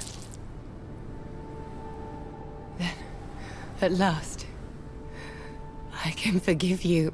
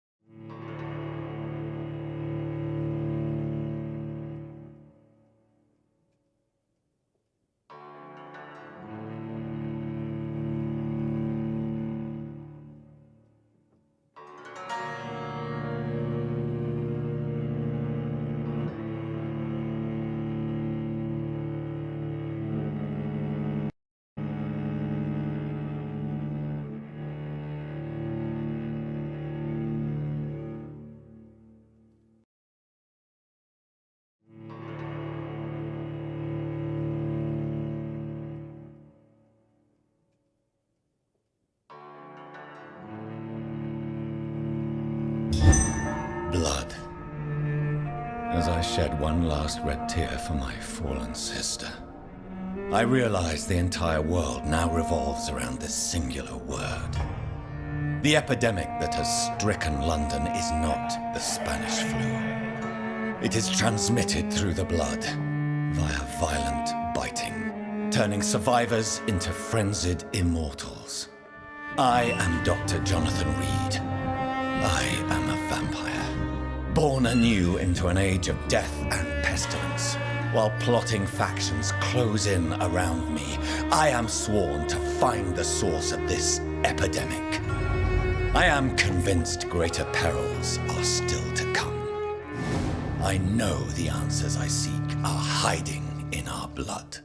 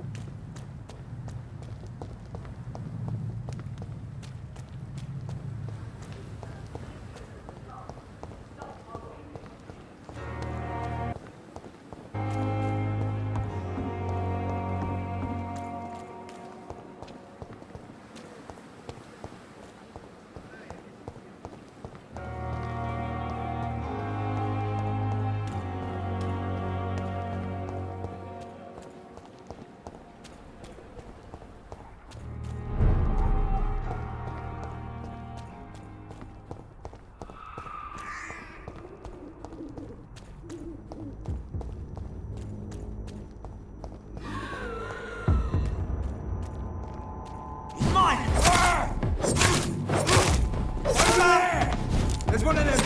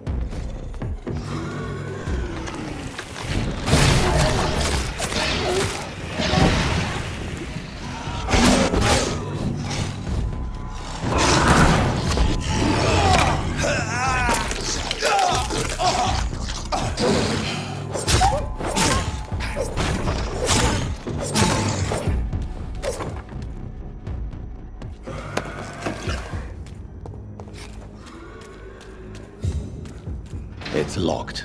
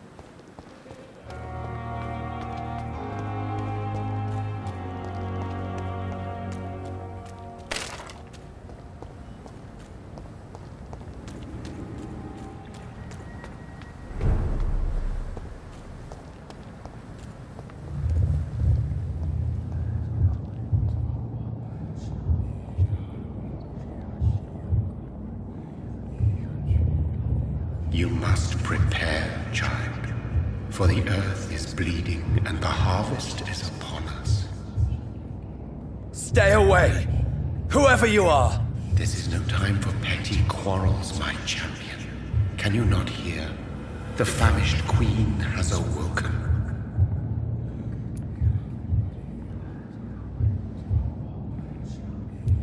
Leave me! Return to the shadows and never come back! But the shadows are our home. And wherever you stand, my son, I stand beside you. I had to kill Mary. I have known your pain, child. Do not succumb to. Silence! I dismiss you, now! The land calls for a champion. All and everyone needs you. Silence! I'm tired of all these puppet shows.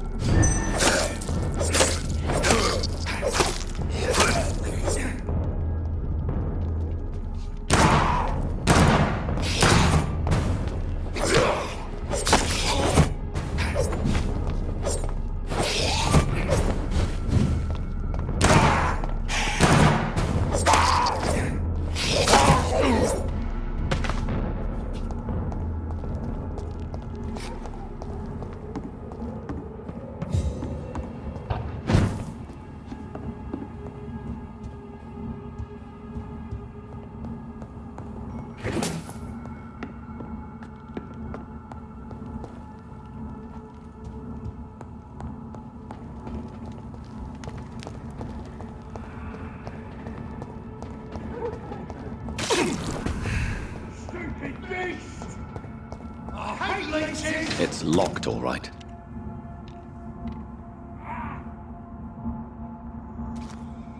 You leeches need killing!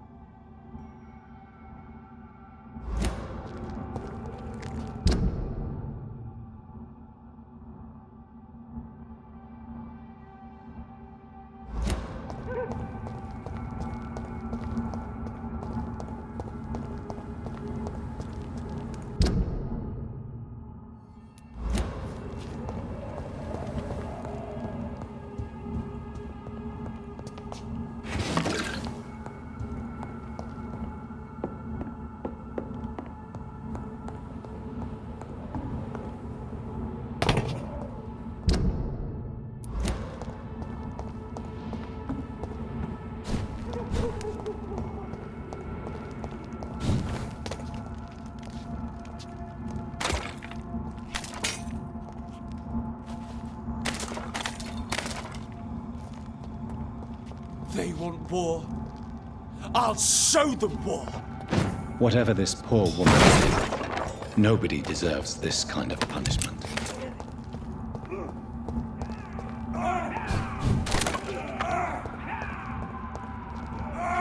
Bloody leech! Killing's all you deserve! He's done for!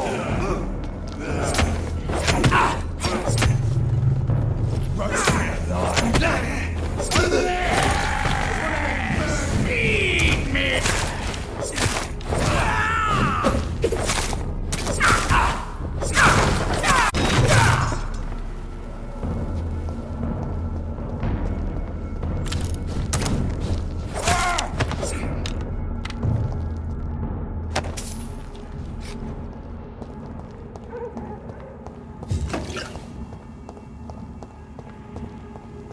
So this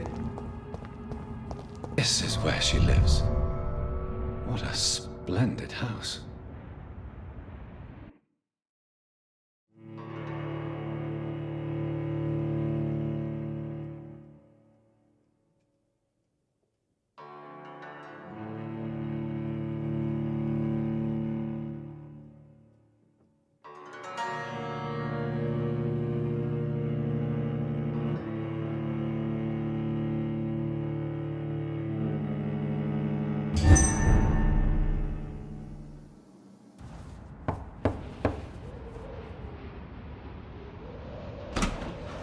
Dr. Reed, welcome. How are you? As good as one can be, considering the circumstances. Yes. Death and affliction seem prevailing themes of late. Please, come in. We have much to discuss. I hope I haven't disturbed you. Not at all. Actually, I was counting on you visiting me tonight. How strange, this painting. Beautiful, melancholic, yet with a haunting dignity. Indeed. A long time ago, a friend asked me to paint this for him, but I kept it in the end. I did not know you were a painter, my lady. There are many things you do not know about me, young Ekon.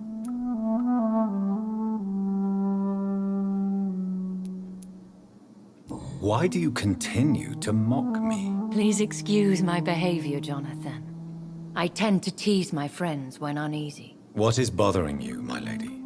Your letter was quite alarming. We will talk about this in a few minutes. For now, I would like you to tell me about yourself. How have you been since we last met, my friend? I think I should ask the questions, your ladyship.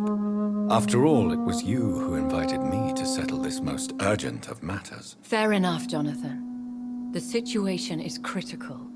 We do not have the luxury for etiquette. Please do not misunderstand me. I would be delighted to discuss mundane matters and idle trivialities. If we survive the dark nights to come, we shall have all the time in the world to speak, you and I. For now, please follow me, Jonathan. I must say, your house is exquisite. One of the advantages of living forever is having the time to be selective with one's furnishings. I took the liberty of having tea served. You can still drink tea.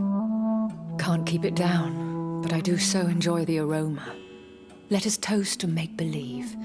And of course, to your health, Jonathan. And to yours, my lady.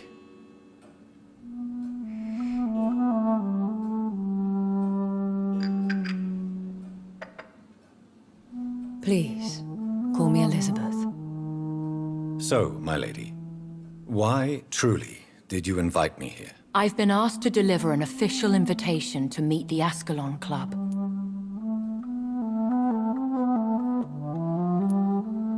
They have done nothing but impede my investigation since I became known to them. Why would they want to see me now? I guess they now see you as Ascalon material. They must have found out what happened to your sister. Proof of the potent blood flowing through your veins. I'm not sure I can accept their invitation. I have seen their handiwork. How Fergal the Beast imposed the club's law. You have no choice, Jonathan. Even I would not openly defy Lord Redgrave, the chairman of the Ascalon Club. If you are convinced I must meet him, I will heed your advice. Thank you, Jonathan. I understand your reluctance to brush shoulders with London's vampire elite. But we have no choice. Is the situation that critical? Yes. The Guard of Prewen has called for a second great hunt of our kind. And they will stop at nothing to eliminate us. You should flee then. Leave London, the country even. I have seen the Guard in action. They are merciless. Your concern warms my heart, Jonathan. But fear not. If the situation gets too dangerous, I shall retreat to my secret Scottish manor. I could hide you in my luggage, if you wish. Thank you for the offer. I shall keep it in mind, but I have much to do here. There is a question I must ask you. Could Lord Redgrave be my maker? I doubt it. If Lord Redgrave had made you his progeny, he would not have seemed so surprised when you demonstrated the strength of your lineage. One day soon, I will have to find the answer to this mystery. And I shall help you in your research, I promise. For now, you must go to the Ascalon Club and play their game. Will I see you again at the Pembroke Hospital? No, you will find me here if you need me. I shall conduct inquiries alone, and we can then share our discoveries. I want to thank you for all your support and your help, my lady. Could you do me a last great favor and call me Elizabeth? I should be honored, my lady. Then it is settled. Finally, some good news in these dark hours. Thank you. I appreciate the advice. I had best prepare myself to meet this Lord Redgrave now. How thrilling to meet the Earl of Bristol in the flesh, so to speak.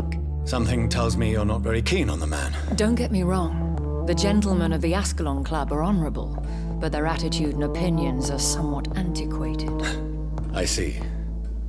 As long as they deny access to female applicants, I will leave them to their antediluvian considerations as to the natural order of things.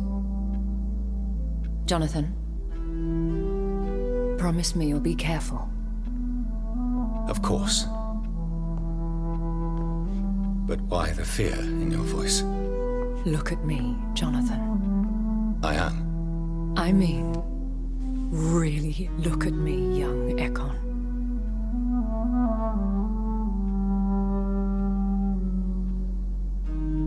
We may be deceptive by nature, but this heart of mine has always told the truth.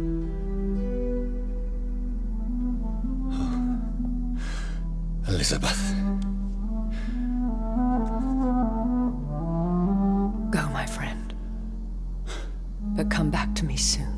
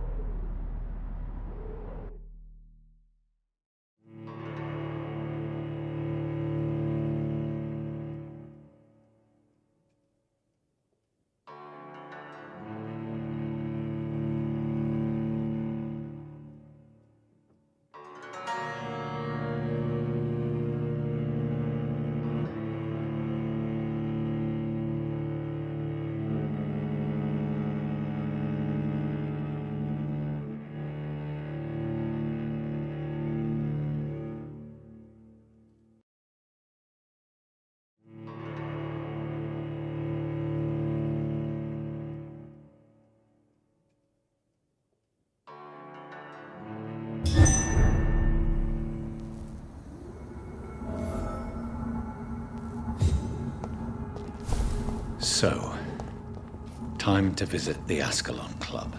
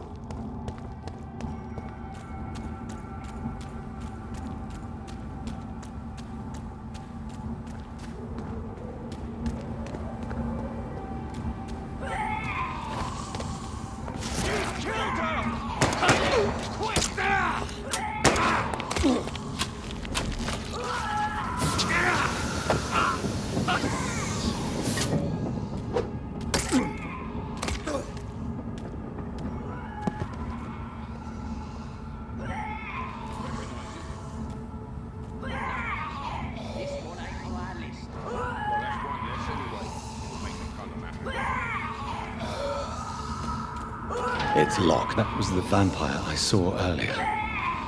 This war takes no prisoners.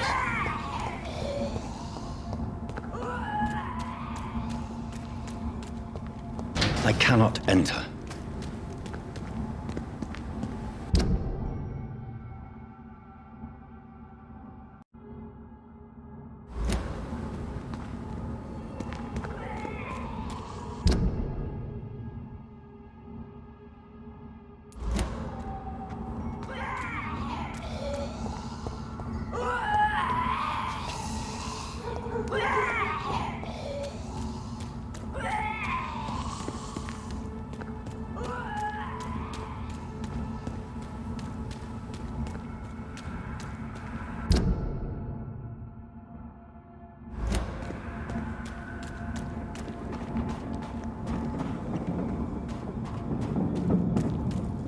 The West End. Never have I felt so sad to be back home.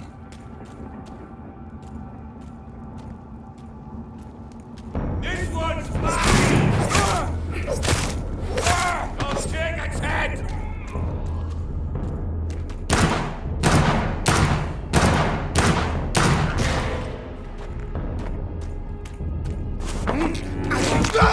The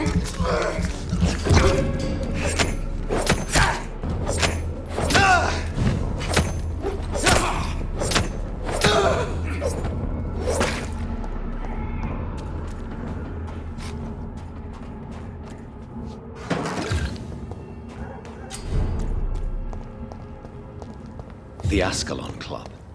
The heart of British vampire society. Not quite as subtle as I expected.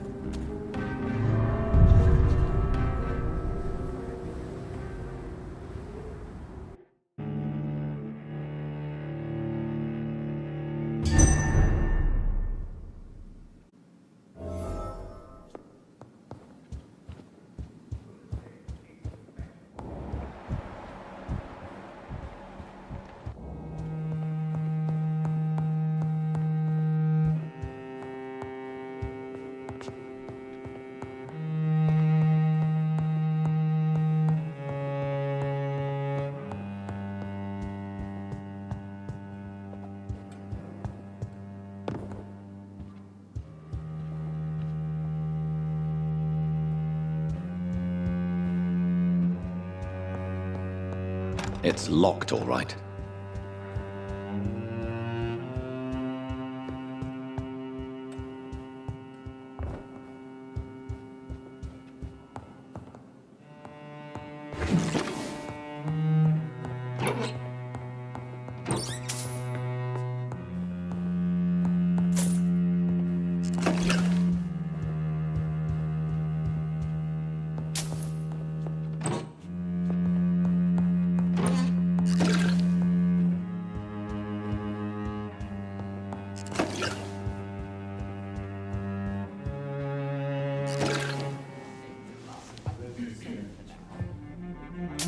Good evening. We repel the intruders for now.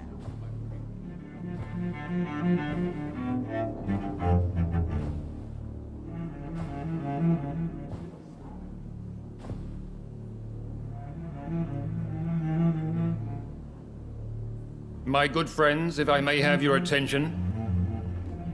Behold our visitor, the good Dr. Reed. Newborn of blood so pure and strong that even my friend Fergal Bancher was no match for him. Here, here, here! Come forward, young Ekon, for we have so much to discuss. Welcome to the Ascalon Club, Dr. Reed. I am Lord Redgrave, Earl of Bristol and chairman of this exclusive association. Lord Redgrave. At last we meet. I've been eager to make your acquaintance. I've heard some astounding things about you. Please accept my condolences for your loss, Dr. Reed. Thank you, my lord. Lady Ashbury expressed your wish to meet me. Yes. The lady has always been a useful acquaintance, though not always reliable.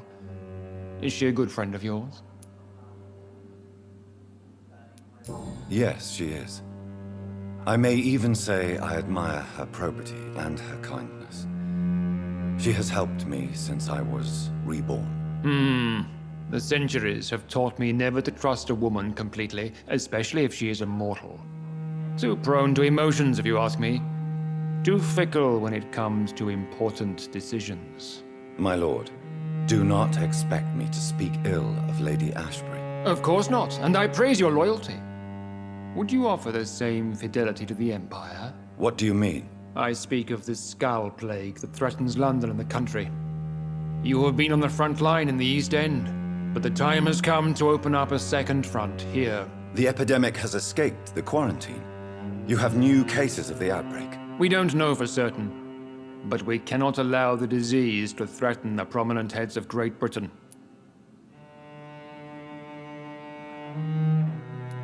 Why have you asked me here? Because the crisis is escalating. Our enemies, the Garda Priwen, have even launched an open hunt. The only way to calm things down is to put an end to the epidemic. You want me to find possible sources of the outbreak in the West End?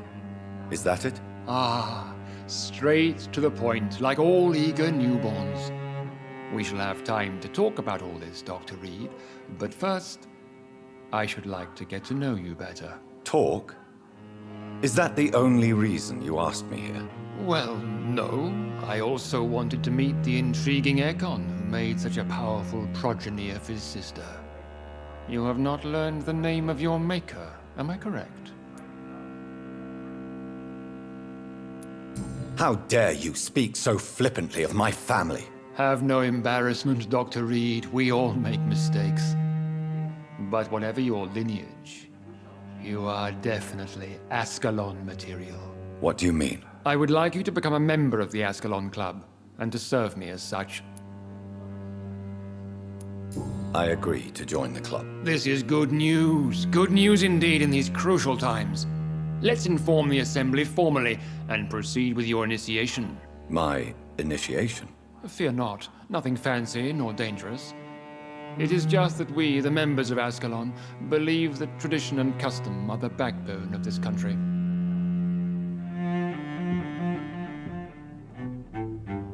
My fellow members, dear friends, please gather and welcome this Ekon as one of our own. Is he worthy? Is his blood pure? Well, speak, Dr. Reed, in front of the most sacred blood. The blood of our beloved William Marshall, speak now. Will you serve and protect the crown as he did? Yes, I will. Then, young Ekon, it is time to testify with your blood. It is time to sign the Book of Allegiance.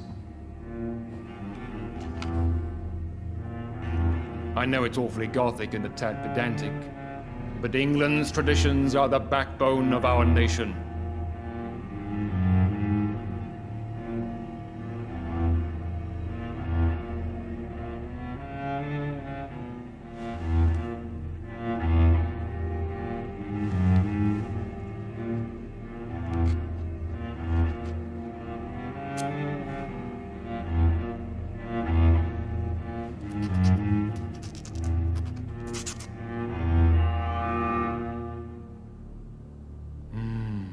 Delightful.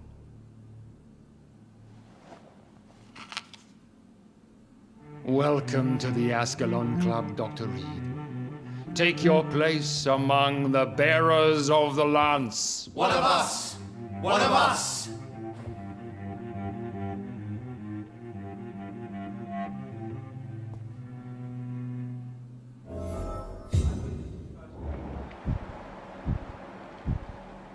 I personally went patrolling last night in the West End, and I spotted at least 2 foreign Ekons. This is Good an evening, outrage. Dr. Reed. We shall How does it change feel to be this evening's centerpiece? Figuratively. I feel like the newcomer, and I do not like it at all. Do not be alarmed. The Ascalon Club has a tried and tested policy for choosing its initiates. May I ask who you are, sir? Why would you be interested? Well, as you seem to be the only man in the room with a beating heart, you draw quite a bit of attention yourself. Ah, vampire senses never cease to fascinate me. They dwarf those of mere mortals. I am Aloysius Dawson, by the way. Mr. Dawson, of Dawson and Dawson, the wealthiest man in England. It is a pleasure to meet such a prominent figure of London. A withering London figurehead, to be precise. Are you sick, Mr. Dawson? I am a doctor, you know. My case is beyond the scope of traditional medicine. I have spent fortunes on the world's most competent doctors to arrive at that diagnostic conclusion. I'm sorry to hear that, sir. Should I suppose that you're here in search of some form of immortality? Absolutely not. I'm here to implement my plan to save the city I was born in. To cast out the ghastly evil that has us all on our knees. Money cannot solve every problem.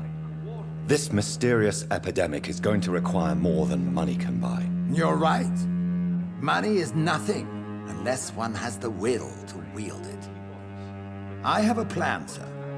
A radical one that will save all that is essential in London. What is your plan, then? Quarantine and barricades are futile.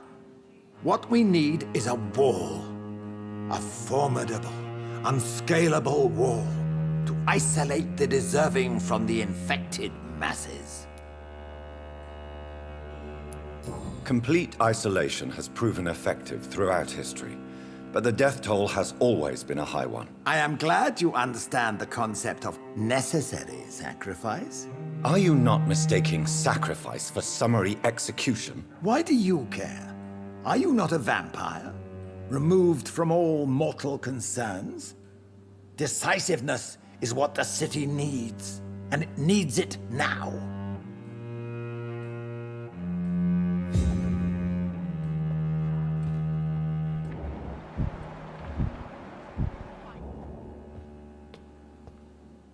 That went well, did it not? It is always useful to bolster the troops' morale, especially before a difficult battle. You have the makings of a general, my lord. I was, though very long ago. Well, not quite a general, but a proud defender of the crown. So why did you really want to meet me? Straight to the point again, young Ekon. All right, let's talk, you and I, Lance Sparrow. I'm listening, my lord. According to my spies, you have worked with Dr. Edgar Swansea on the epidemic, and your findings were quite alarming. Yes, I'm convinced the recent invasion of frenzied Skulls in London is directly linked to the epidemic. This is not the Spanish flu, but something else. I would be glad to hear more of your discoveries, Dr. Reed, but for now, my main concern is the security of London's inhabitants, both mortal and immortal. What do you mean? Alarmed by the epidemic, the Guard of Prewen has started a war against us British vampires. To appease the situation, we must eradicate the Skulls. Skulls are hostile vectors of contagion, that is a fact. But first and foremost, they are victims. I agree, Dr. Reed. Most of the new Skulls who roam the streets at night used to be good British citizens, but they must be put down nevertheless. So, what do you want me to do? I want you to investigate the city thoroughly. I have reason to fear there are cases of contagion in this part of town. Our absolute priority is to find and cleanse them. And how would you like me to proceed? By all means necessary, Dr. Reed. You are now a member of the Ascalon Club, and you have carte blanche. Interrogate the locals, follow all the leads you find, and get results. We're facing a crisis, but I'm shocked no one took the time to clean up the mess inside the club since we were attacked. I must admit the Guard of Prewen impressed me. They must have spent years preparing their plan.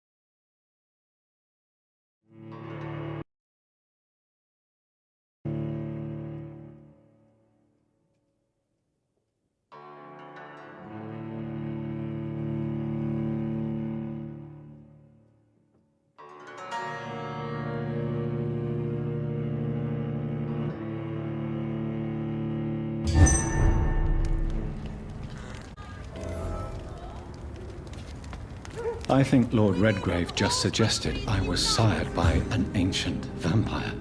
Support the equality between men and women.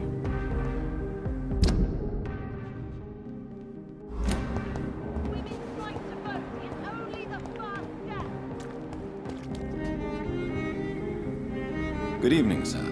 May I have your attention, please? Come on, Johnny. Don't you recognize your oldest friend? Clarence. Clarence Crossley. How are you? My God. So you survived the war too. So sorry I didn't recognize you at first. I almost didn't recognize you either. War does that to men, I heard. In my case, it was true, for I witnessed the horror that lies underneath.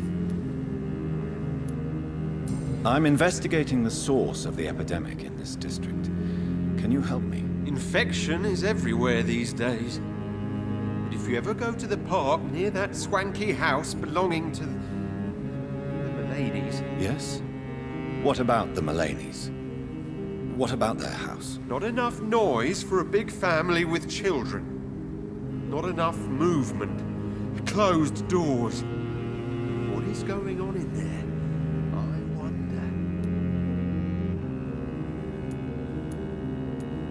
I'm investigating the source of the epidemic in this district. Can you help me? Infection is everywhere these days. But if you ever go to the park near that swanky house belonging to... Yes? What about the Mullaneys? What about their house? Not enough noise for a big family with children. Not enough movement. Closed doors. What is going on in there? You need some rest, Clarence. You should try to sleep.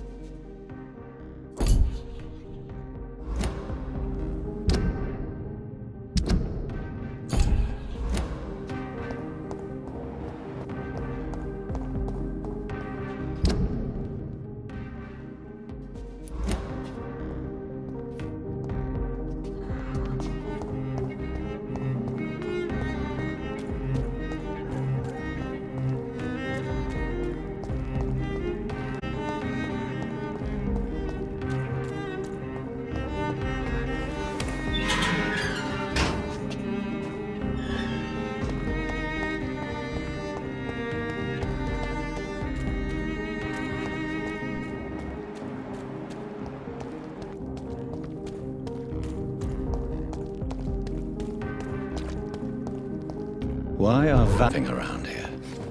I need to find out what they're after. Beast Master! Away with you!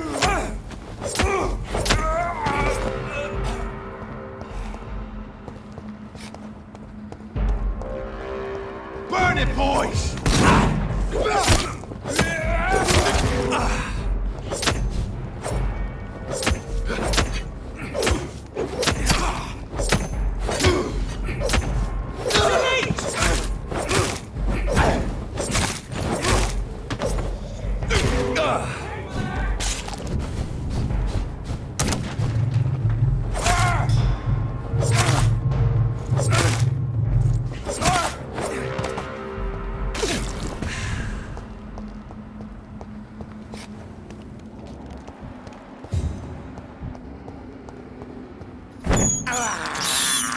This is despicable.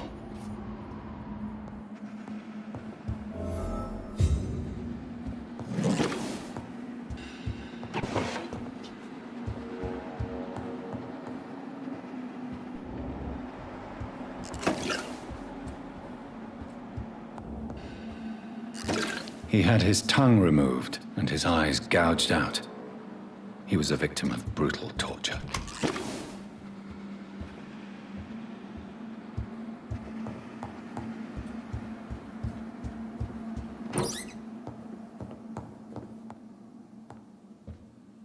This woman's body has multiple lacerations. They're deep, too. Whoever did this was driven by rage.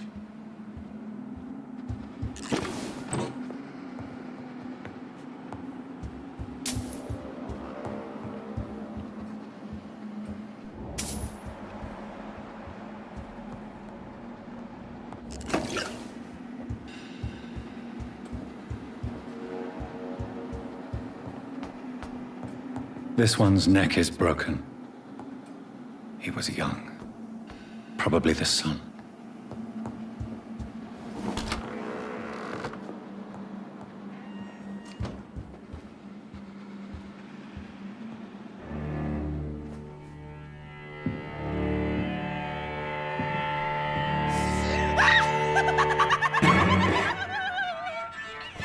You thought I was dead too, didn't you? No, I was just pretending. Doris told me I could have been a great actress. You killed your family. They mocked my talent. Ah!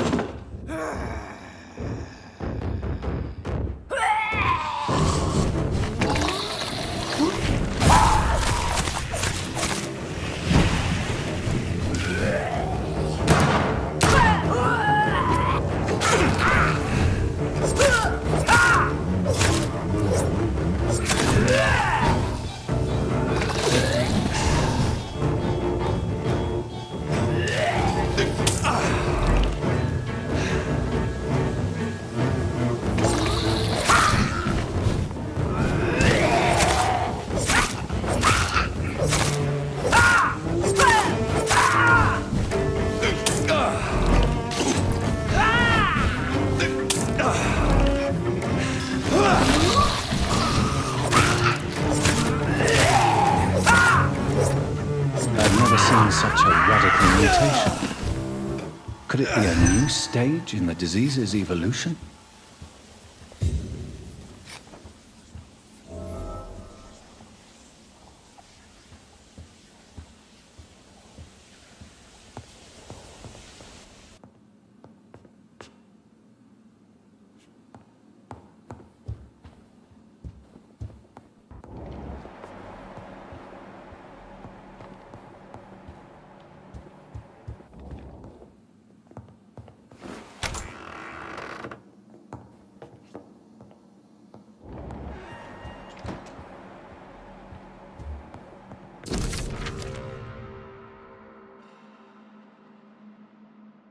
So, this girl took lessons at the famous Doris Fletcher acting school.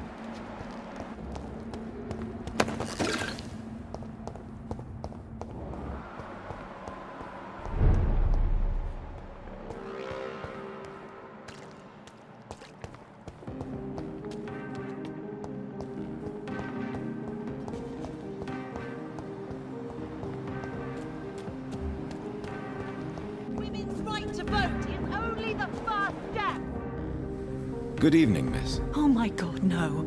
Please, Mr. Vampire, don't kill me. Please, no. I'm too young to die. I still have so much to offer this world. Wait, no.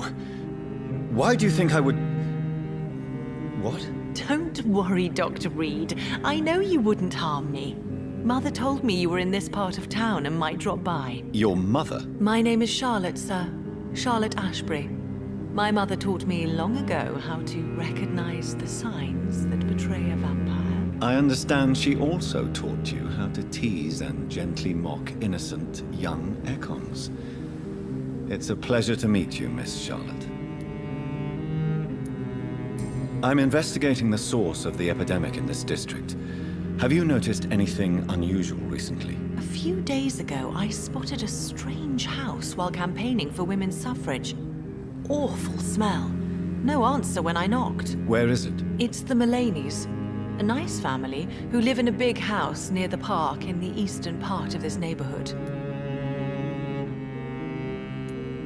Goodbye, Charlotte. Give my best regards to your mother when you see her. She's been quite busy these last few nights. I suspect you may see her before me.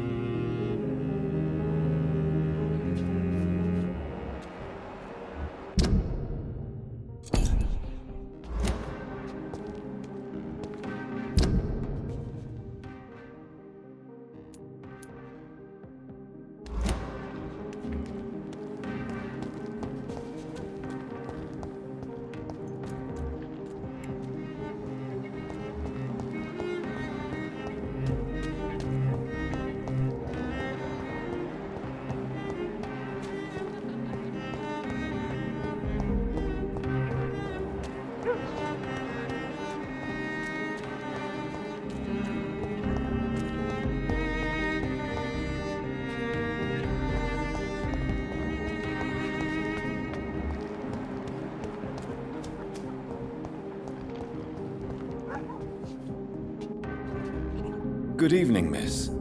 Can I help you? I'm a doctor. Dr. Jonathan Reed. I am Karina Billow.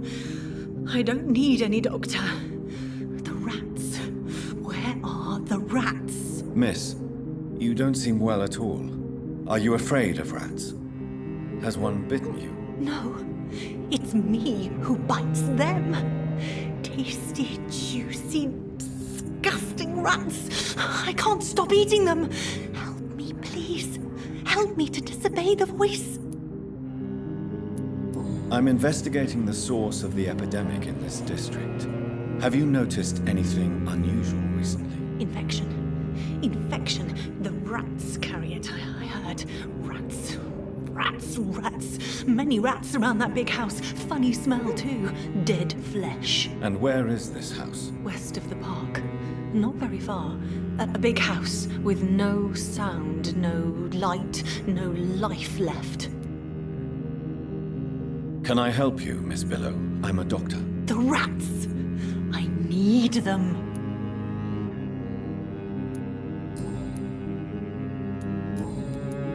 I must go now. Goodbye, Miss Billow.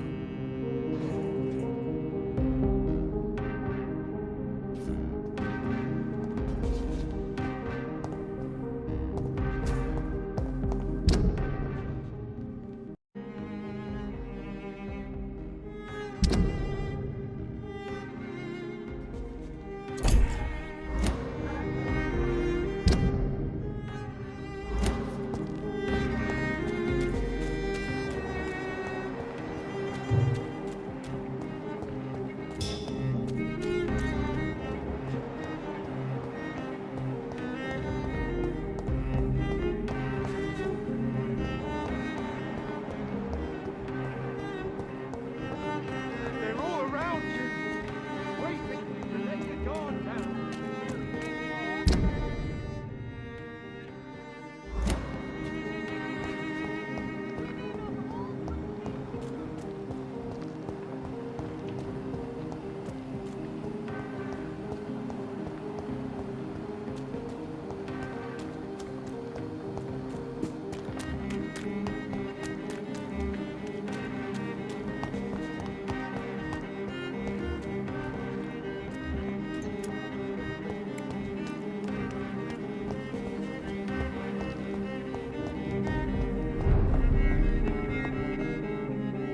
Good evening, sir.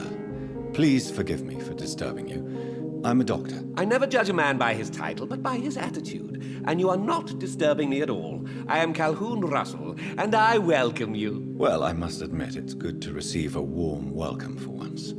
I'm Jonathan Reed. Welcome, Dr. Reed. Welcome to my humble shop. I'm investigating the source of the epidemic in this district. Have you noticed anything unusual? Not really. Wait, now that you mention it, I don't see the McPhersons in my favorite restaurants. They love delicate meals too, you understand. Thank you. It may be nothing, but I'll investigate anyway. Where do they live? They have a house in the southern part of the district, somewhere north of the railway bridge. There is a courtyard, if I remember rightly.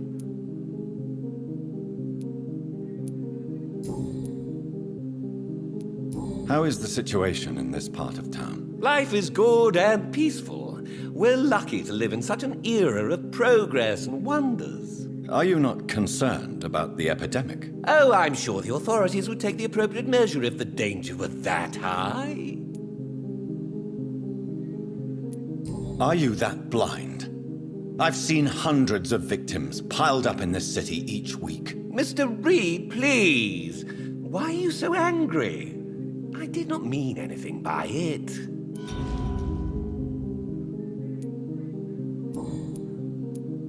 I may have a look at your goods, Mr. Russell.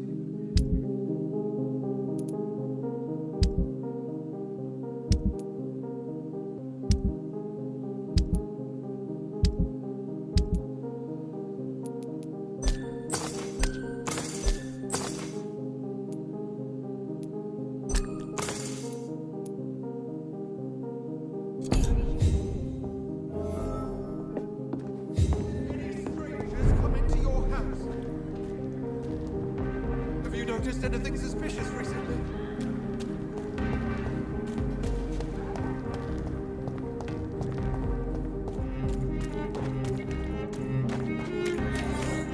That building is under quarantine. Could this be what I'm looking for?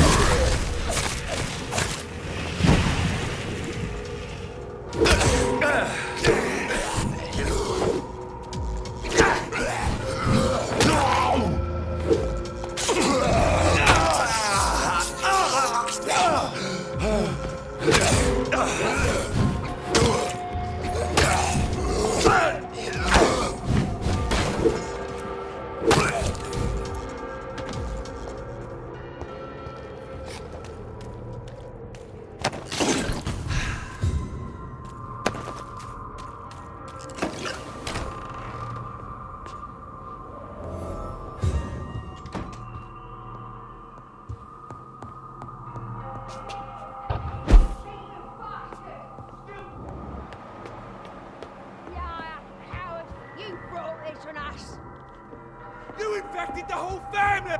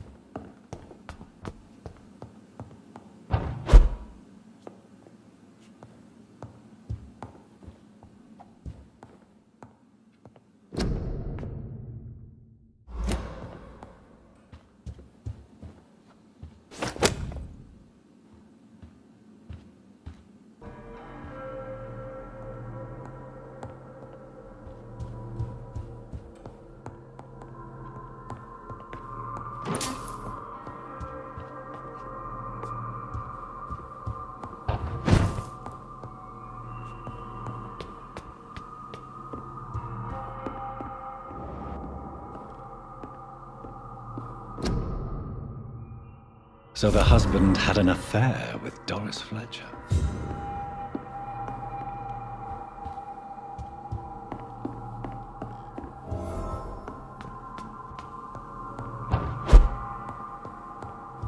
Doris Fletcher seems to be the missing link here.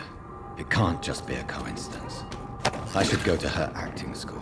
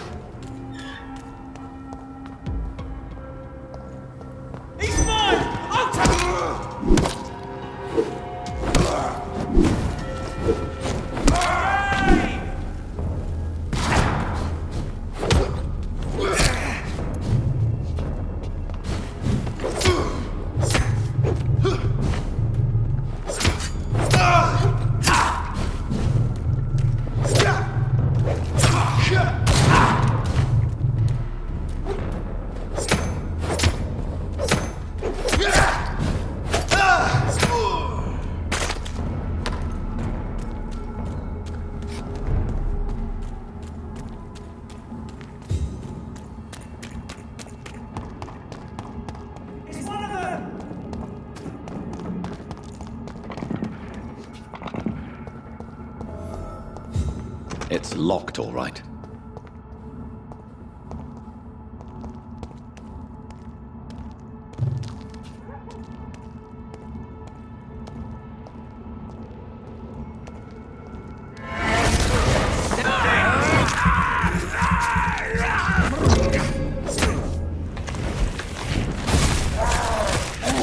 Oh my god!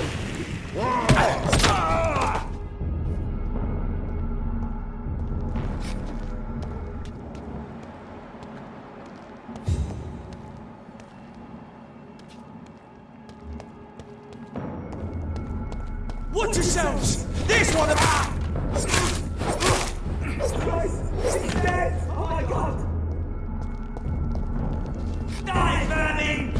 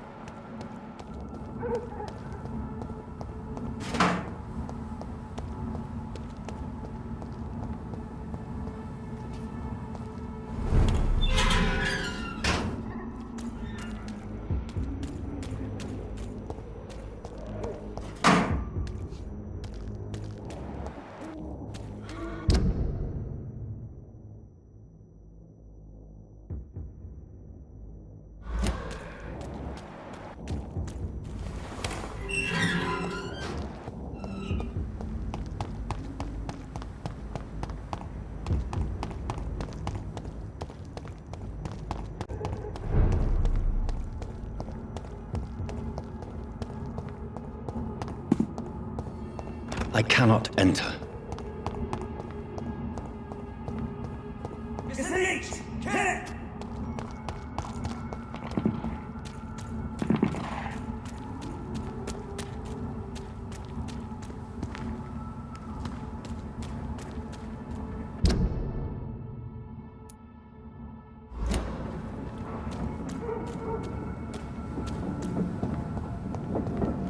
It's locked, all right.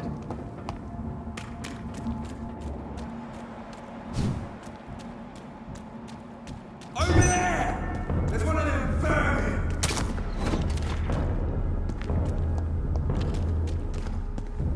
There's a second floor. I should be able to get in through that.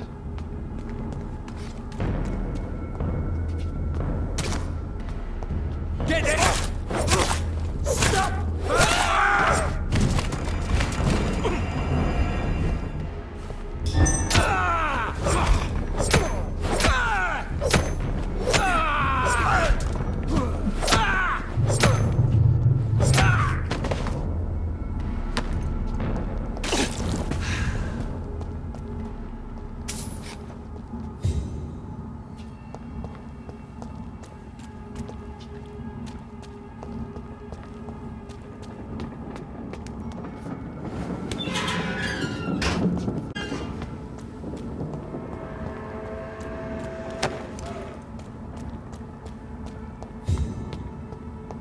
Over there! It's one of them vermin!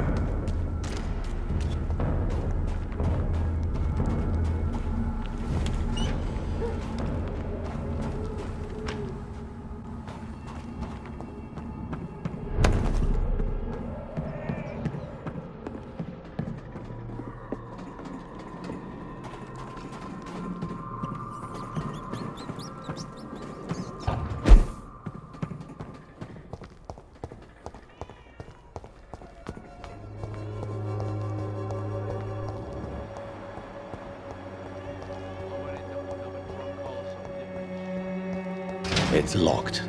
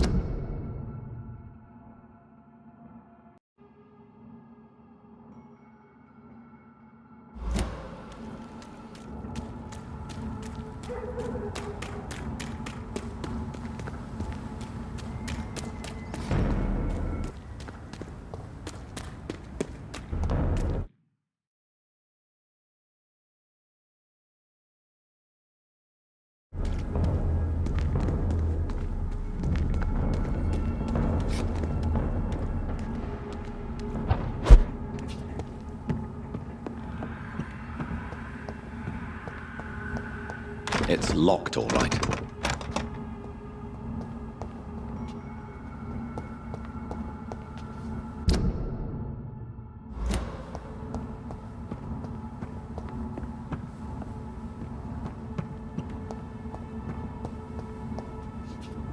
It's locked.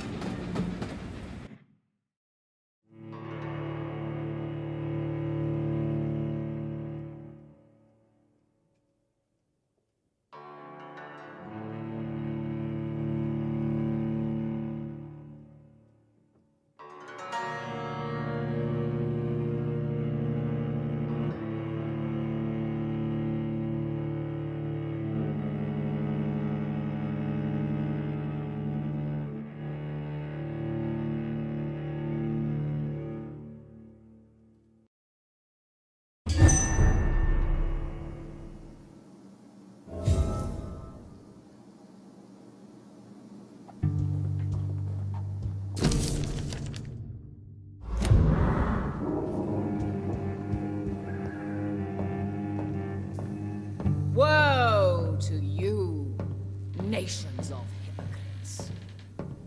For in front of you stands the tall queen. Can that be Doris Fletcher's voice? Where does it come from?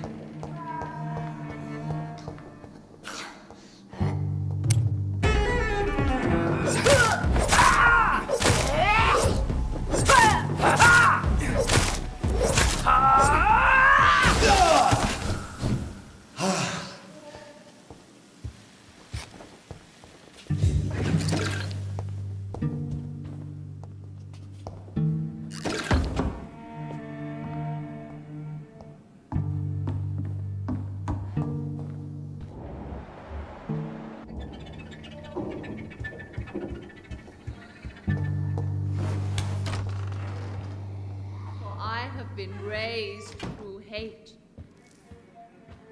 But I offer only love.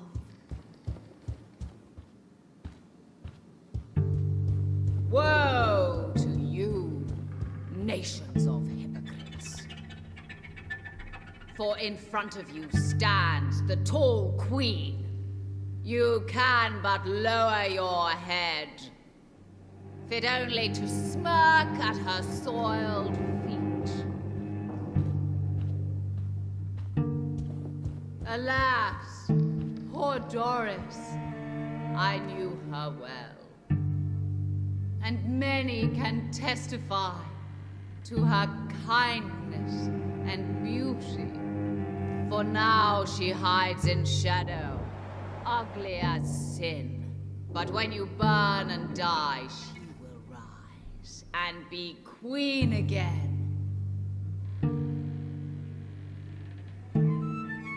Will they adore me again when they share my fate?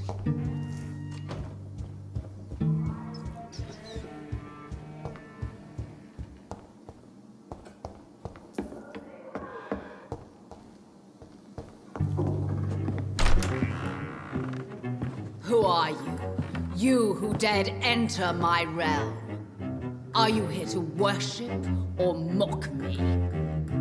I'm here to put an end to the vampire epidemic, Miss Fletcher. Ah. But Doris Fletcher is no more. She was consumed by this putrid flesh that now enshrouds her. You feel anger for what happened to you, but I can help you. I'm a doctor, Miss Fletcher. Doris Fletcher is no more. All that remains are the dreams of the queen she was, and the queen she'll be. Until then, all shall die, for that was her final wish. To thee, son of Babylon!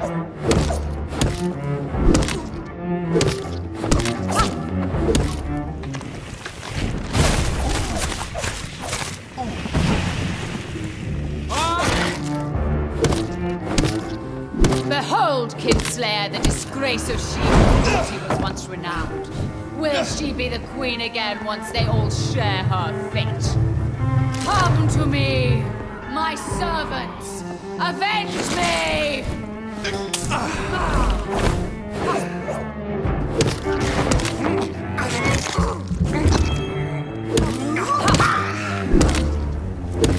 Your blood will be. Your hand is shaking.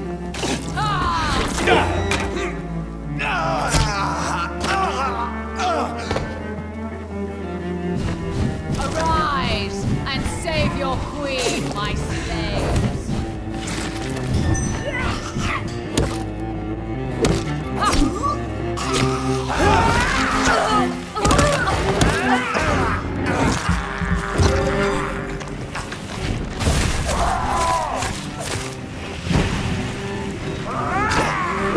I summon thee, my children of the night. My blade shall pierce your villainous heart.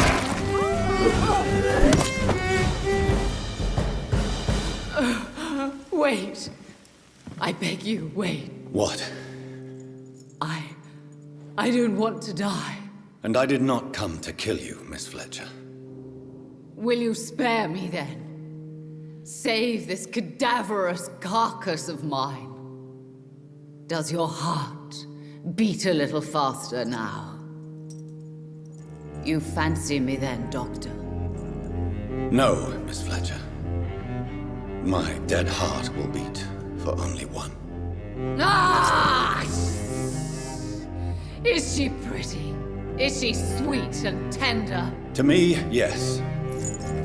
Ah! I hate her already. I know. And this is partly why you must be destroyed. But you just said... That I did not come here to kill you, yes. But I realize now the threat you embody must be stopped.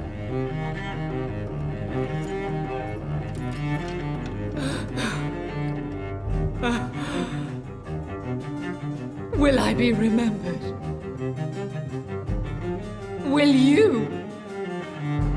You were Doris Fletcher, the greatest actress of her generation. No one can take that from you. Thank you. And farewell.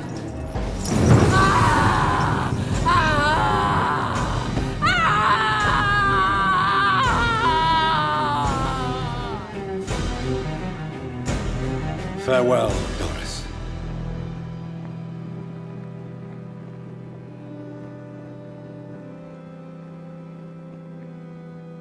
Bravo! So dramatic. I love it. McCullum! How strange I seem to find you whenever I'm inquiring about that Skal infestation. I mean you no harm. I'm not here for you. But once I've put all the pieces of the puzzle together, I'm sure we'll have a little chat, you and me. Stay away from me, McCullum. You and all your war dogs. That I can't guarantee, Dr. Reed. But I'll let you go. For now. I should probably leave the theater right now.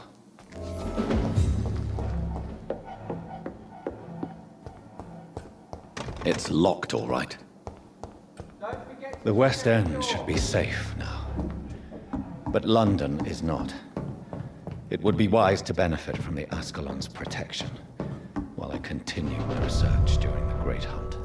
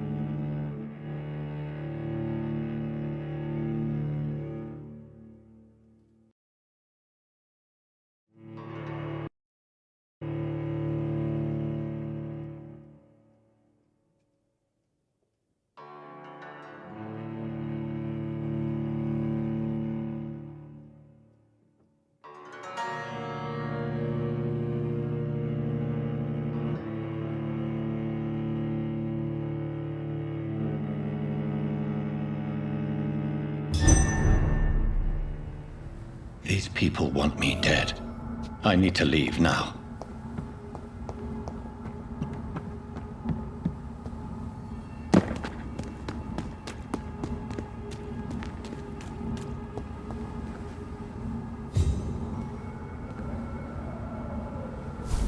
So Doris just needed to be close to her audience to infect them. Contagion through skin. Very disturbing.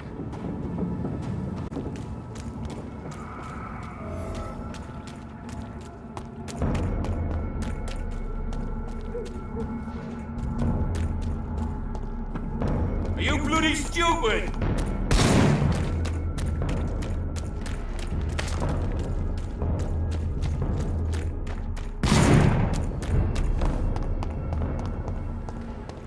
Women of all countries unite!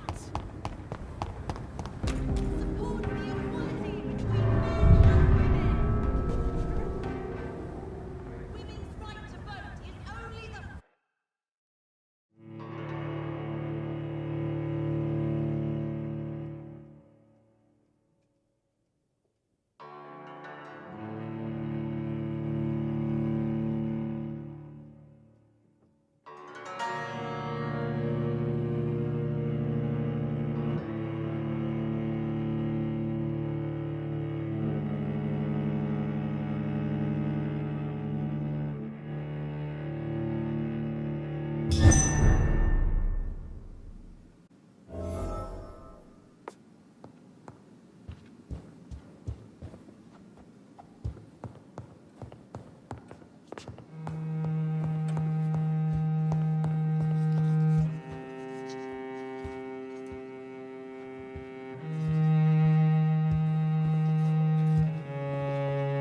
Elizabeth, what are you doing here? I've been formally asked to witness your triumph, my dear.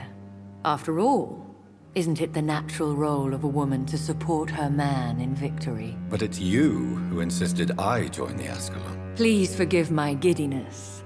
I'm just overcome by the thrill of finally being allowed within these hallowed halls. You certainly have an inquisitive mind. It's quite something.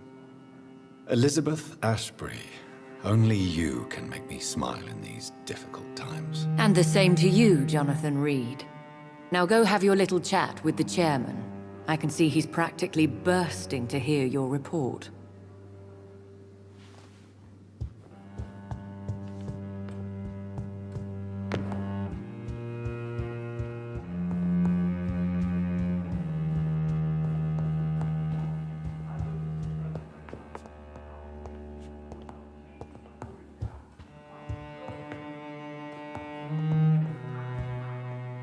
Welcome back to the Ascalon Club, Lancebearer.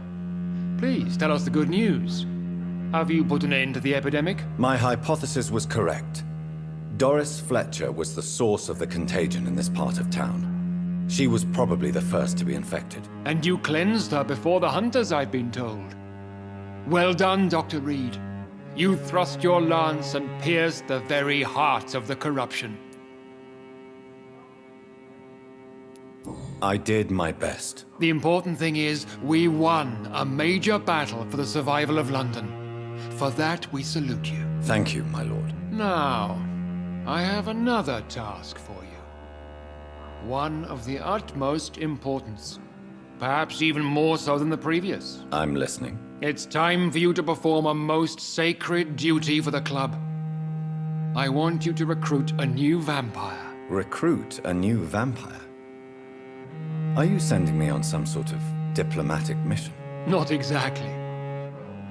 I want you to make Aloysius Dawson the Ekon he deserves to be. I'm not sure I'm the best candidate for such a task. I can hear the hesitation in your voice, Dr. Reed. I admire a man of principles. But in this matter, there is more at stake than your moral comfort. It's not a moral question, Lord Redgrave. It's the responsibility of giving immortality to a man I barely know. Nonsense. Aloysius has been a member of the Ascalon for years. This is but the fruition of a long-held plan. How would you like me to proceed? Aloysius is waiting for you at the Dawson estate. Once the deed is done, I'll join you there to celebrate this momentous occasion. Your word is my command.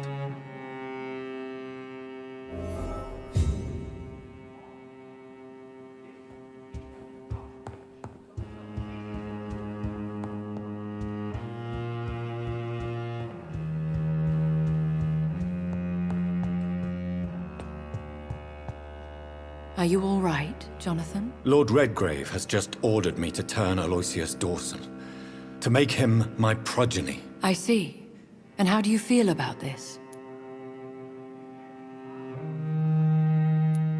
I'd like your advice on the matter. The real question here is, why has his lordship given you this task? Do you think it's some sort of trap? Do you really want to know what I think about this? I do, yes. To make an immortal of a soulless blackguard like Aloysius Dawson will only lead to a disaster for London. The man is already dead inside. Should I refuse? Perhaps politely suggest that Lord Redgrave turn the man into a vampire himself. Don't you dare, my dear. According to what I've recently discovered, his lordship could kill you for even broaching the subject. Really? Why? I've recently found proof that the Earl of Bristol is of lesser lineage and only capable of creating skulls. I'll be sure to keep that in mind. Thank you, Elizabeth.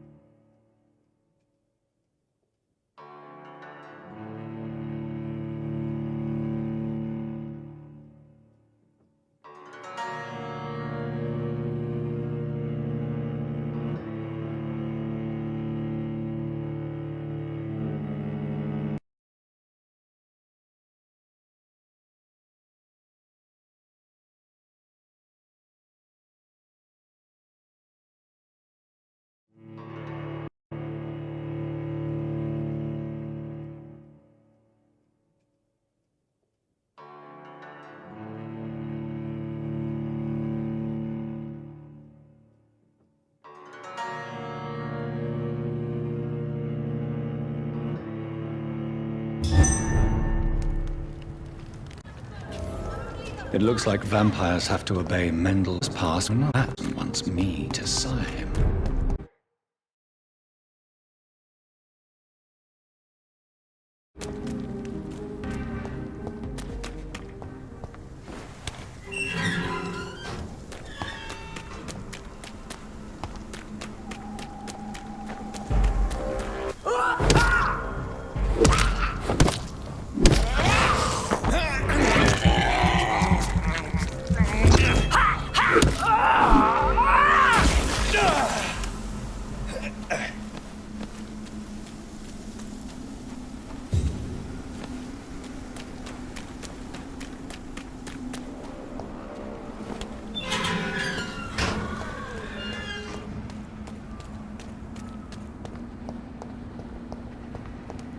It's locked. I should find another way to get into the neighborhood.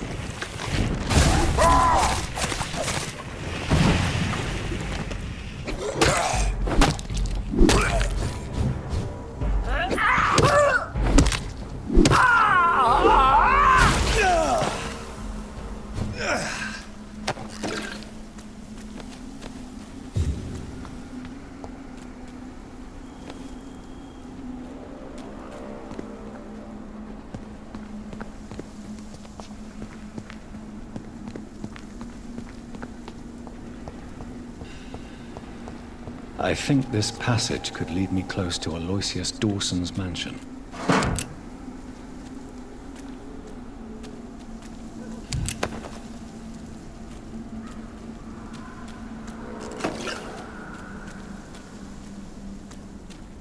You Londoners are not...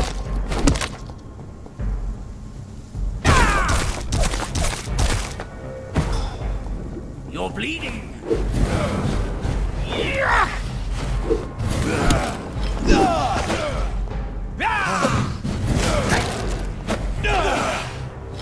This is my territory!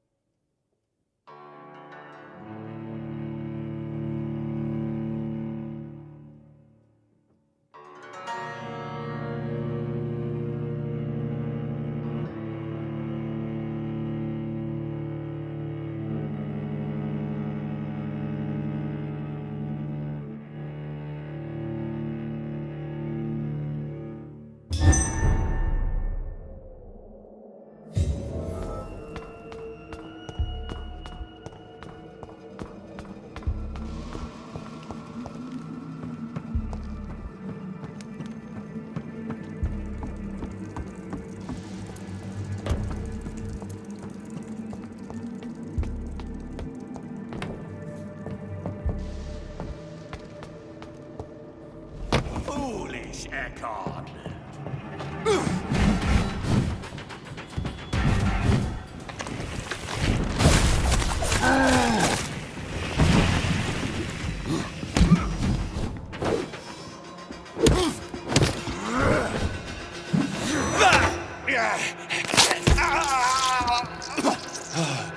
Show me your...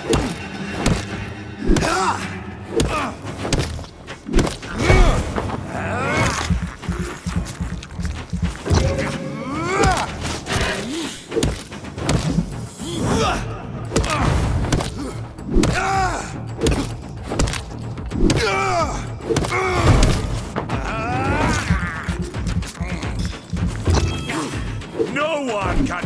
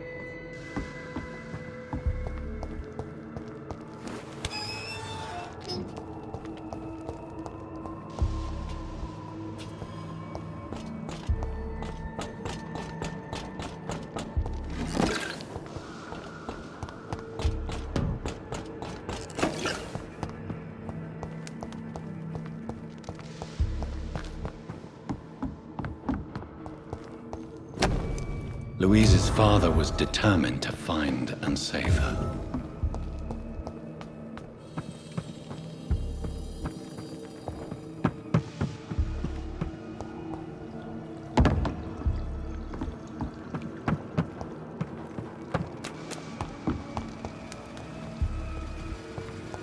I cannot enter.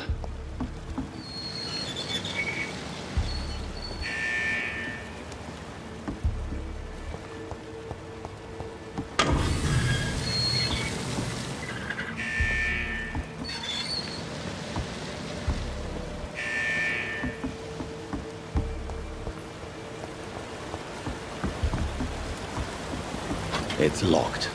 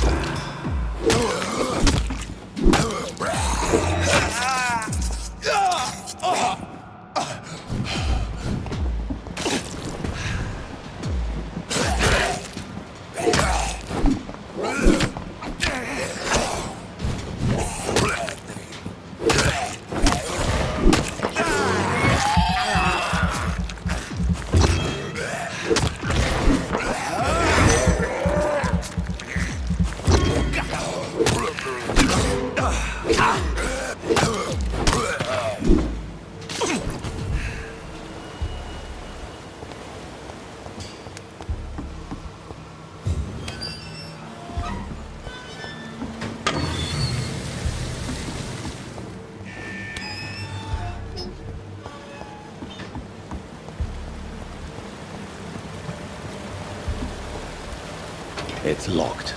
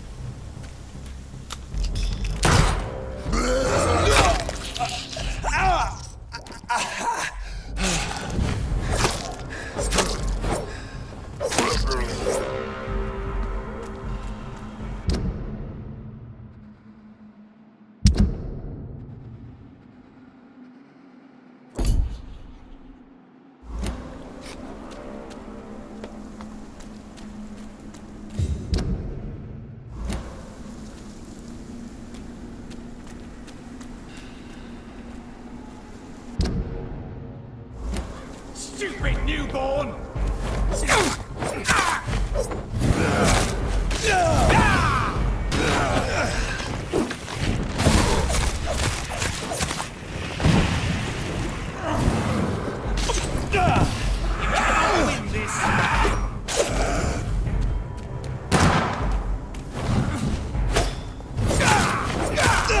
This is my territory! Gotcha!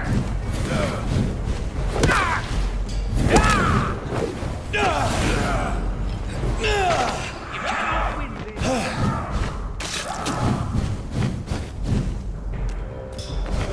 It's mine now!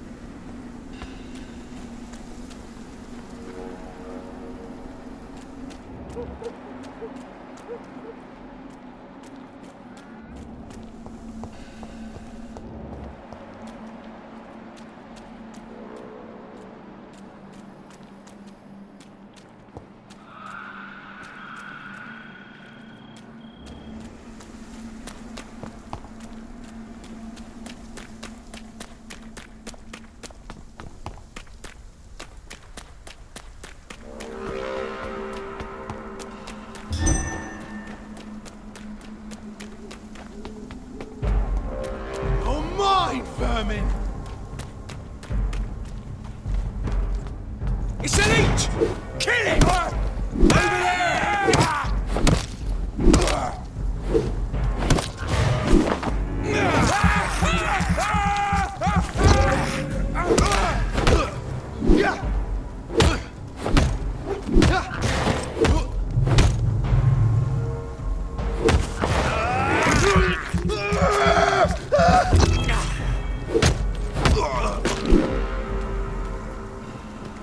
See them fancy clothes?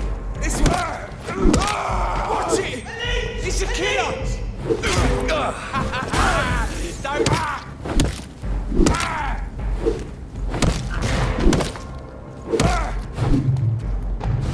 All of you bloody leeches!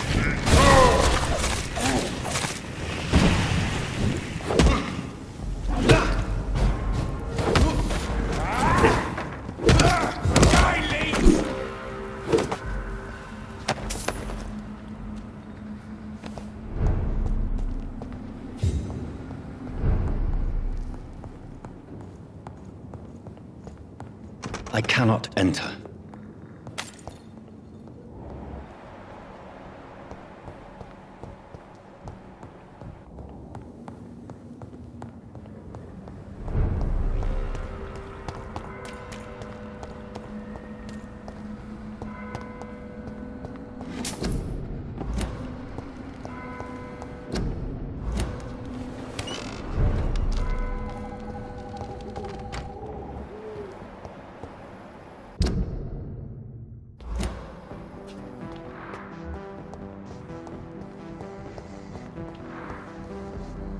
Good evening, sir. I am Dr. Jonathan Reed. Do you need my help? Yes, please. Would you be kind enough to tell me what the time is? That's all you need to know. Well, is it not important to know? As important as where you are? Or who you are? I suppose you're right. And who are you then, sir? I am Agamemnon Baker. Like my brother, I think we need to leave this city immediately. And my brother and I rarely agree on anything. What can you tell me about Aloysius Dawson? You should ask that question to my brother instead. Personally, I've not seen Aloysius for many years.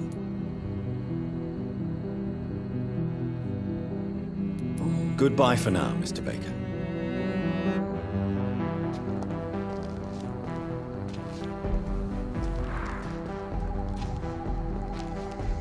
Good evening, sir. I'm Dr. Reed. Can I be of assistance? Dr. Reed? Dr. Reed? Is there anything wrong? No, it's just... your name sounds familiar. And your face. Have we met before? I think I would remember. So I suppose the answer is no. That's odd. I'm certain I've already heard of you. My name is Pericles Baker. Does that mean anything to you? I'm afraid not, sir. But it's a pleasure to meet you anyway. The pleasure is mine, I guess. I only wish I could remember when it was that we met. What can you tell me about Aloysius Dawson? I've heard this is a man who has searched for his place in the world for a long time. I hope he found it. Goodbye, Mr. Baker.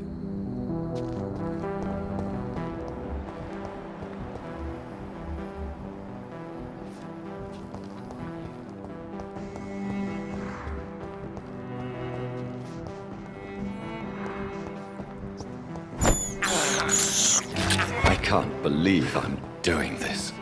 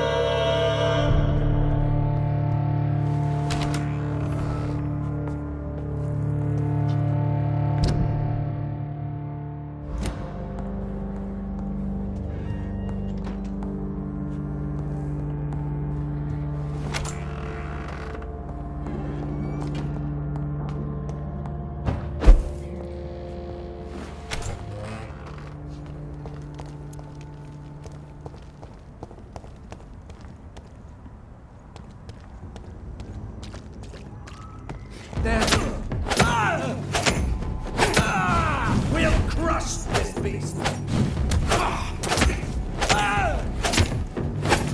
Die, vermin!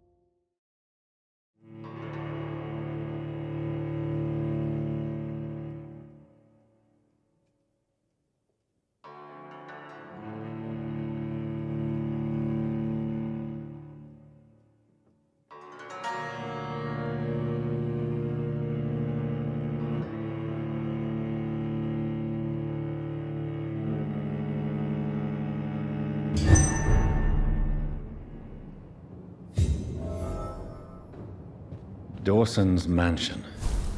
Here I am at last. But the question remains, am I ready to make a dying man my progeny?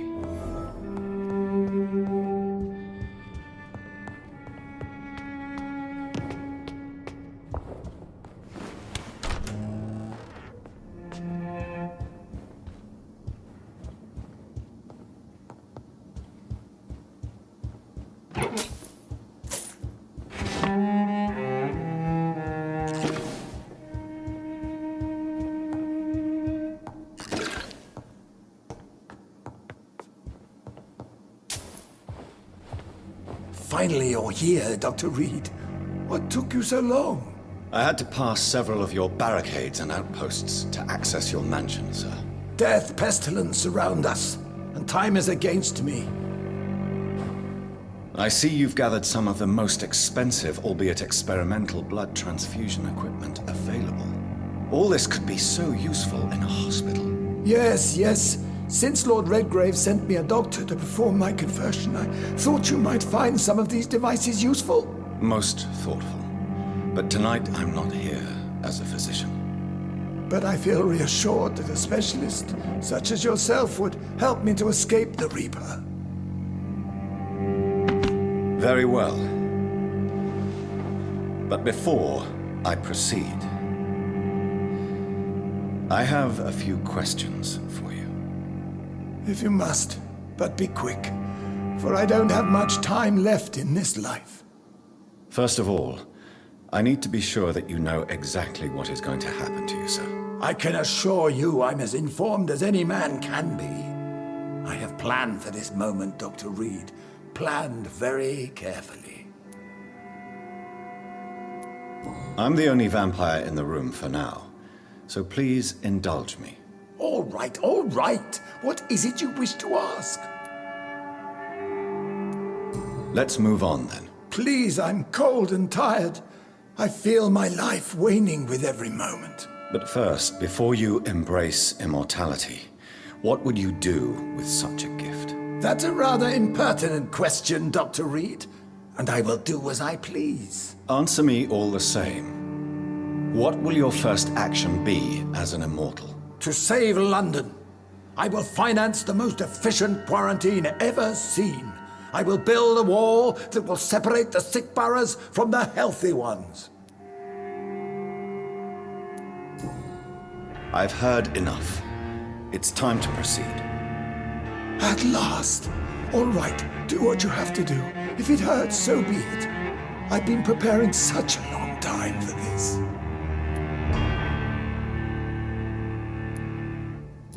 You don't deserve immortality, Mr. Dawson. What? What are you prattling on about? I don't believe I've ever met a man so bereft of empathy. You, sir, are despicable.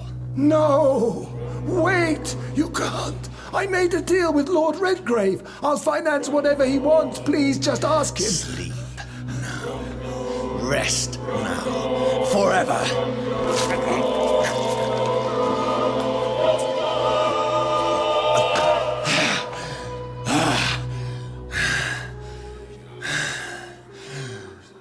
I would have lived forever. Who are you to decide my fate? Who gave you the authority?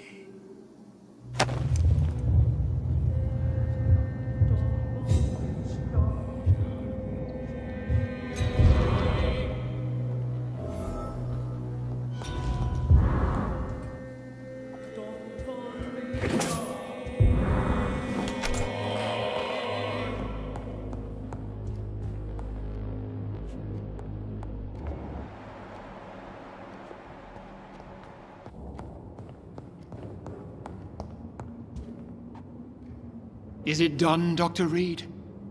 Is Aloysius Dawson reborn as expected? Alas, Aloysius Dawson was not brought back to life after his death. The man is gone. What? What happened?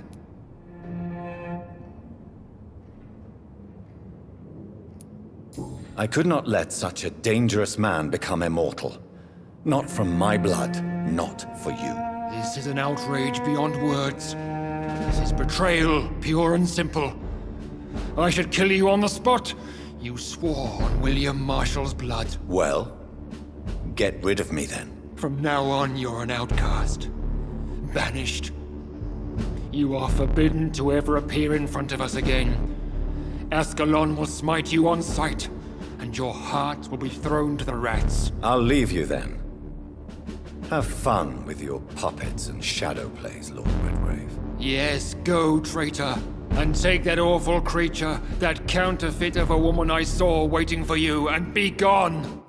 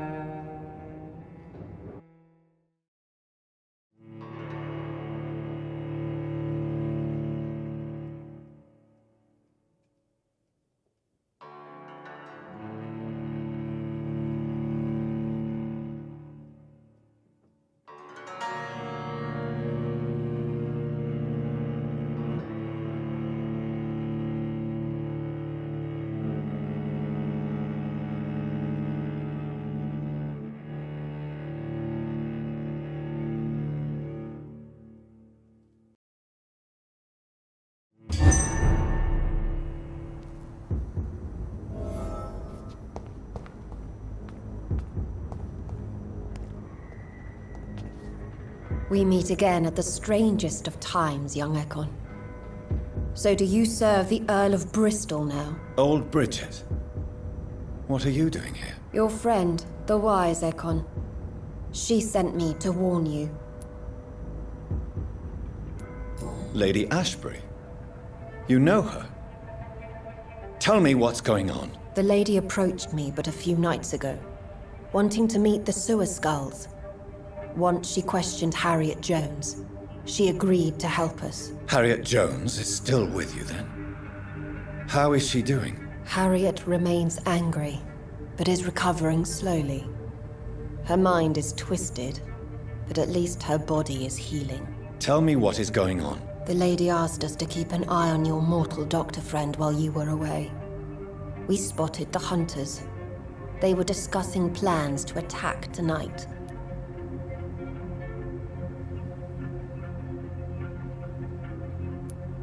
No time to lose, then.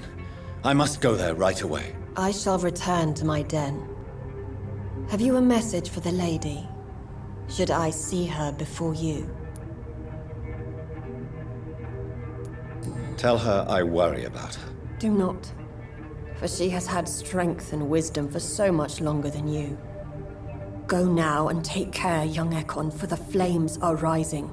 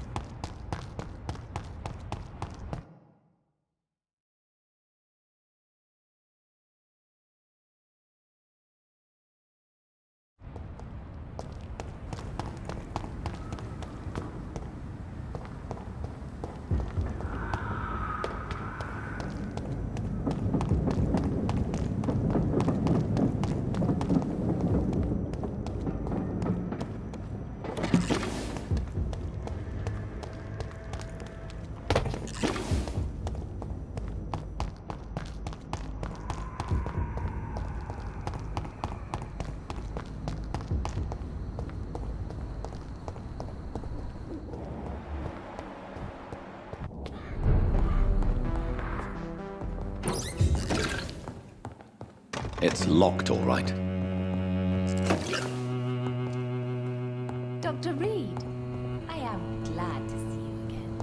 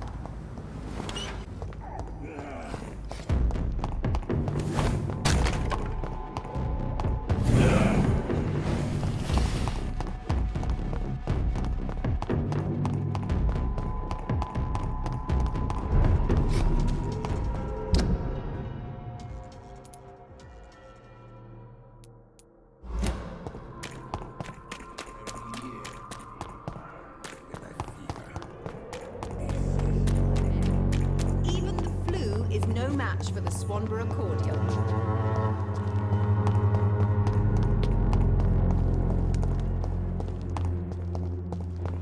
I won't end up another drunk arsehole littering the streets. Not me.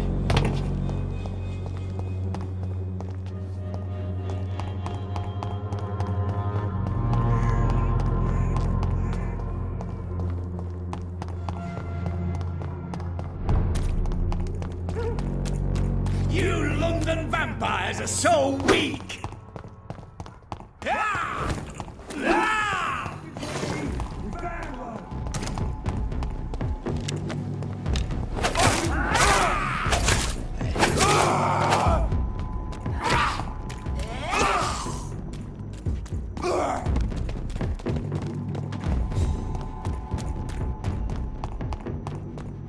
Well, well, well.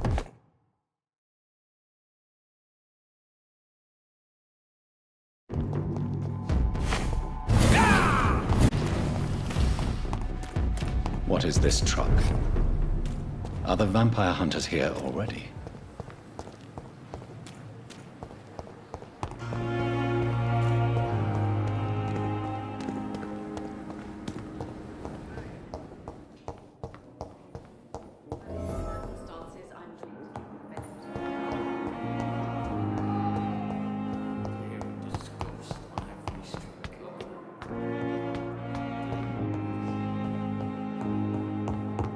Those bastards.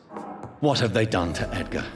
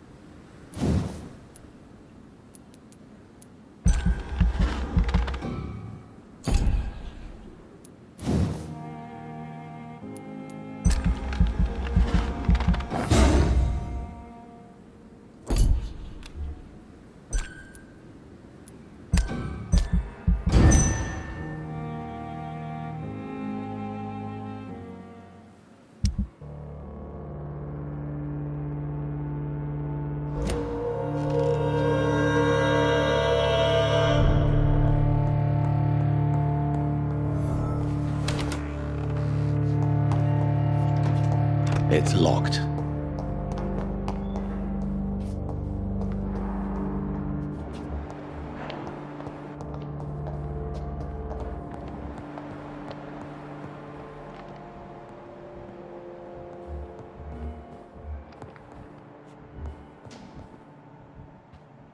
Looks like he's wounded. I better follow the blood.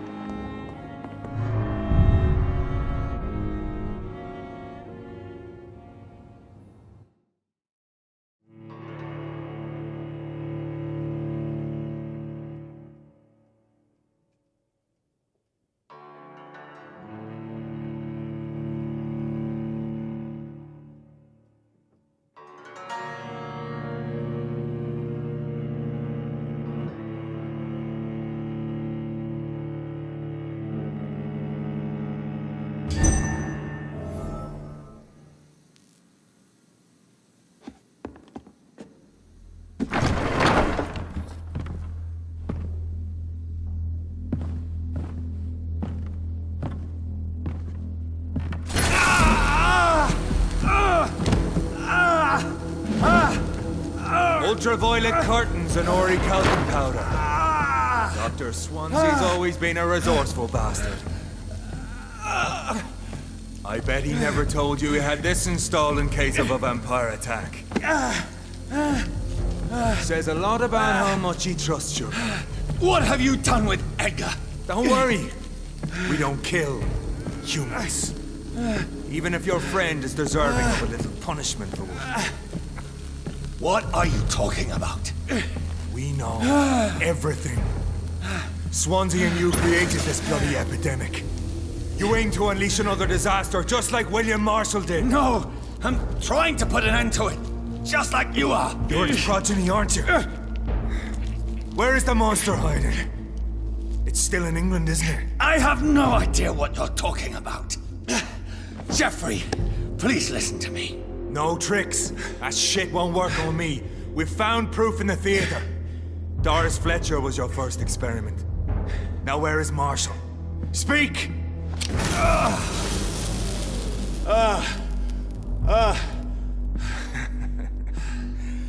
So much for modern technology. Time for the tried and true. Do you know what this is, Beast? This is a drop of King Arthur's blood. The blood of a true defender of Britain. Stronger than your evil powers.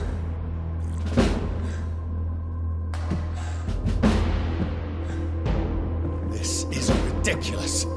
We're losing precious time. True enough. Soon I'll bring your head before your coward of a father. Come on, I know! It hurts, doesn't it?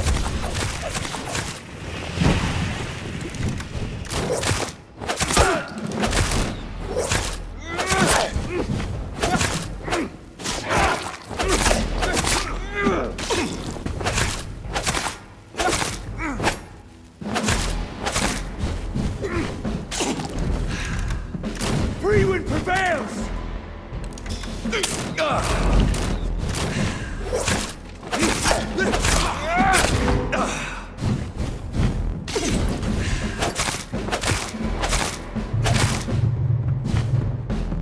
The blood of a true defender of this land will protect me. Would pin you down!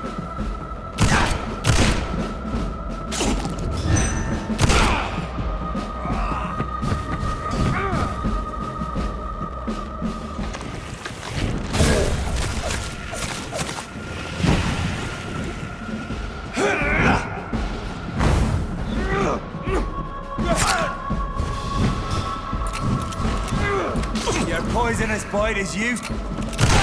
True light will cleanse you!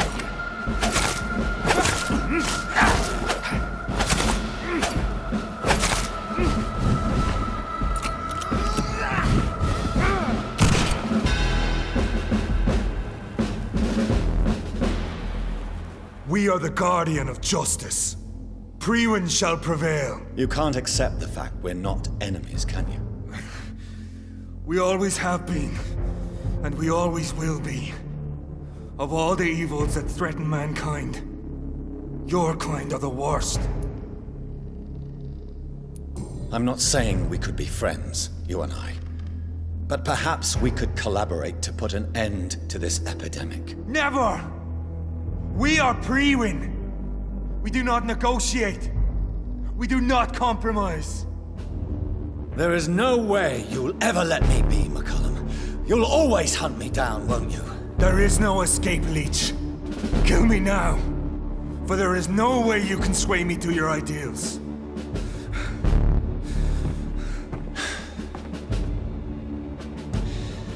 That's where you're mistaken. What do you mean?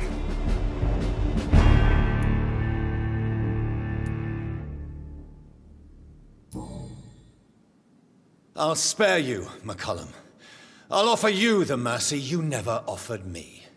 What is this ruse? This is no ruse, McCullum. This is me letting you go. After all, you and I are both trying to save this poor country in our own way.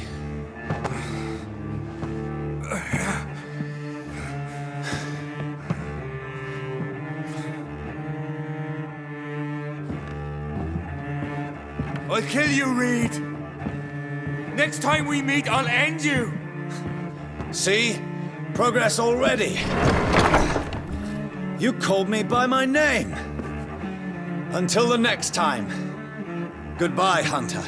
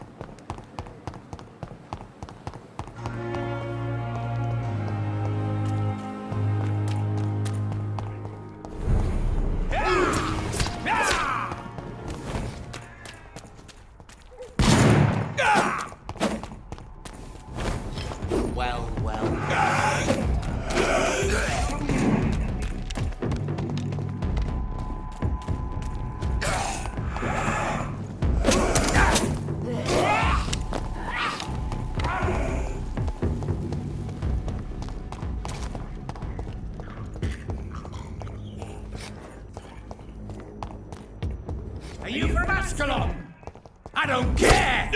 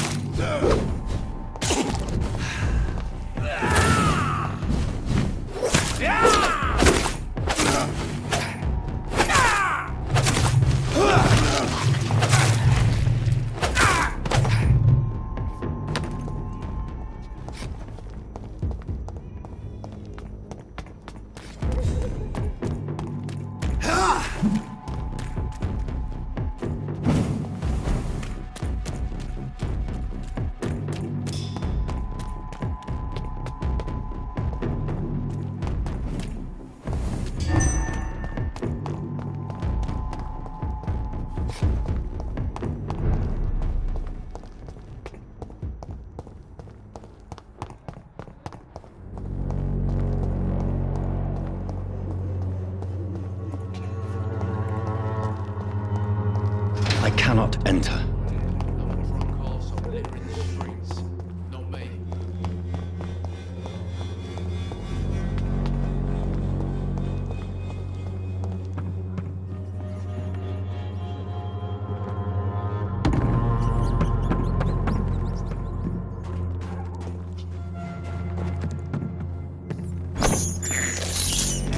This is despicable.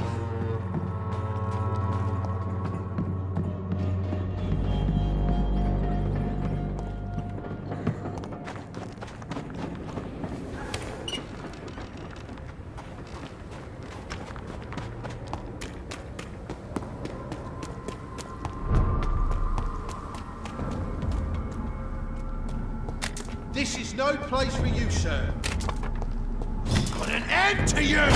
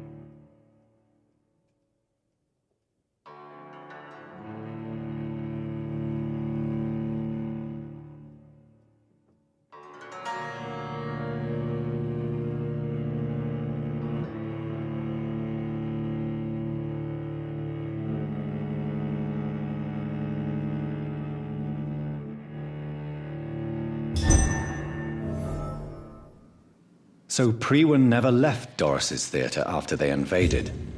They must be holding Edgar here in their new headquarters. Get them weapons ready! We found one! I found him! Christ! He's dead!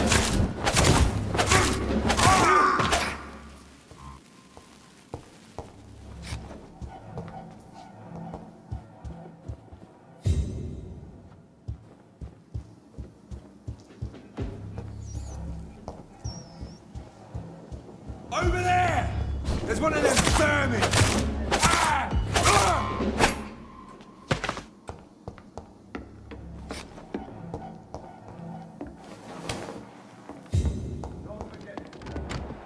It's a leech! Crush the leech, boys!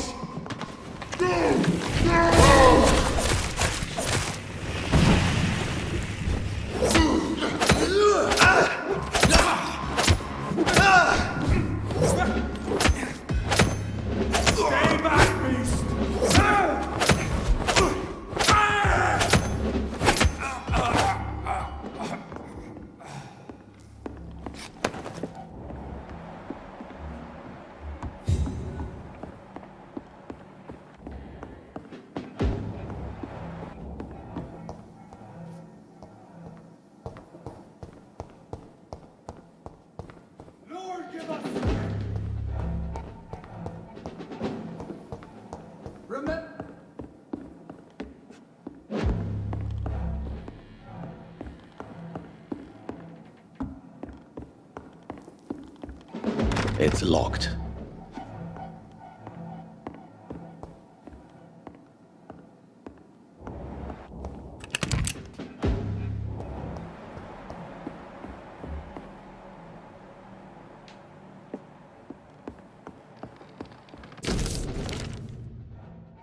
Doris Fletcher was about to become a disaster. I'm getting close to having all the evidence.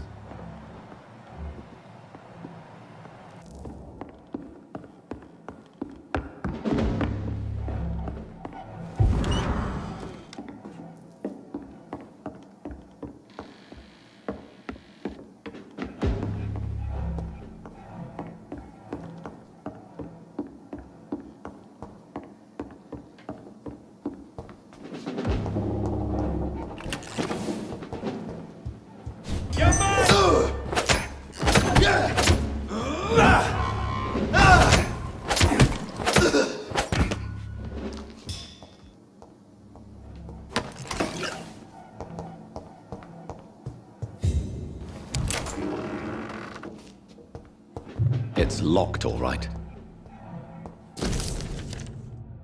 Blood of a pure heart, garlic, blood of a king. I don't understand. Perhaps this is what McCullum drank. I had better keep that in mind. Edgar. Edgar, can you hear me? Jonathan, is it really you? Easy. Easy. Save your strength. I'm getting you out of here.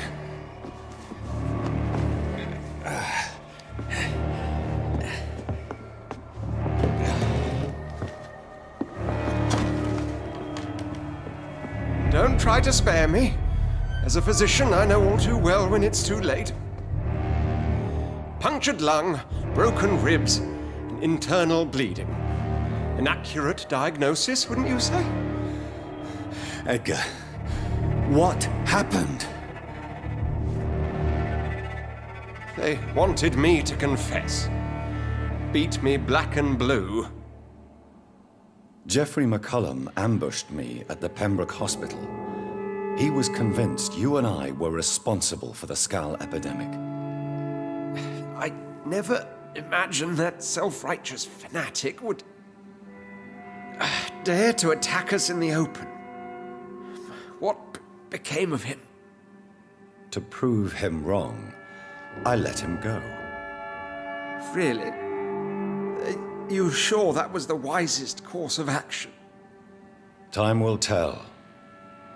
The most intriguing part of his accusation was that you and I were the pawns of some ancient vampire. William Marshall. Yes, they tortured me to make me confess the same nonsense. I trust you, Edgar, but the Guard of Prewin is onto something. What do you mean? William Marshall, for example. You speak of him as if you know him. How is that? Jonathan, I cannot say I'm ready for another round of questions. While investigating the epidemic, I read some of McCullum's findings.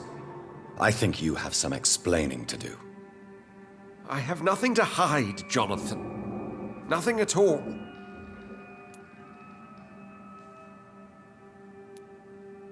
Doris Fletcher visited her mother at the Pembroke Hospital. That's how she first got infected. I know nothing about that.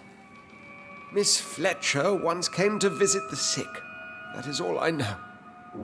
No, Edgar, there is more. Doris Fletcher was Harriet Jones's daughter. They exhibited the same symptoms: blind hate and strong physical mutation. What does this sad story have to do with us? Doris and Harriet shared more than a hidden family bond. They were the embodiment of the epidemic and are linked to the Pembroke Hospital. Come on, Edgar, this is no coincidence. I swear I'm at a complete loss. All I did was administer vampire blood to cure old Harriet. There was no evil plan, no diabolical plot. You did what? I tested the regenerating and healing properties of vampire blood on Harriet Jones. My only intention was to find the cure for influenza, I swear. Whose blood did you use? William Marshall's? Mine? Lady Ashbury's. While transfusing her with human blood, humanely appeasing her hunger, I also kept samples of her blood for my research. You used her blood on Harriet Jones? My God, Edgar, that's unethical. You betrayed 2 of your patients at the same time. Right, I admit it. I boldly ventured into experimental realms, but I've killed no one to appease my thirst for knowledge, Jonathan. I'm no murderer. I never asked to become what I am, Edgar. You chose to conduct your rogue experiments. You have worked beside me. You saw what I'm doing at Pembroke Hospital. Jonathan, you know I'm not an evil soul. Just another victim of this tragedy.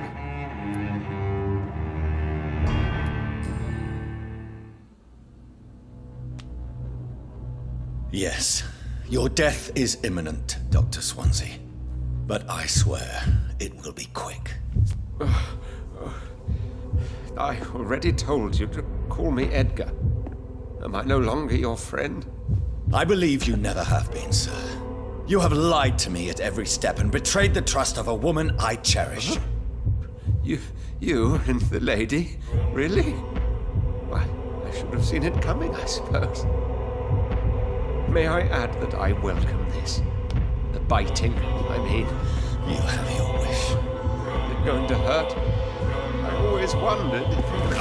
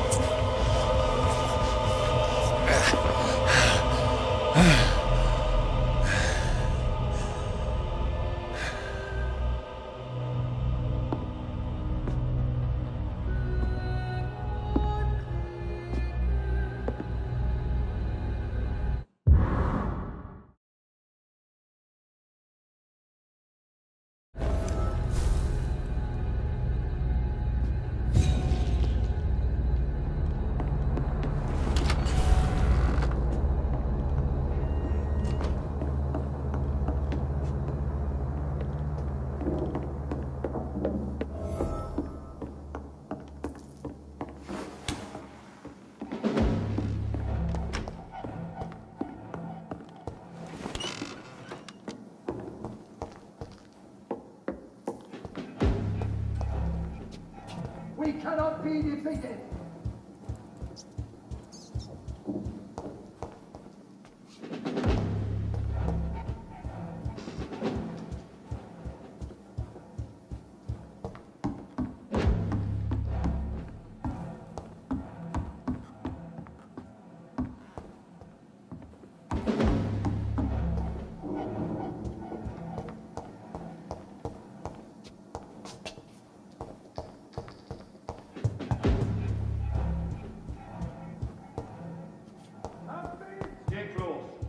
Keep an eye on each other.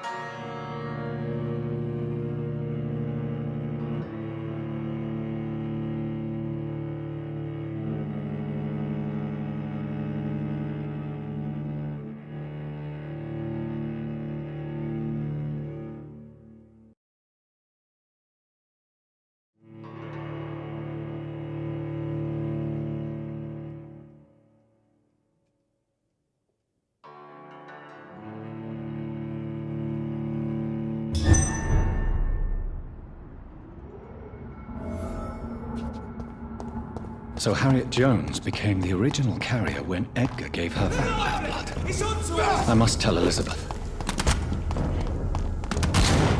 Get them weapons ready! We found one!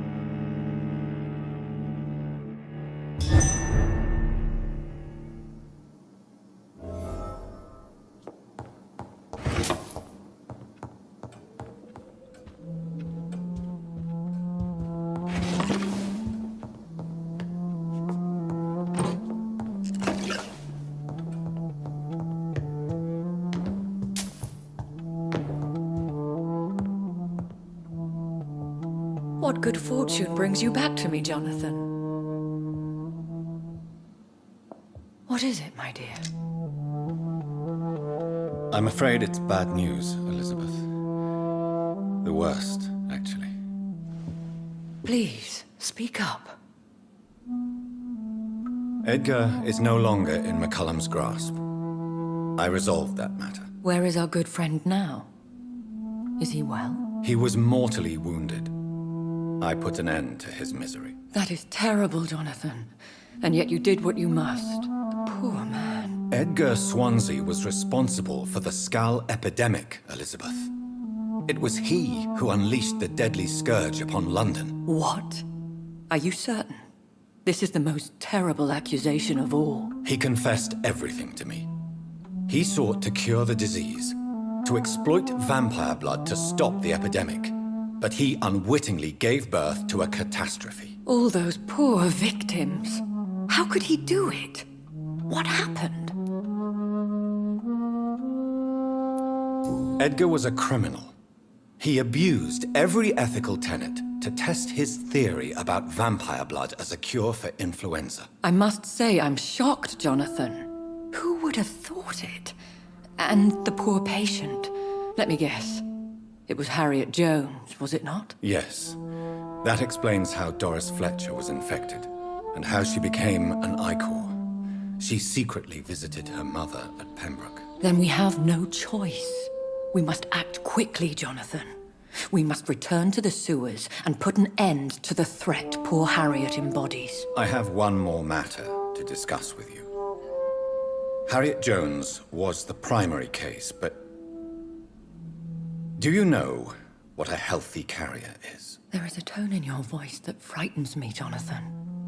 What are you trying to say? It was your blood Edgar used for his experiment on Harriet Jones. What?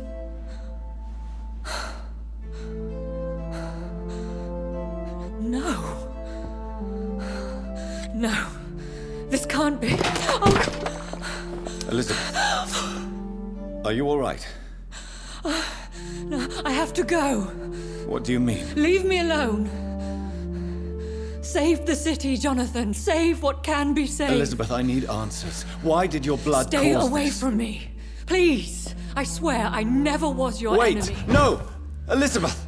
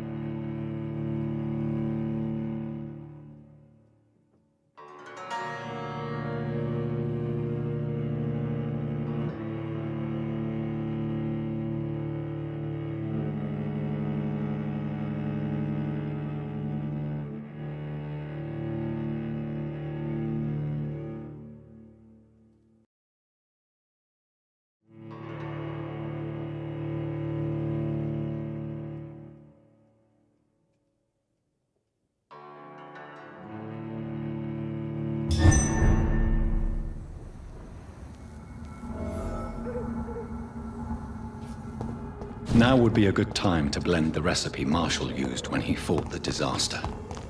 I think I know where to find what I need.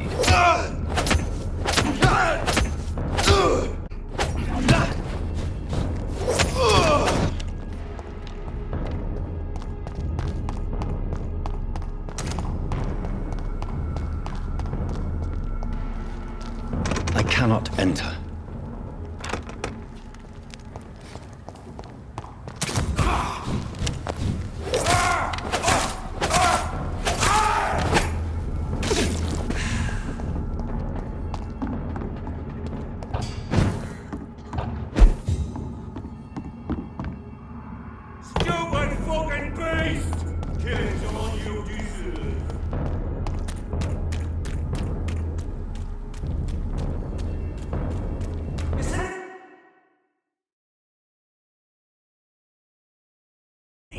Can't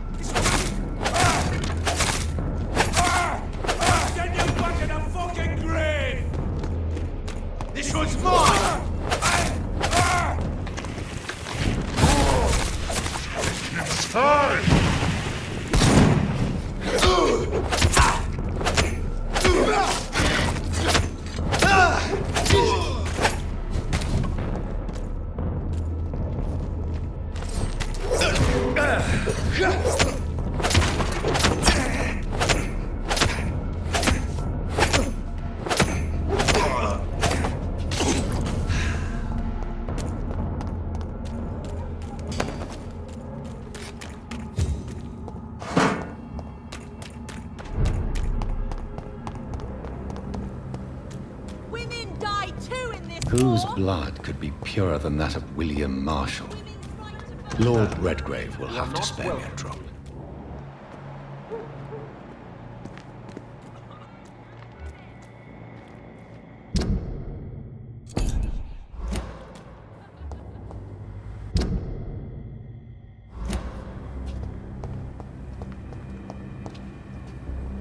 Good evening, old chap. Are you all right? I won't lie to you, Johnny. I'm not a well man.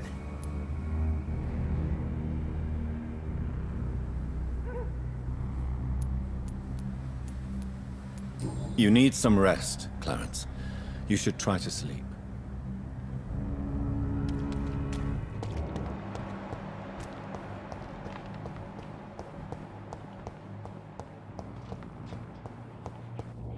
One cannot forget his name.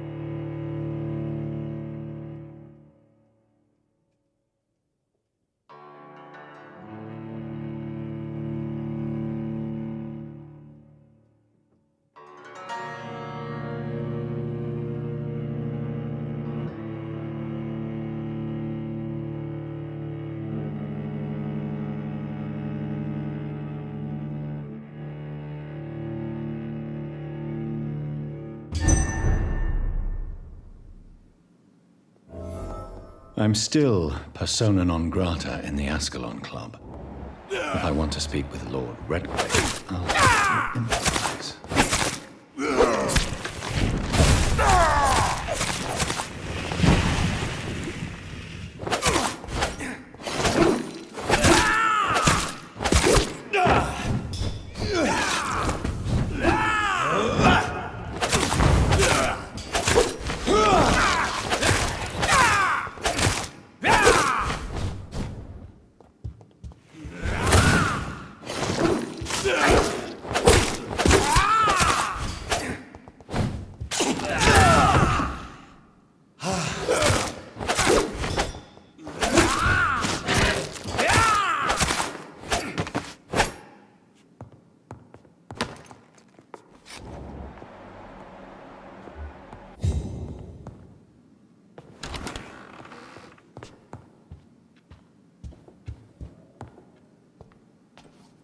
Good evening, Lord Redgrave. What are you doing here, traitor?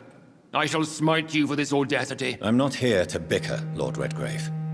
I can put an end to this epidemic, but I need your assistance to do so. Good. We've held out thus far, but the time has come to put an end to this crisis. Tell me, what do you need? The blood of William Marshall. The blood of William Marshall? Of my maker? Are you mad? This blood is the purest of all. My maker proffered it to me on the battlefield. I cannot hand it to you. Stop this farce. Marshall never was your maker.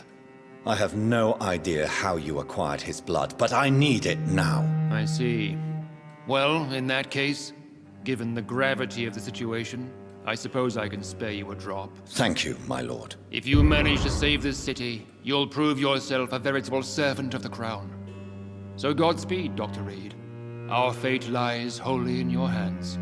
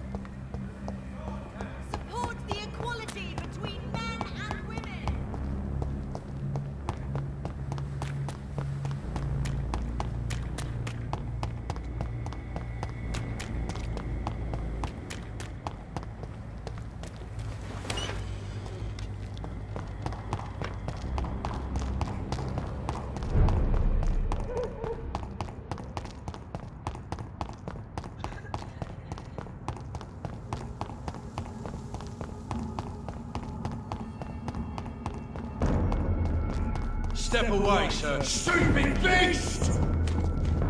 Stop! Bonfire!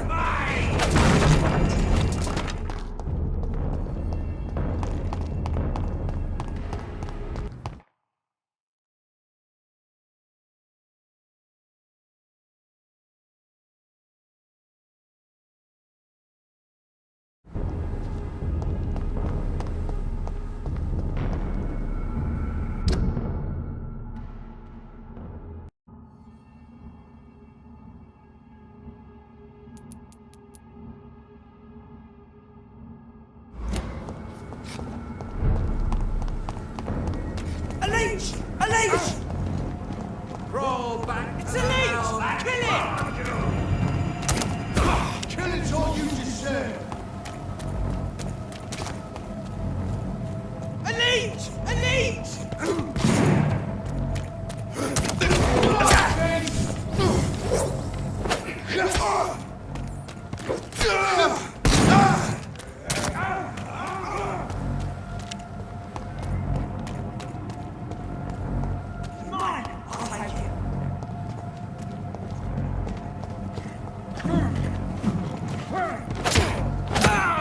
Heaven shall prevail! Have faith in the Watch out, boys! No! He's dead! The beast must die! murderous bastard!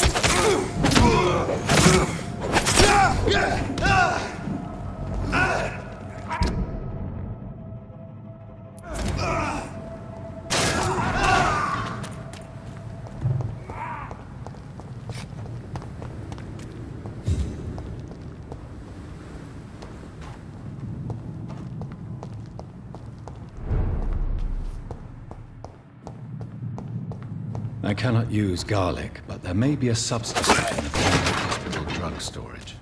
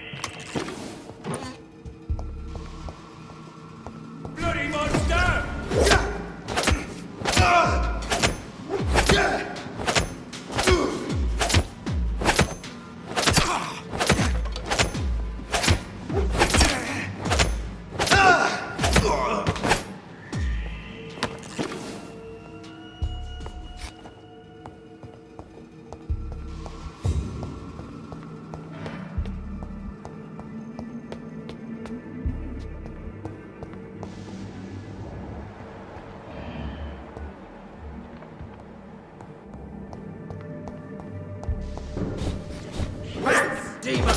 We can do this, man!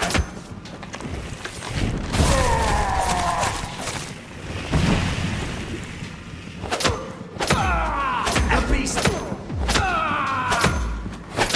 He's back for! Oh my god!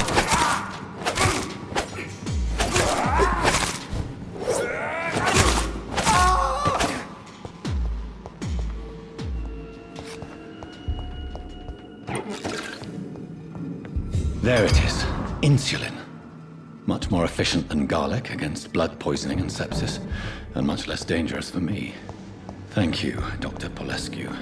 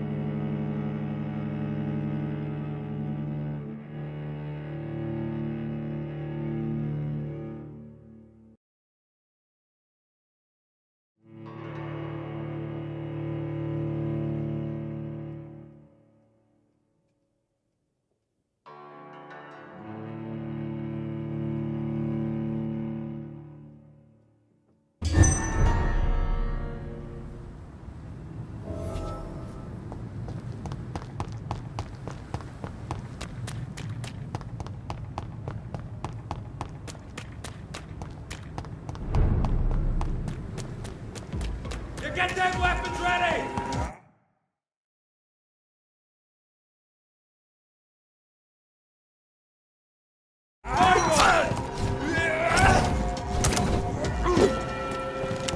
Stop! Vampire! He's mine! I'll take it!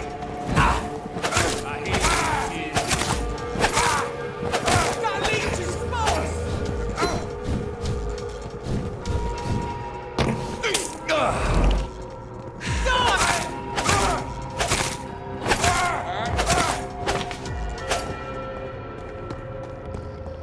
It's locked.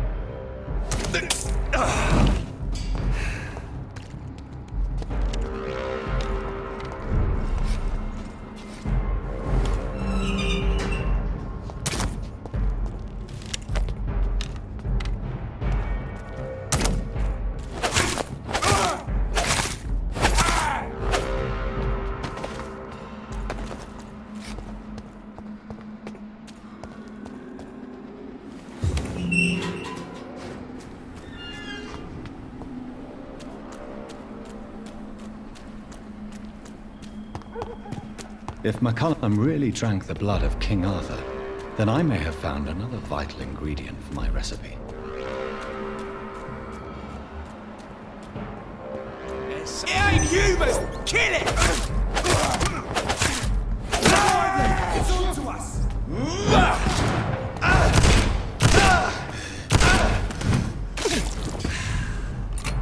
That's gonna hurt!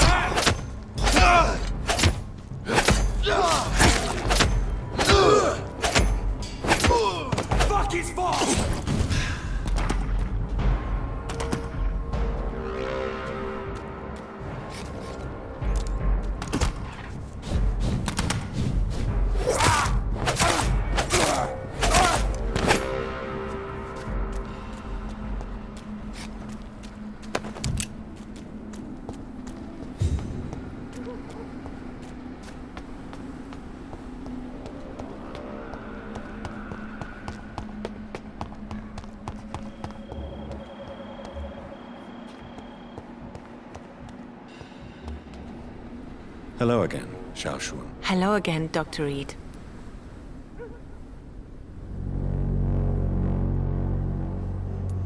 How is the sanitary situation evolving in Whitechapel these days? My only relief is that my Matthew died before seeing the madness that approaches.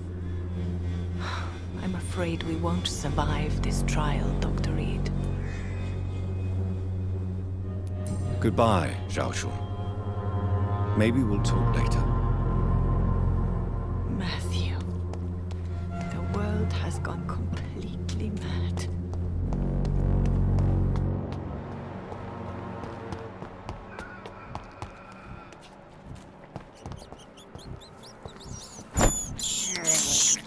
I can't believe I'm doing this.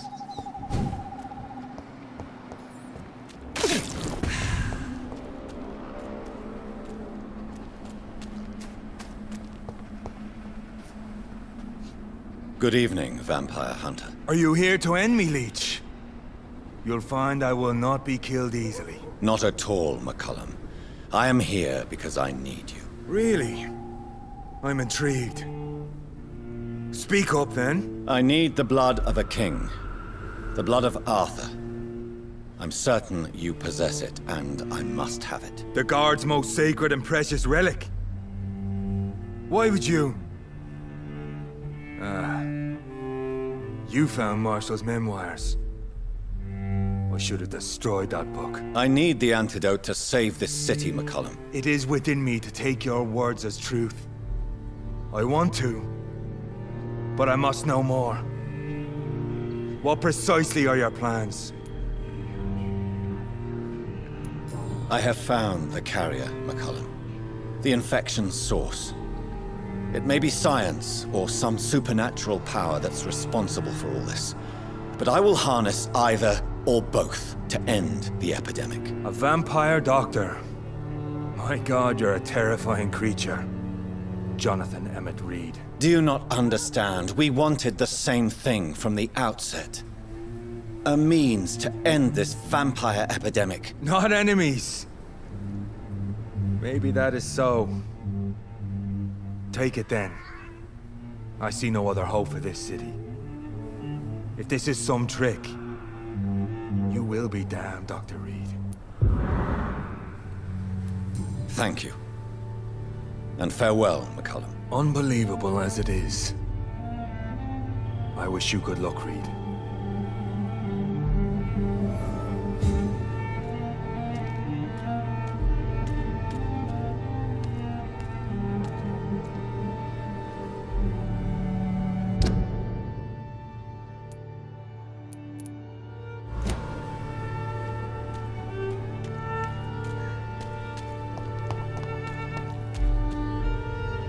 Hello again, Jeffrey. Hello.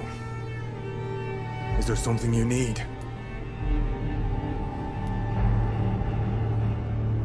Why are you here? The man who raised me after the brutal murder of my parents.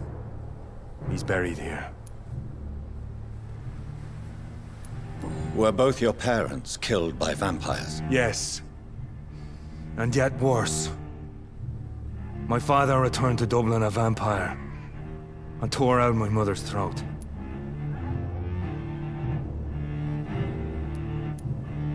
And who was this man? Carl Eldritch.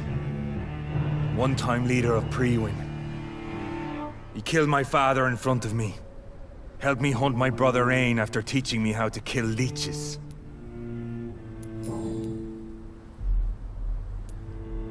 Adieu, Vampire Hunter. Until we meet again, Blood Drinker.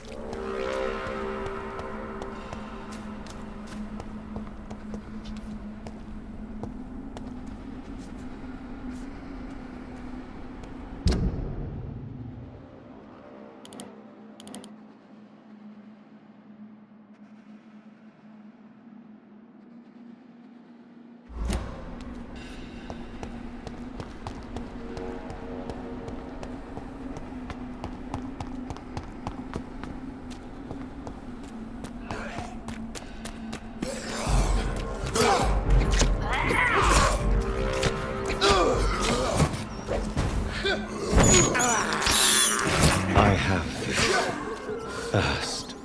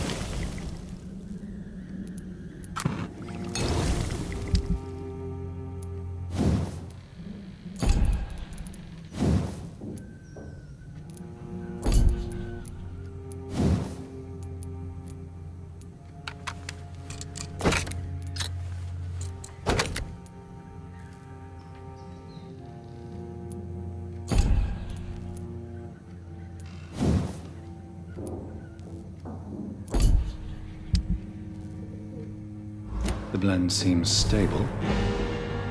Time to go and find Harriet in the sewers.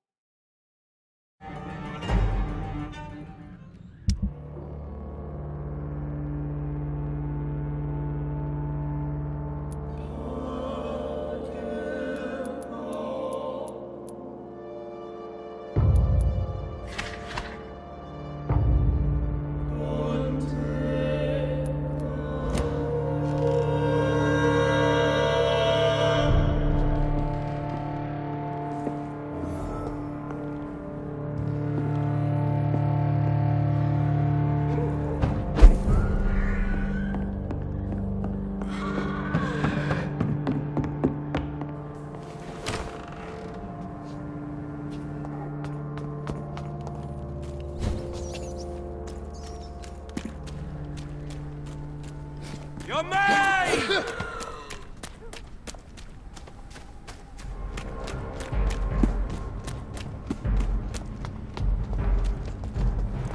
You! Get back in the grave!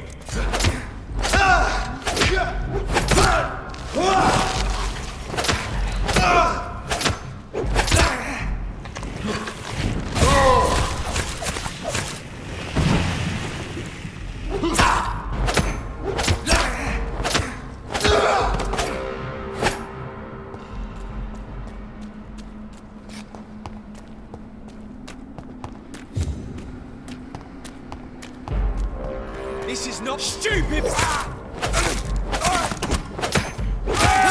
Christ, he's dead!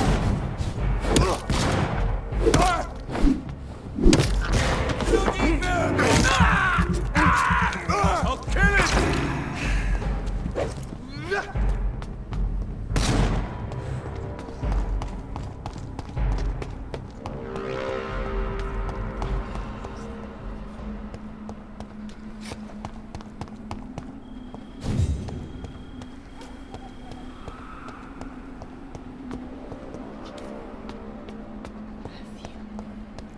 The world has gone completely mad.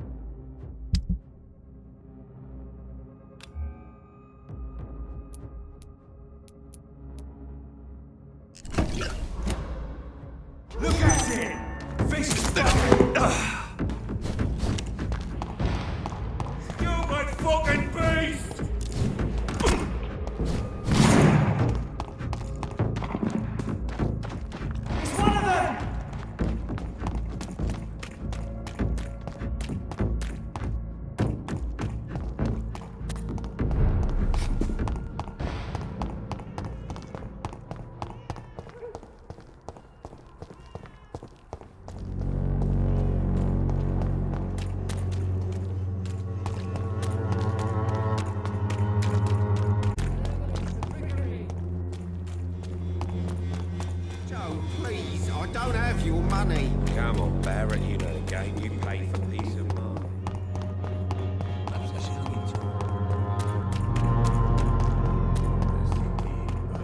Here will give you faith again.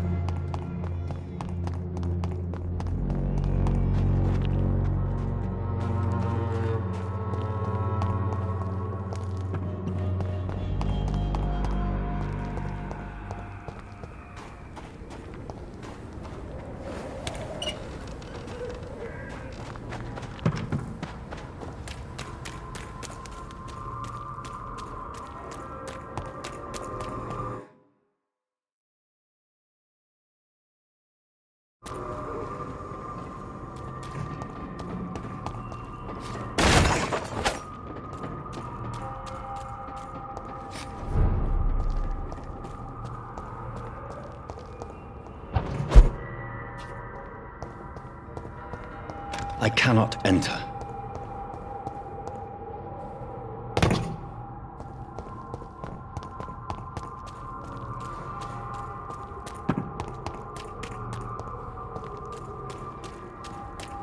Burn it, boys!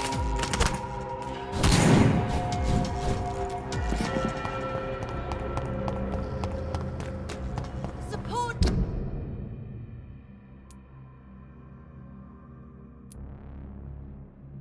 The equality between men and women!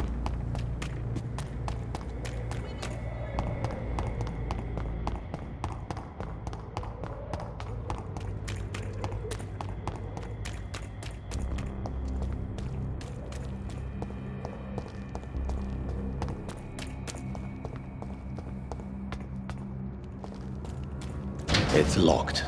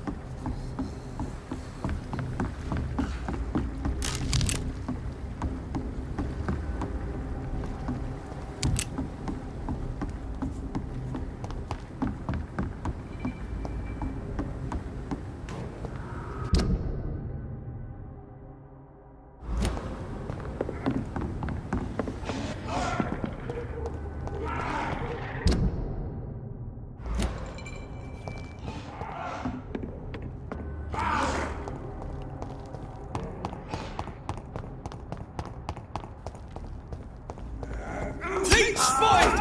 Watch it! Shit, that leech is faster!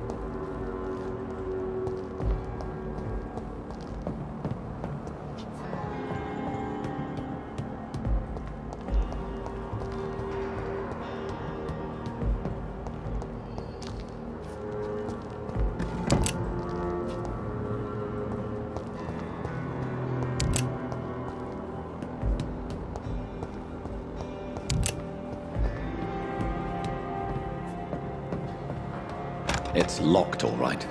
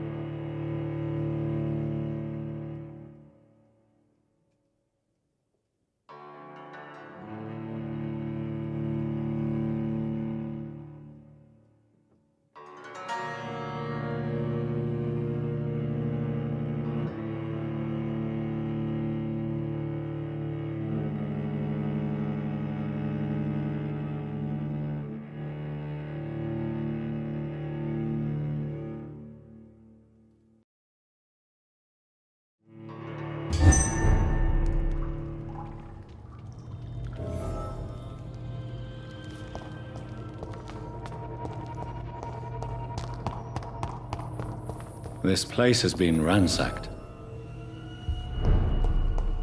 They've all been slaughtered. Pre-1?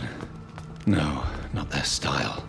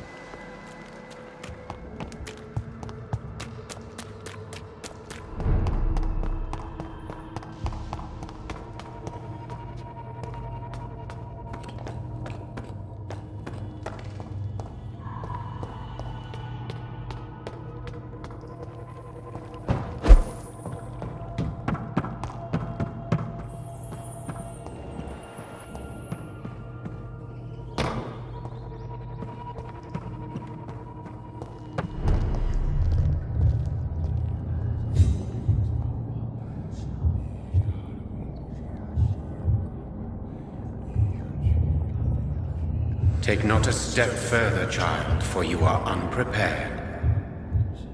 You, at last. I wondered when you would show your face again. Step away. We have nothing to discuss. Desist, child. You cannot confront the monstrosity unleashed upon this land without due preparation. I shall not allow it. All right. But no more riddles. Enough of the obscure songs and prophecies. I ask questions, and you answer them. My words have been as clear as crystal lakes, my child. You seem unwilling to drink, to listen, to learn. I'm here to stop Harriet Jones. She is the original carrier. The well from which this corruption flows. I have heard you, but be wary. Harriet Jones's mind is no more. She has metamorphosed into an apocalypse.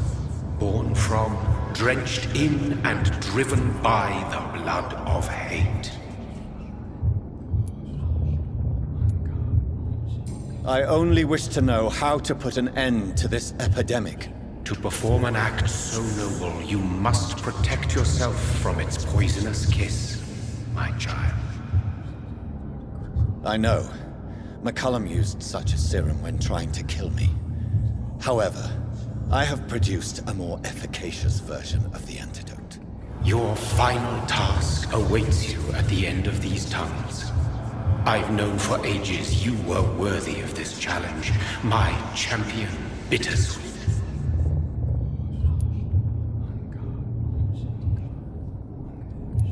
You tricked me. My sister died for your schemes. I have brought suffering and tragedy into this world. I am not, nor will I ever be your champion. Very soon you'll come to know that sacrifice is sometimes necessary. I understand the grudge a child bears towards his father and mother. Be brave, my child.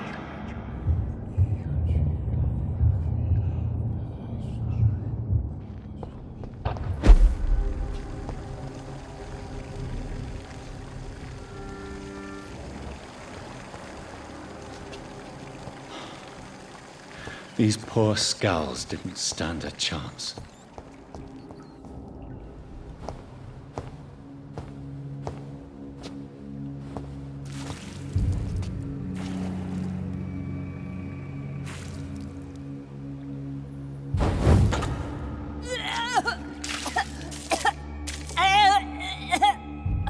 Oh, I'm sick. So sick. Doctor, help me, please. I'm in such pain. I'll be glad to be of assistance. Ah, like your help, Doris. Liars! All of you!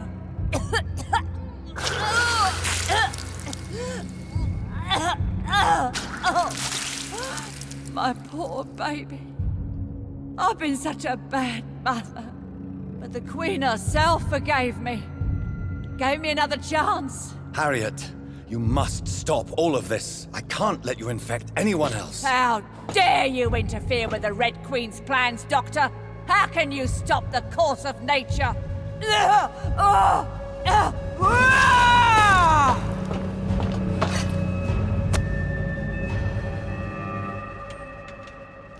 was a good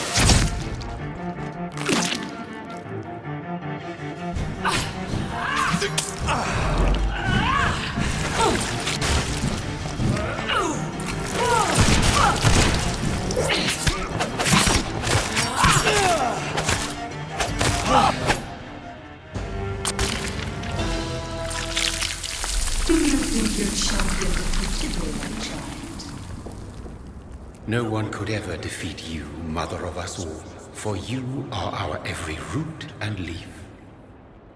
You've always been my most amusing son. Then go back to sleep, my queen, and smile at us from your dreams. Did they feel my wrath? Have they suffered enough? More than ever, mother of us all. Until the next time. Until the next time.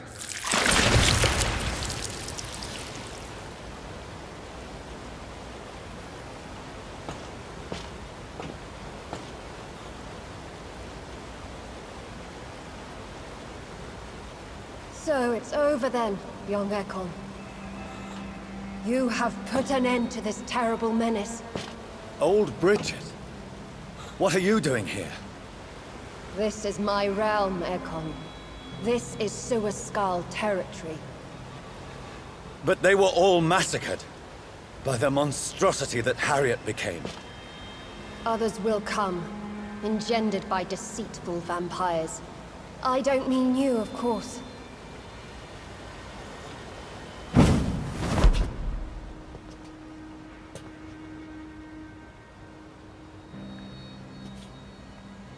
I thought you'd been slaughtered, with all the other Suascals. I was up above, in search of help when Harriet suddenly turned into that thing. I have no idea what it was. It's over now. London is no longer shrouded in the disaster's shadow. We're all safe. Yes, you prevailed in the end. I hope you'll forgive me for the way I treated you when first you presented yourself at our gate. No need to apologize, really. Perhaps there will be no stories told or songs sung of what happened here today. But I'll know the truth. Jonathan Reed, newborn vampire, stepped forward and saved us all. I'm honored to be part of this city's legend. Thank you, old Bridget. May I ask you just one question? How could I refuse you anything now? I'll answer just as I answered Lady Ashbury when we met a few nights ago. Who are you?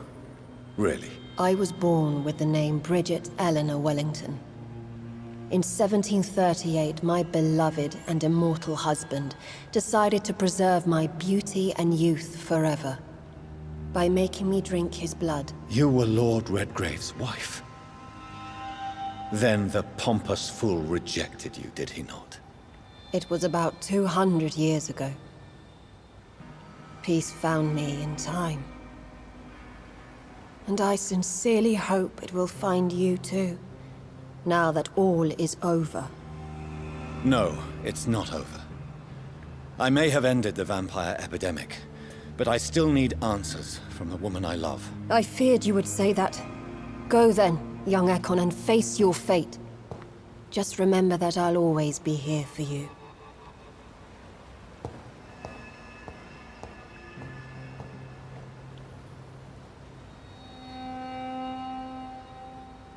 London has been cleansed. This catastrophe came about when an ancient, malignant will crossed paths with mortal imprudence. For now, we are safe. For now. My craving for blood remains. Red like hate, red like hunger. Red as life and death, passing from one immortal to another. From predator to victim. Patiently biding its time to rise again. London has been cleansed for now, but there's a simmering hatred, fear, and old grudges. When will we succumb, mortals and immortals alike? The next disaster is only a matter of time. My only hope now is to catch the woman I love, to understand why she fled, and unmask the secret that has been lurking in her blood for so long.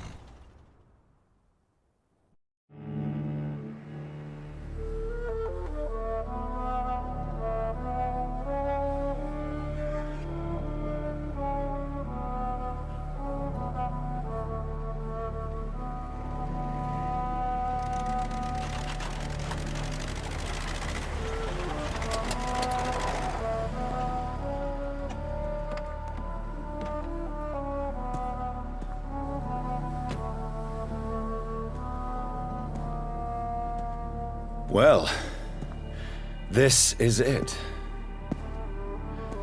Lady Ashbury's domain. Why am I not surprised it's not on any maps? I'd better hurry.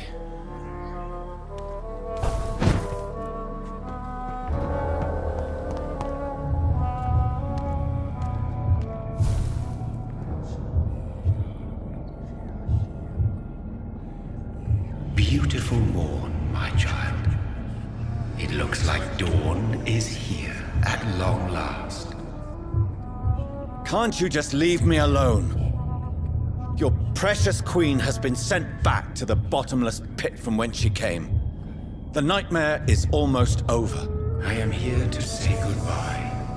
The sun's warmth exhausts me. Soon I will rejoin my queen in her endless sleep. It is over. You did well.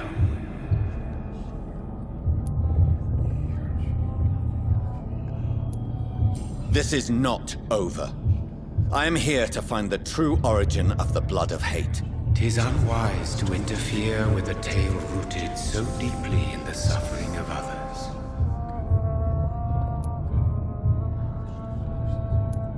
No. I must know why Elizabeth fled here when I discovered she was the original healthy carrier. No, she is not what you say she is. That is a secret you will discover soon enough. And you? Why are you here? Which new thread of which old twisted plan are you seeking to pull now? Tell me the truth.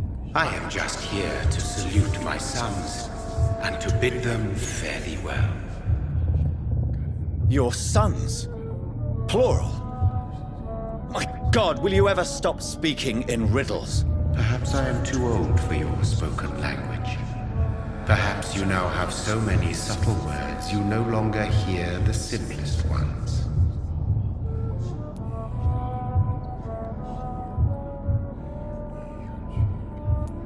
Speak clearly, then, and answer my last question. What is it? Did I defeat the epidemic? Now you've found the castle, Jonathan Reed.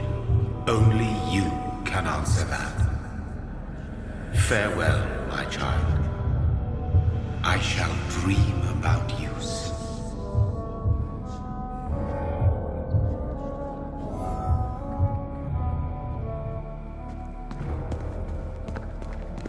I cannot enter. The castle walls look decrepit. Maybe I can find a way to sneak in.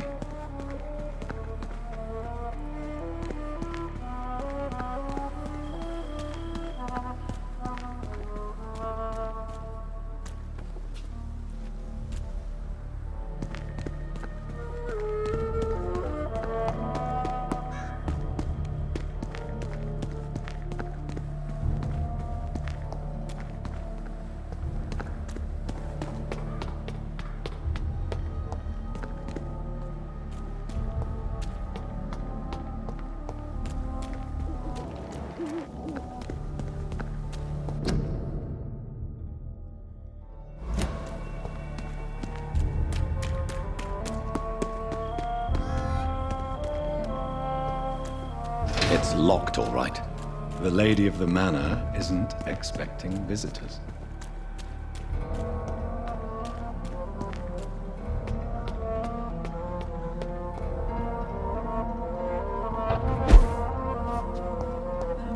Maybe it's just my imagination, but I think I smell Elizabeth's perfume. She must be here somewhere.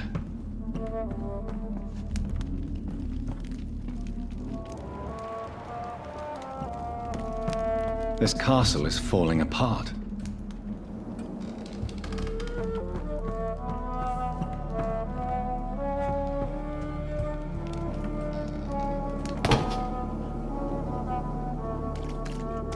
That sweet fragrance.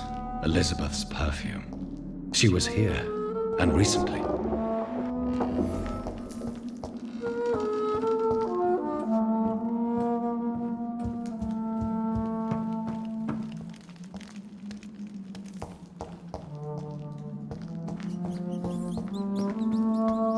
This painting looks suspicious.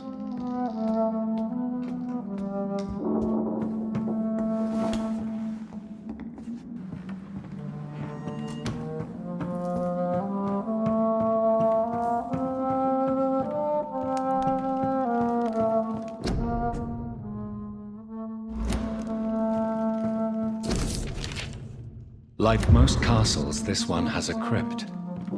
And it holds something special inside.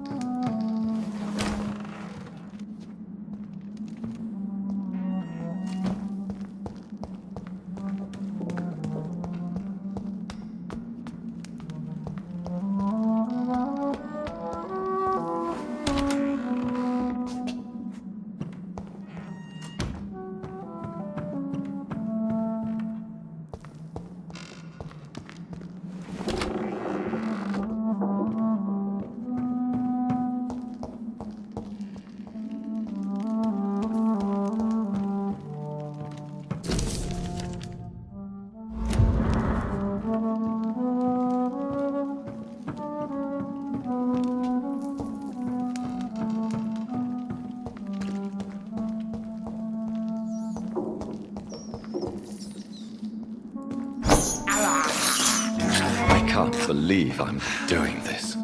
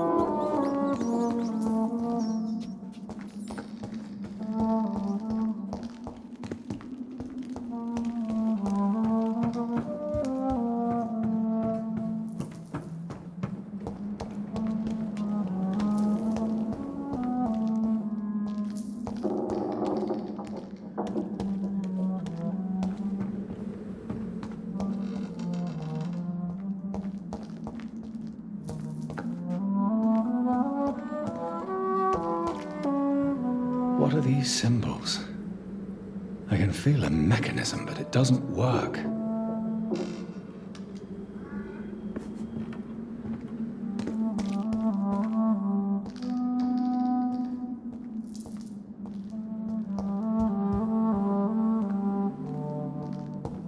Voila.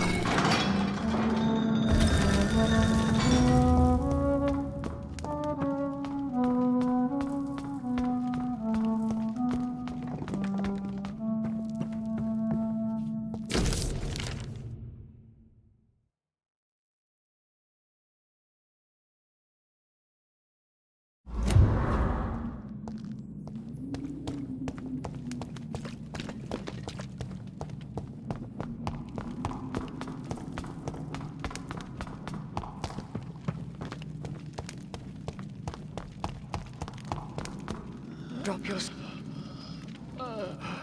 Something to be afraid of.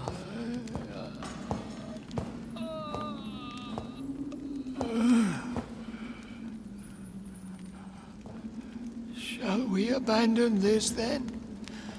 Shall we lower our heads? No. Never. You taught me that. Blood is approaching. Old but young. How strange. Shall I drink it? Smite it? No, Father. He is a friend. Please, rest. I'll take care of it. Caution, Elizabeth. Deceit runs through these veins. I know, Father. What took you so long, Jonathan?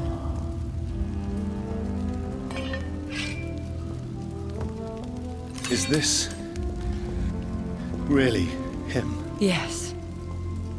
This is William Marshall, 1st Earl of Pembroke, servant of 5 mortal kings, former regent and savior of England. The greatest knight who ever lived, according to some. And you called him father? For he gave me eternal life, and much more.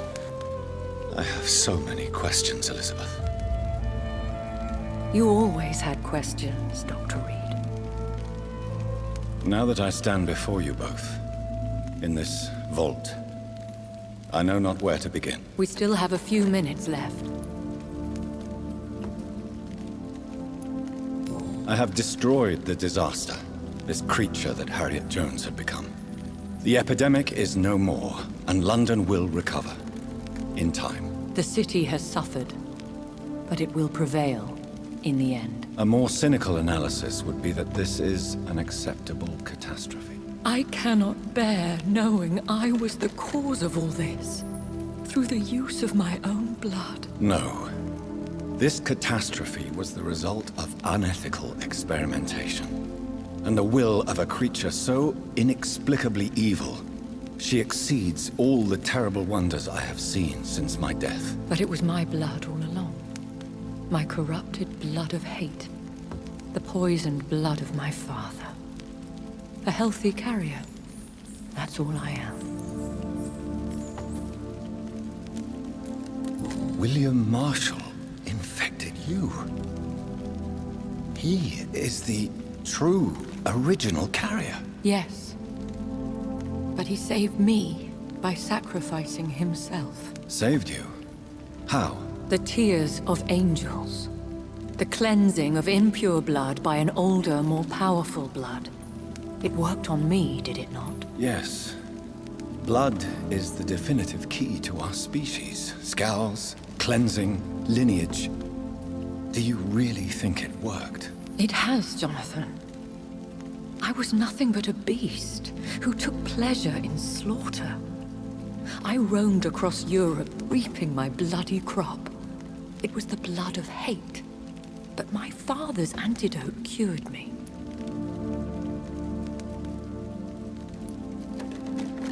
You should have told me. No, Jonathan. The William Marshall myth lies at the heart of so many hostile plans. I could not risk jeopardizing his safety. So why did you come here? You knew I would follow you. I can't let you go. Because I know now the blood of hate is still in my veins. No one but I can put an end to this tragedy. I can help you. You can trust me, Elizabeth. I know, Jonathan.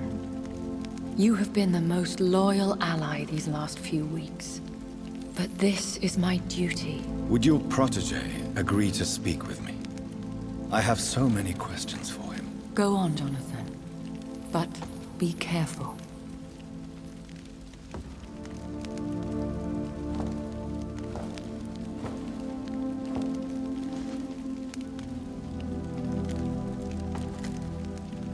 Yes? Sir William. My God. You really are William Marshall. You served Richard the Lionheart and his brother, King John. It is such a privilege to meet you. I did in my day. Come closer if you want to speak. For my hearing isn't what it used to be. I think your hearing is fine, sir. What is it you want then? The blood of hate. How does it affect you? Do you feel it now? The blood of hate? Yes. Nothing more than a sneeze, really.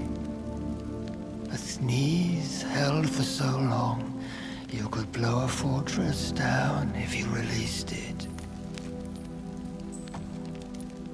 Do you remember Myrddin, your maker? Only God is my maker. For he created everything on this earth. He blessed me with eternal life through his archangel, Michael. But Myrddin, Michael, is a vampire. He made you a blood-sucking creature of the night. Blood, yes. I used to drink it from the throats of the unworthy. Then I was punished for my deceit. During my penance, I rely entirely upon my sweet Elizabeth. We could set you free, let you out.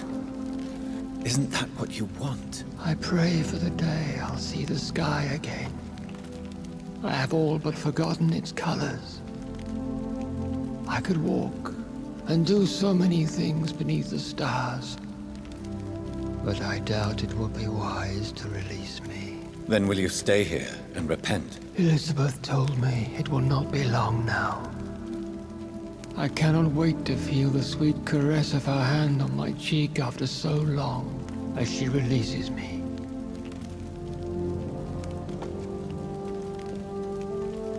Has the time come?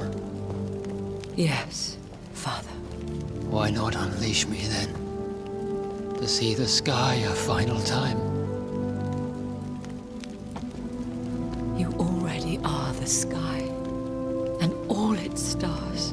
I'm not defeated, for I welcome the sword you bear, for it is mine. You were never defeated, my lord.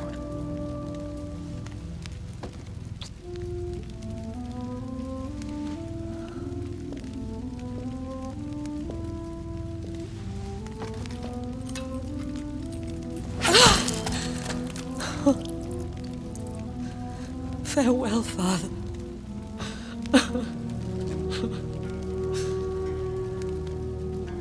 And to you also, Jonathan. What do you mean? I can't stand what I've become. This healthy carrier, as you put it.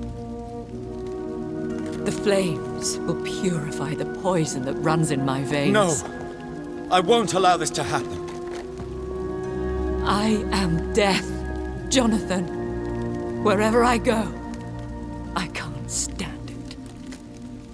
I am Dr. Jonathan Reed, champion of Myrddin, chosen to save England from the vampire epidemic. I could cure you. What do you mean? We are creatures of blood, Elizabeth. Everything about us is in our blood. With time, I could perfect the antidote William Marshall gave you. Trust me, for time is on our side.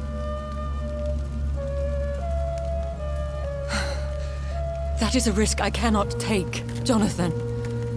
I won't bring another such disaster into this world. Elizabeth, no. Trust me. I can save you.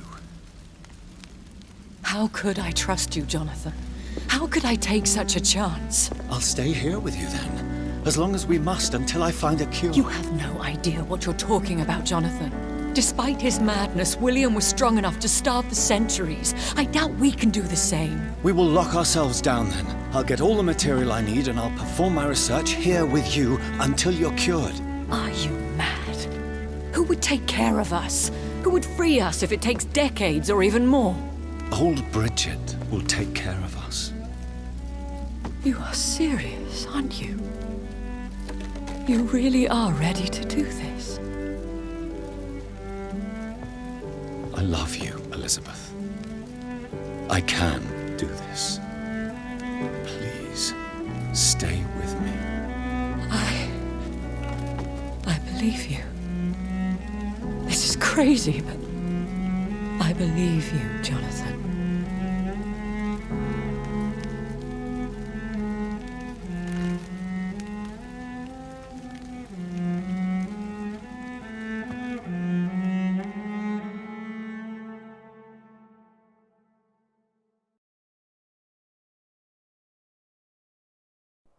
One prayer for the summoned, called by this song. Child born from darkness, whose path ye must find. Now the song is sung, and your path chosen. England is safe, for you have prevailed. I bid you farewell, my champion bittersweet. You found yourself a newer quest, and so I leave you to it. My queen sleeps once again, and I'll soon join her slumber, until alas she rises, woken by the hunger never fed.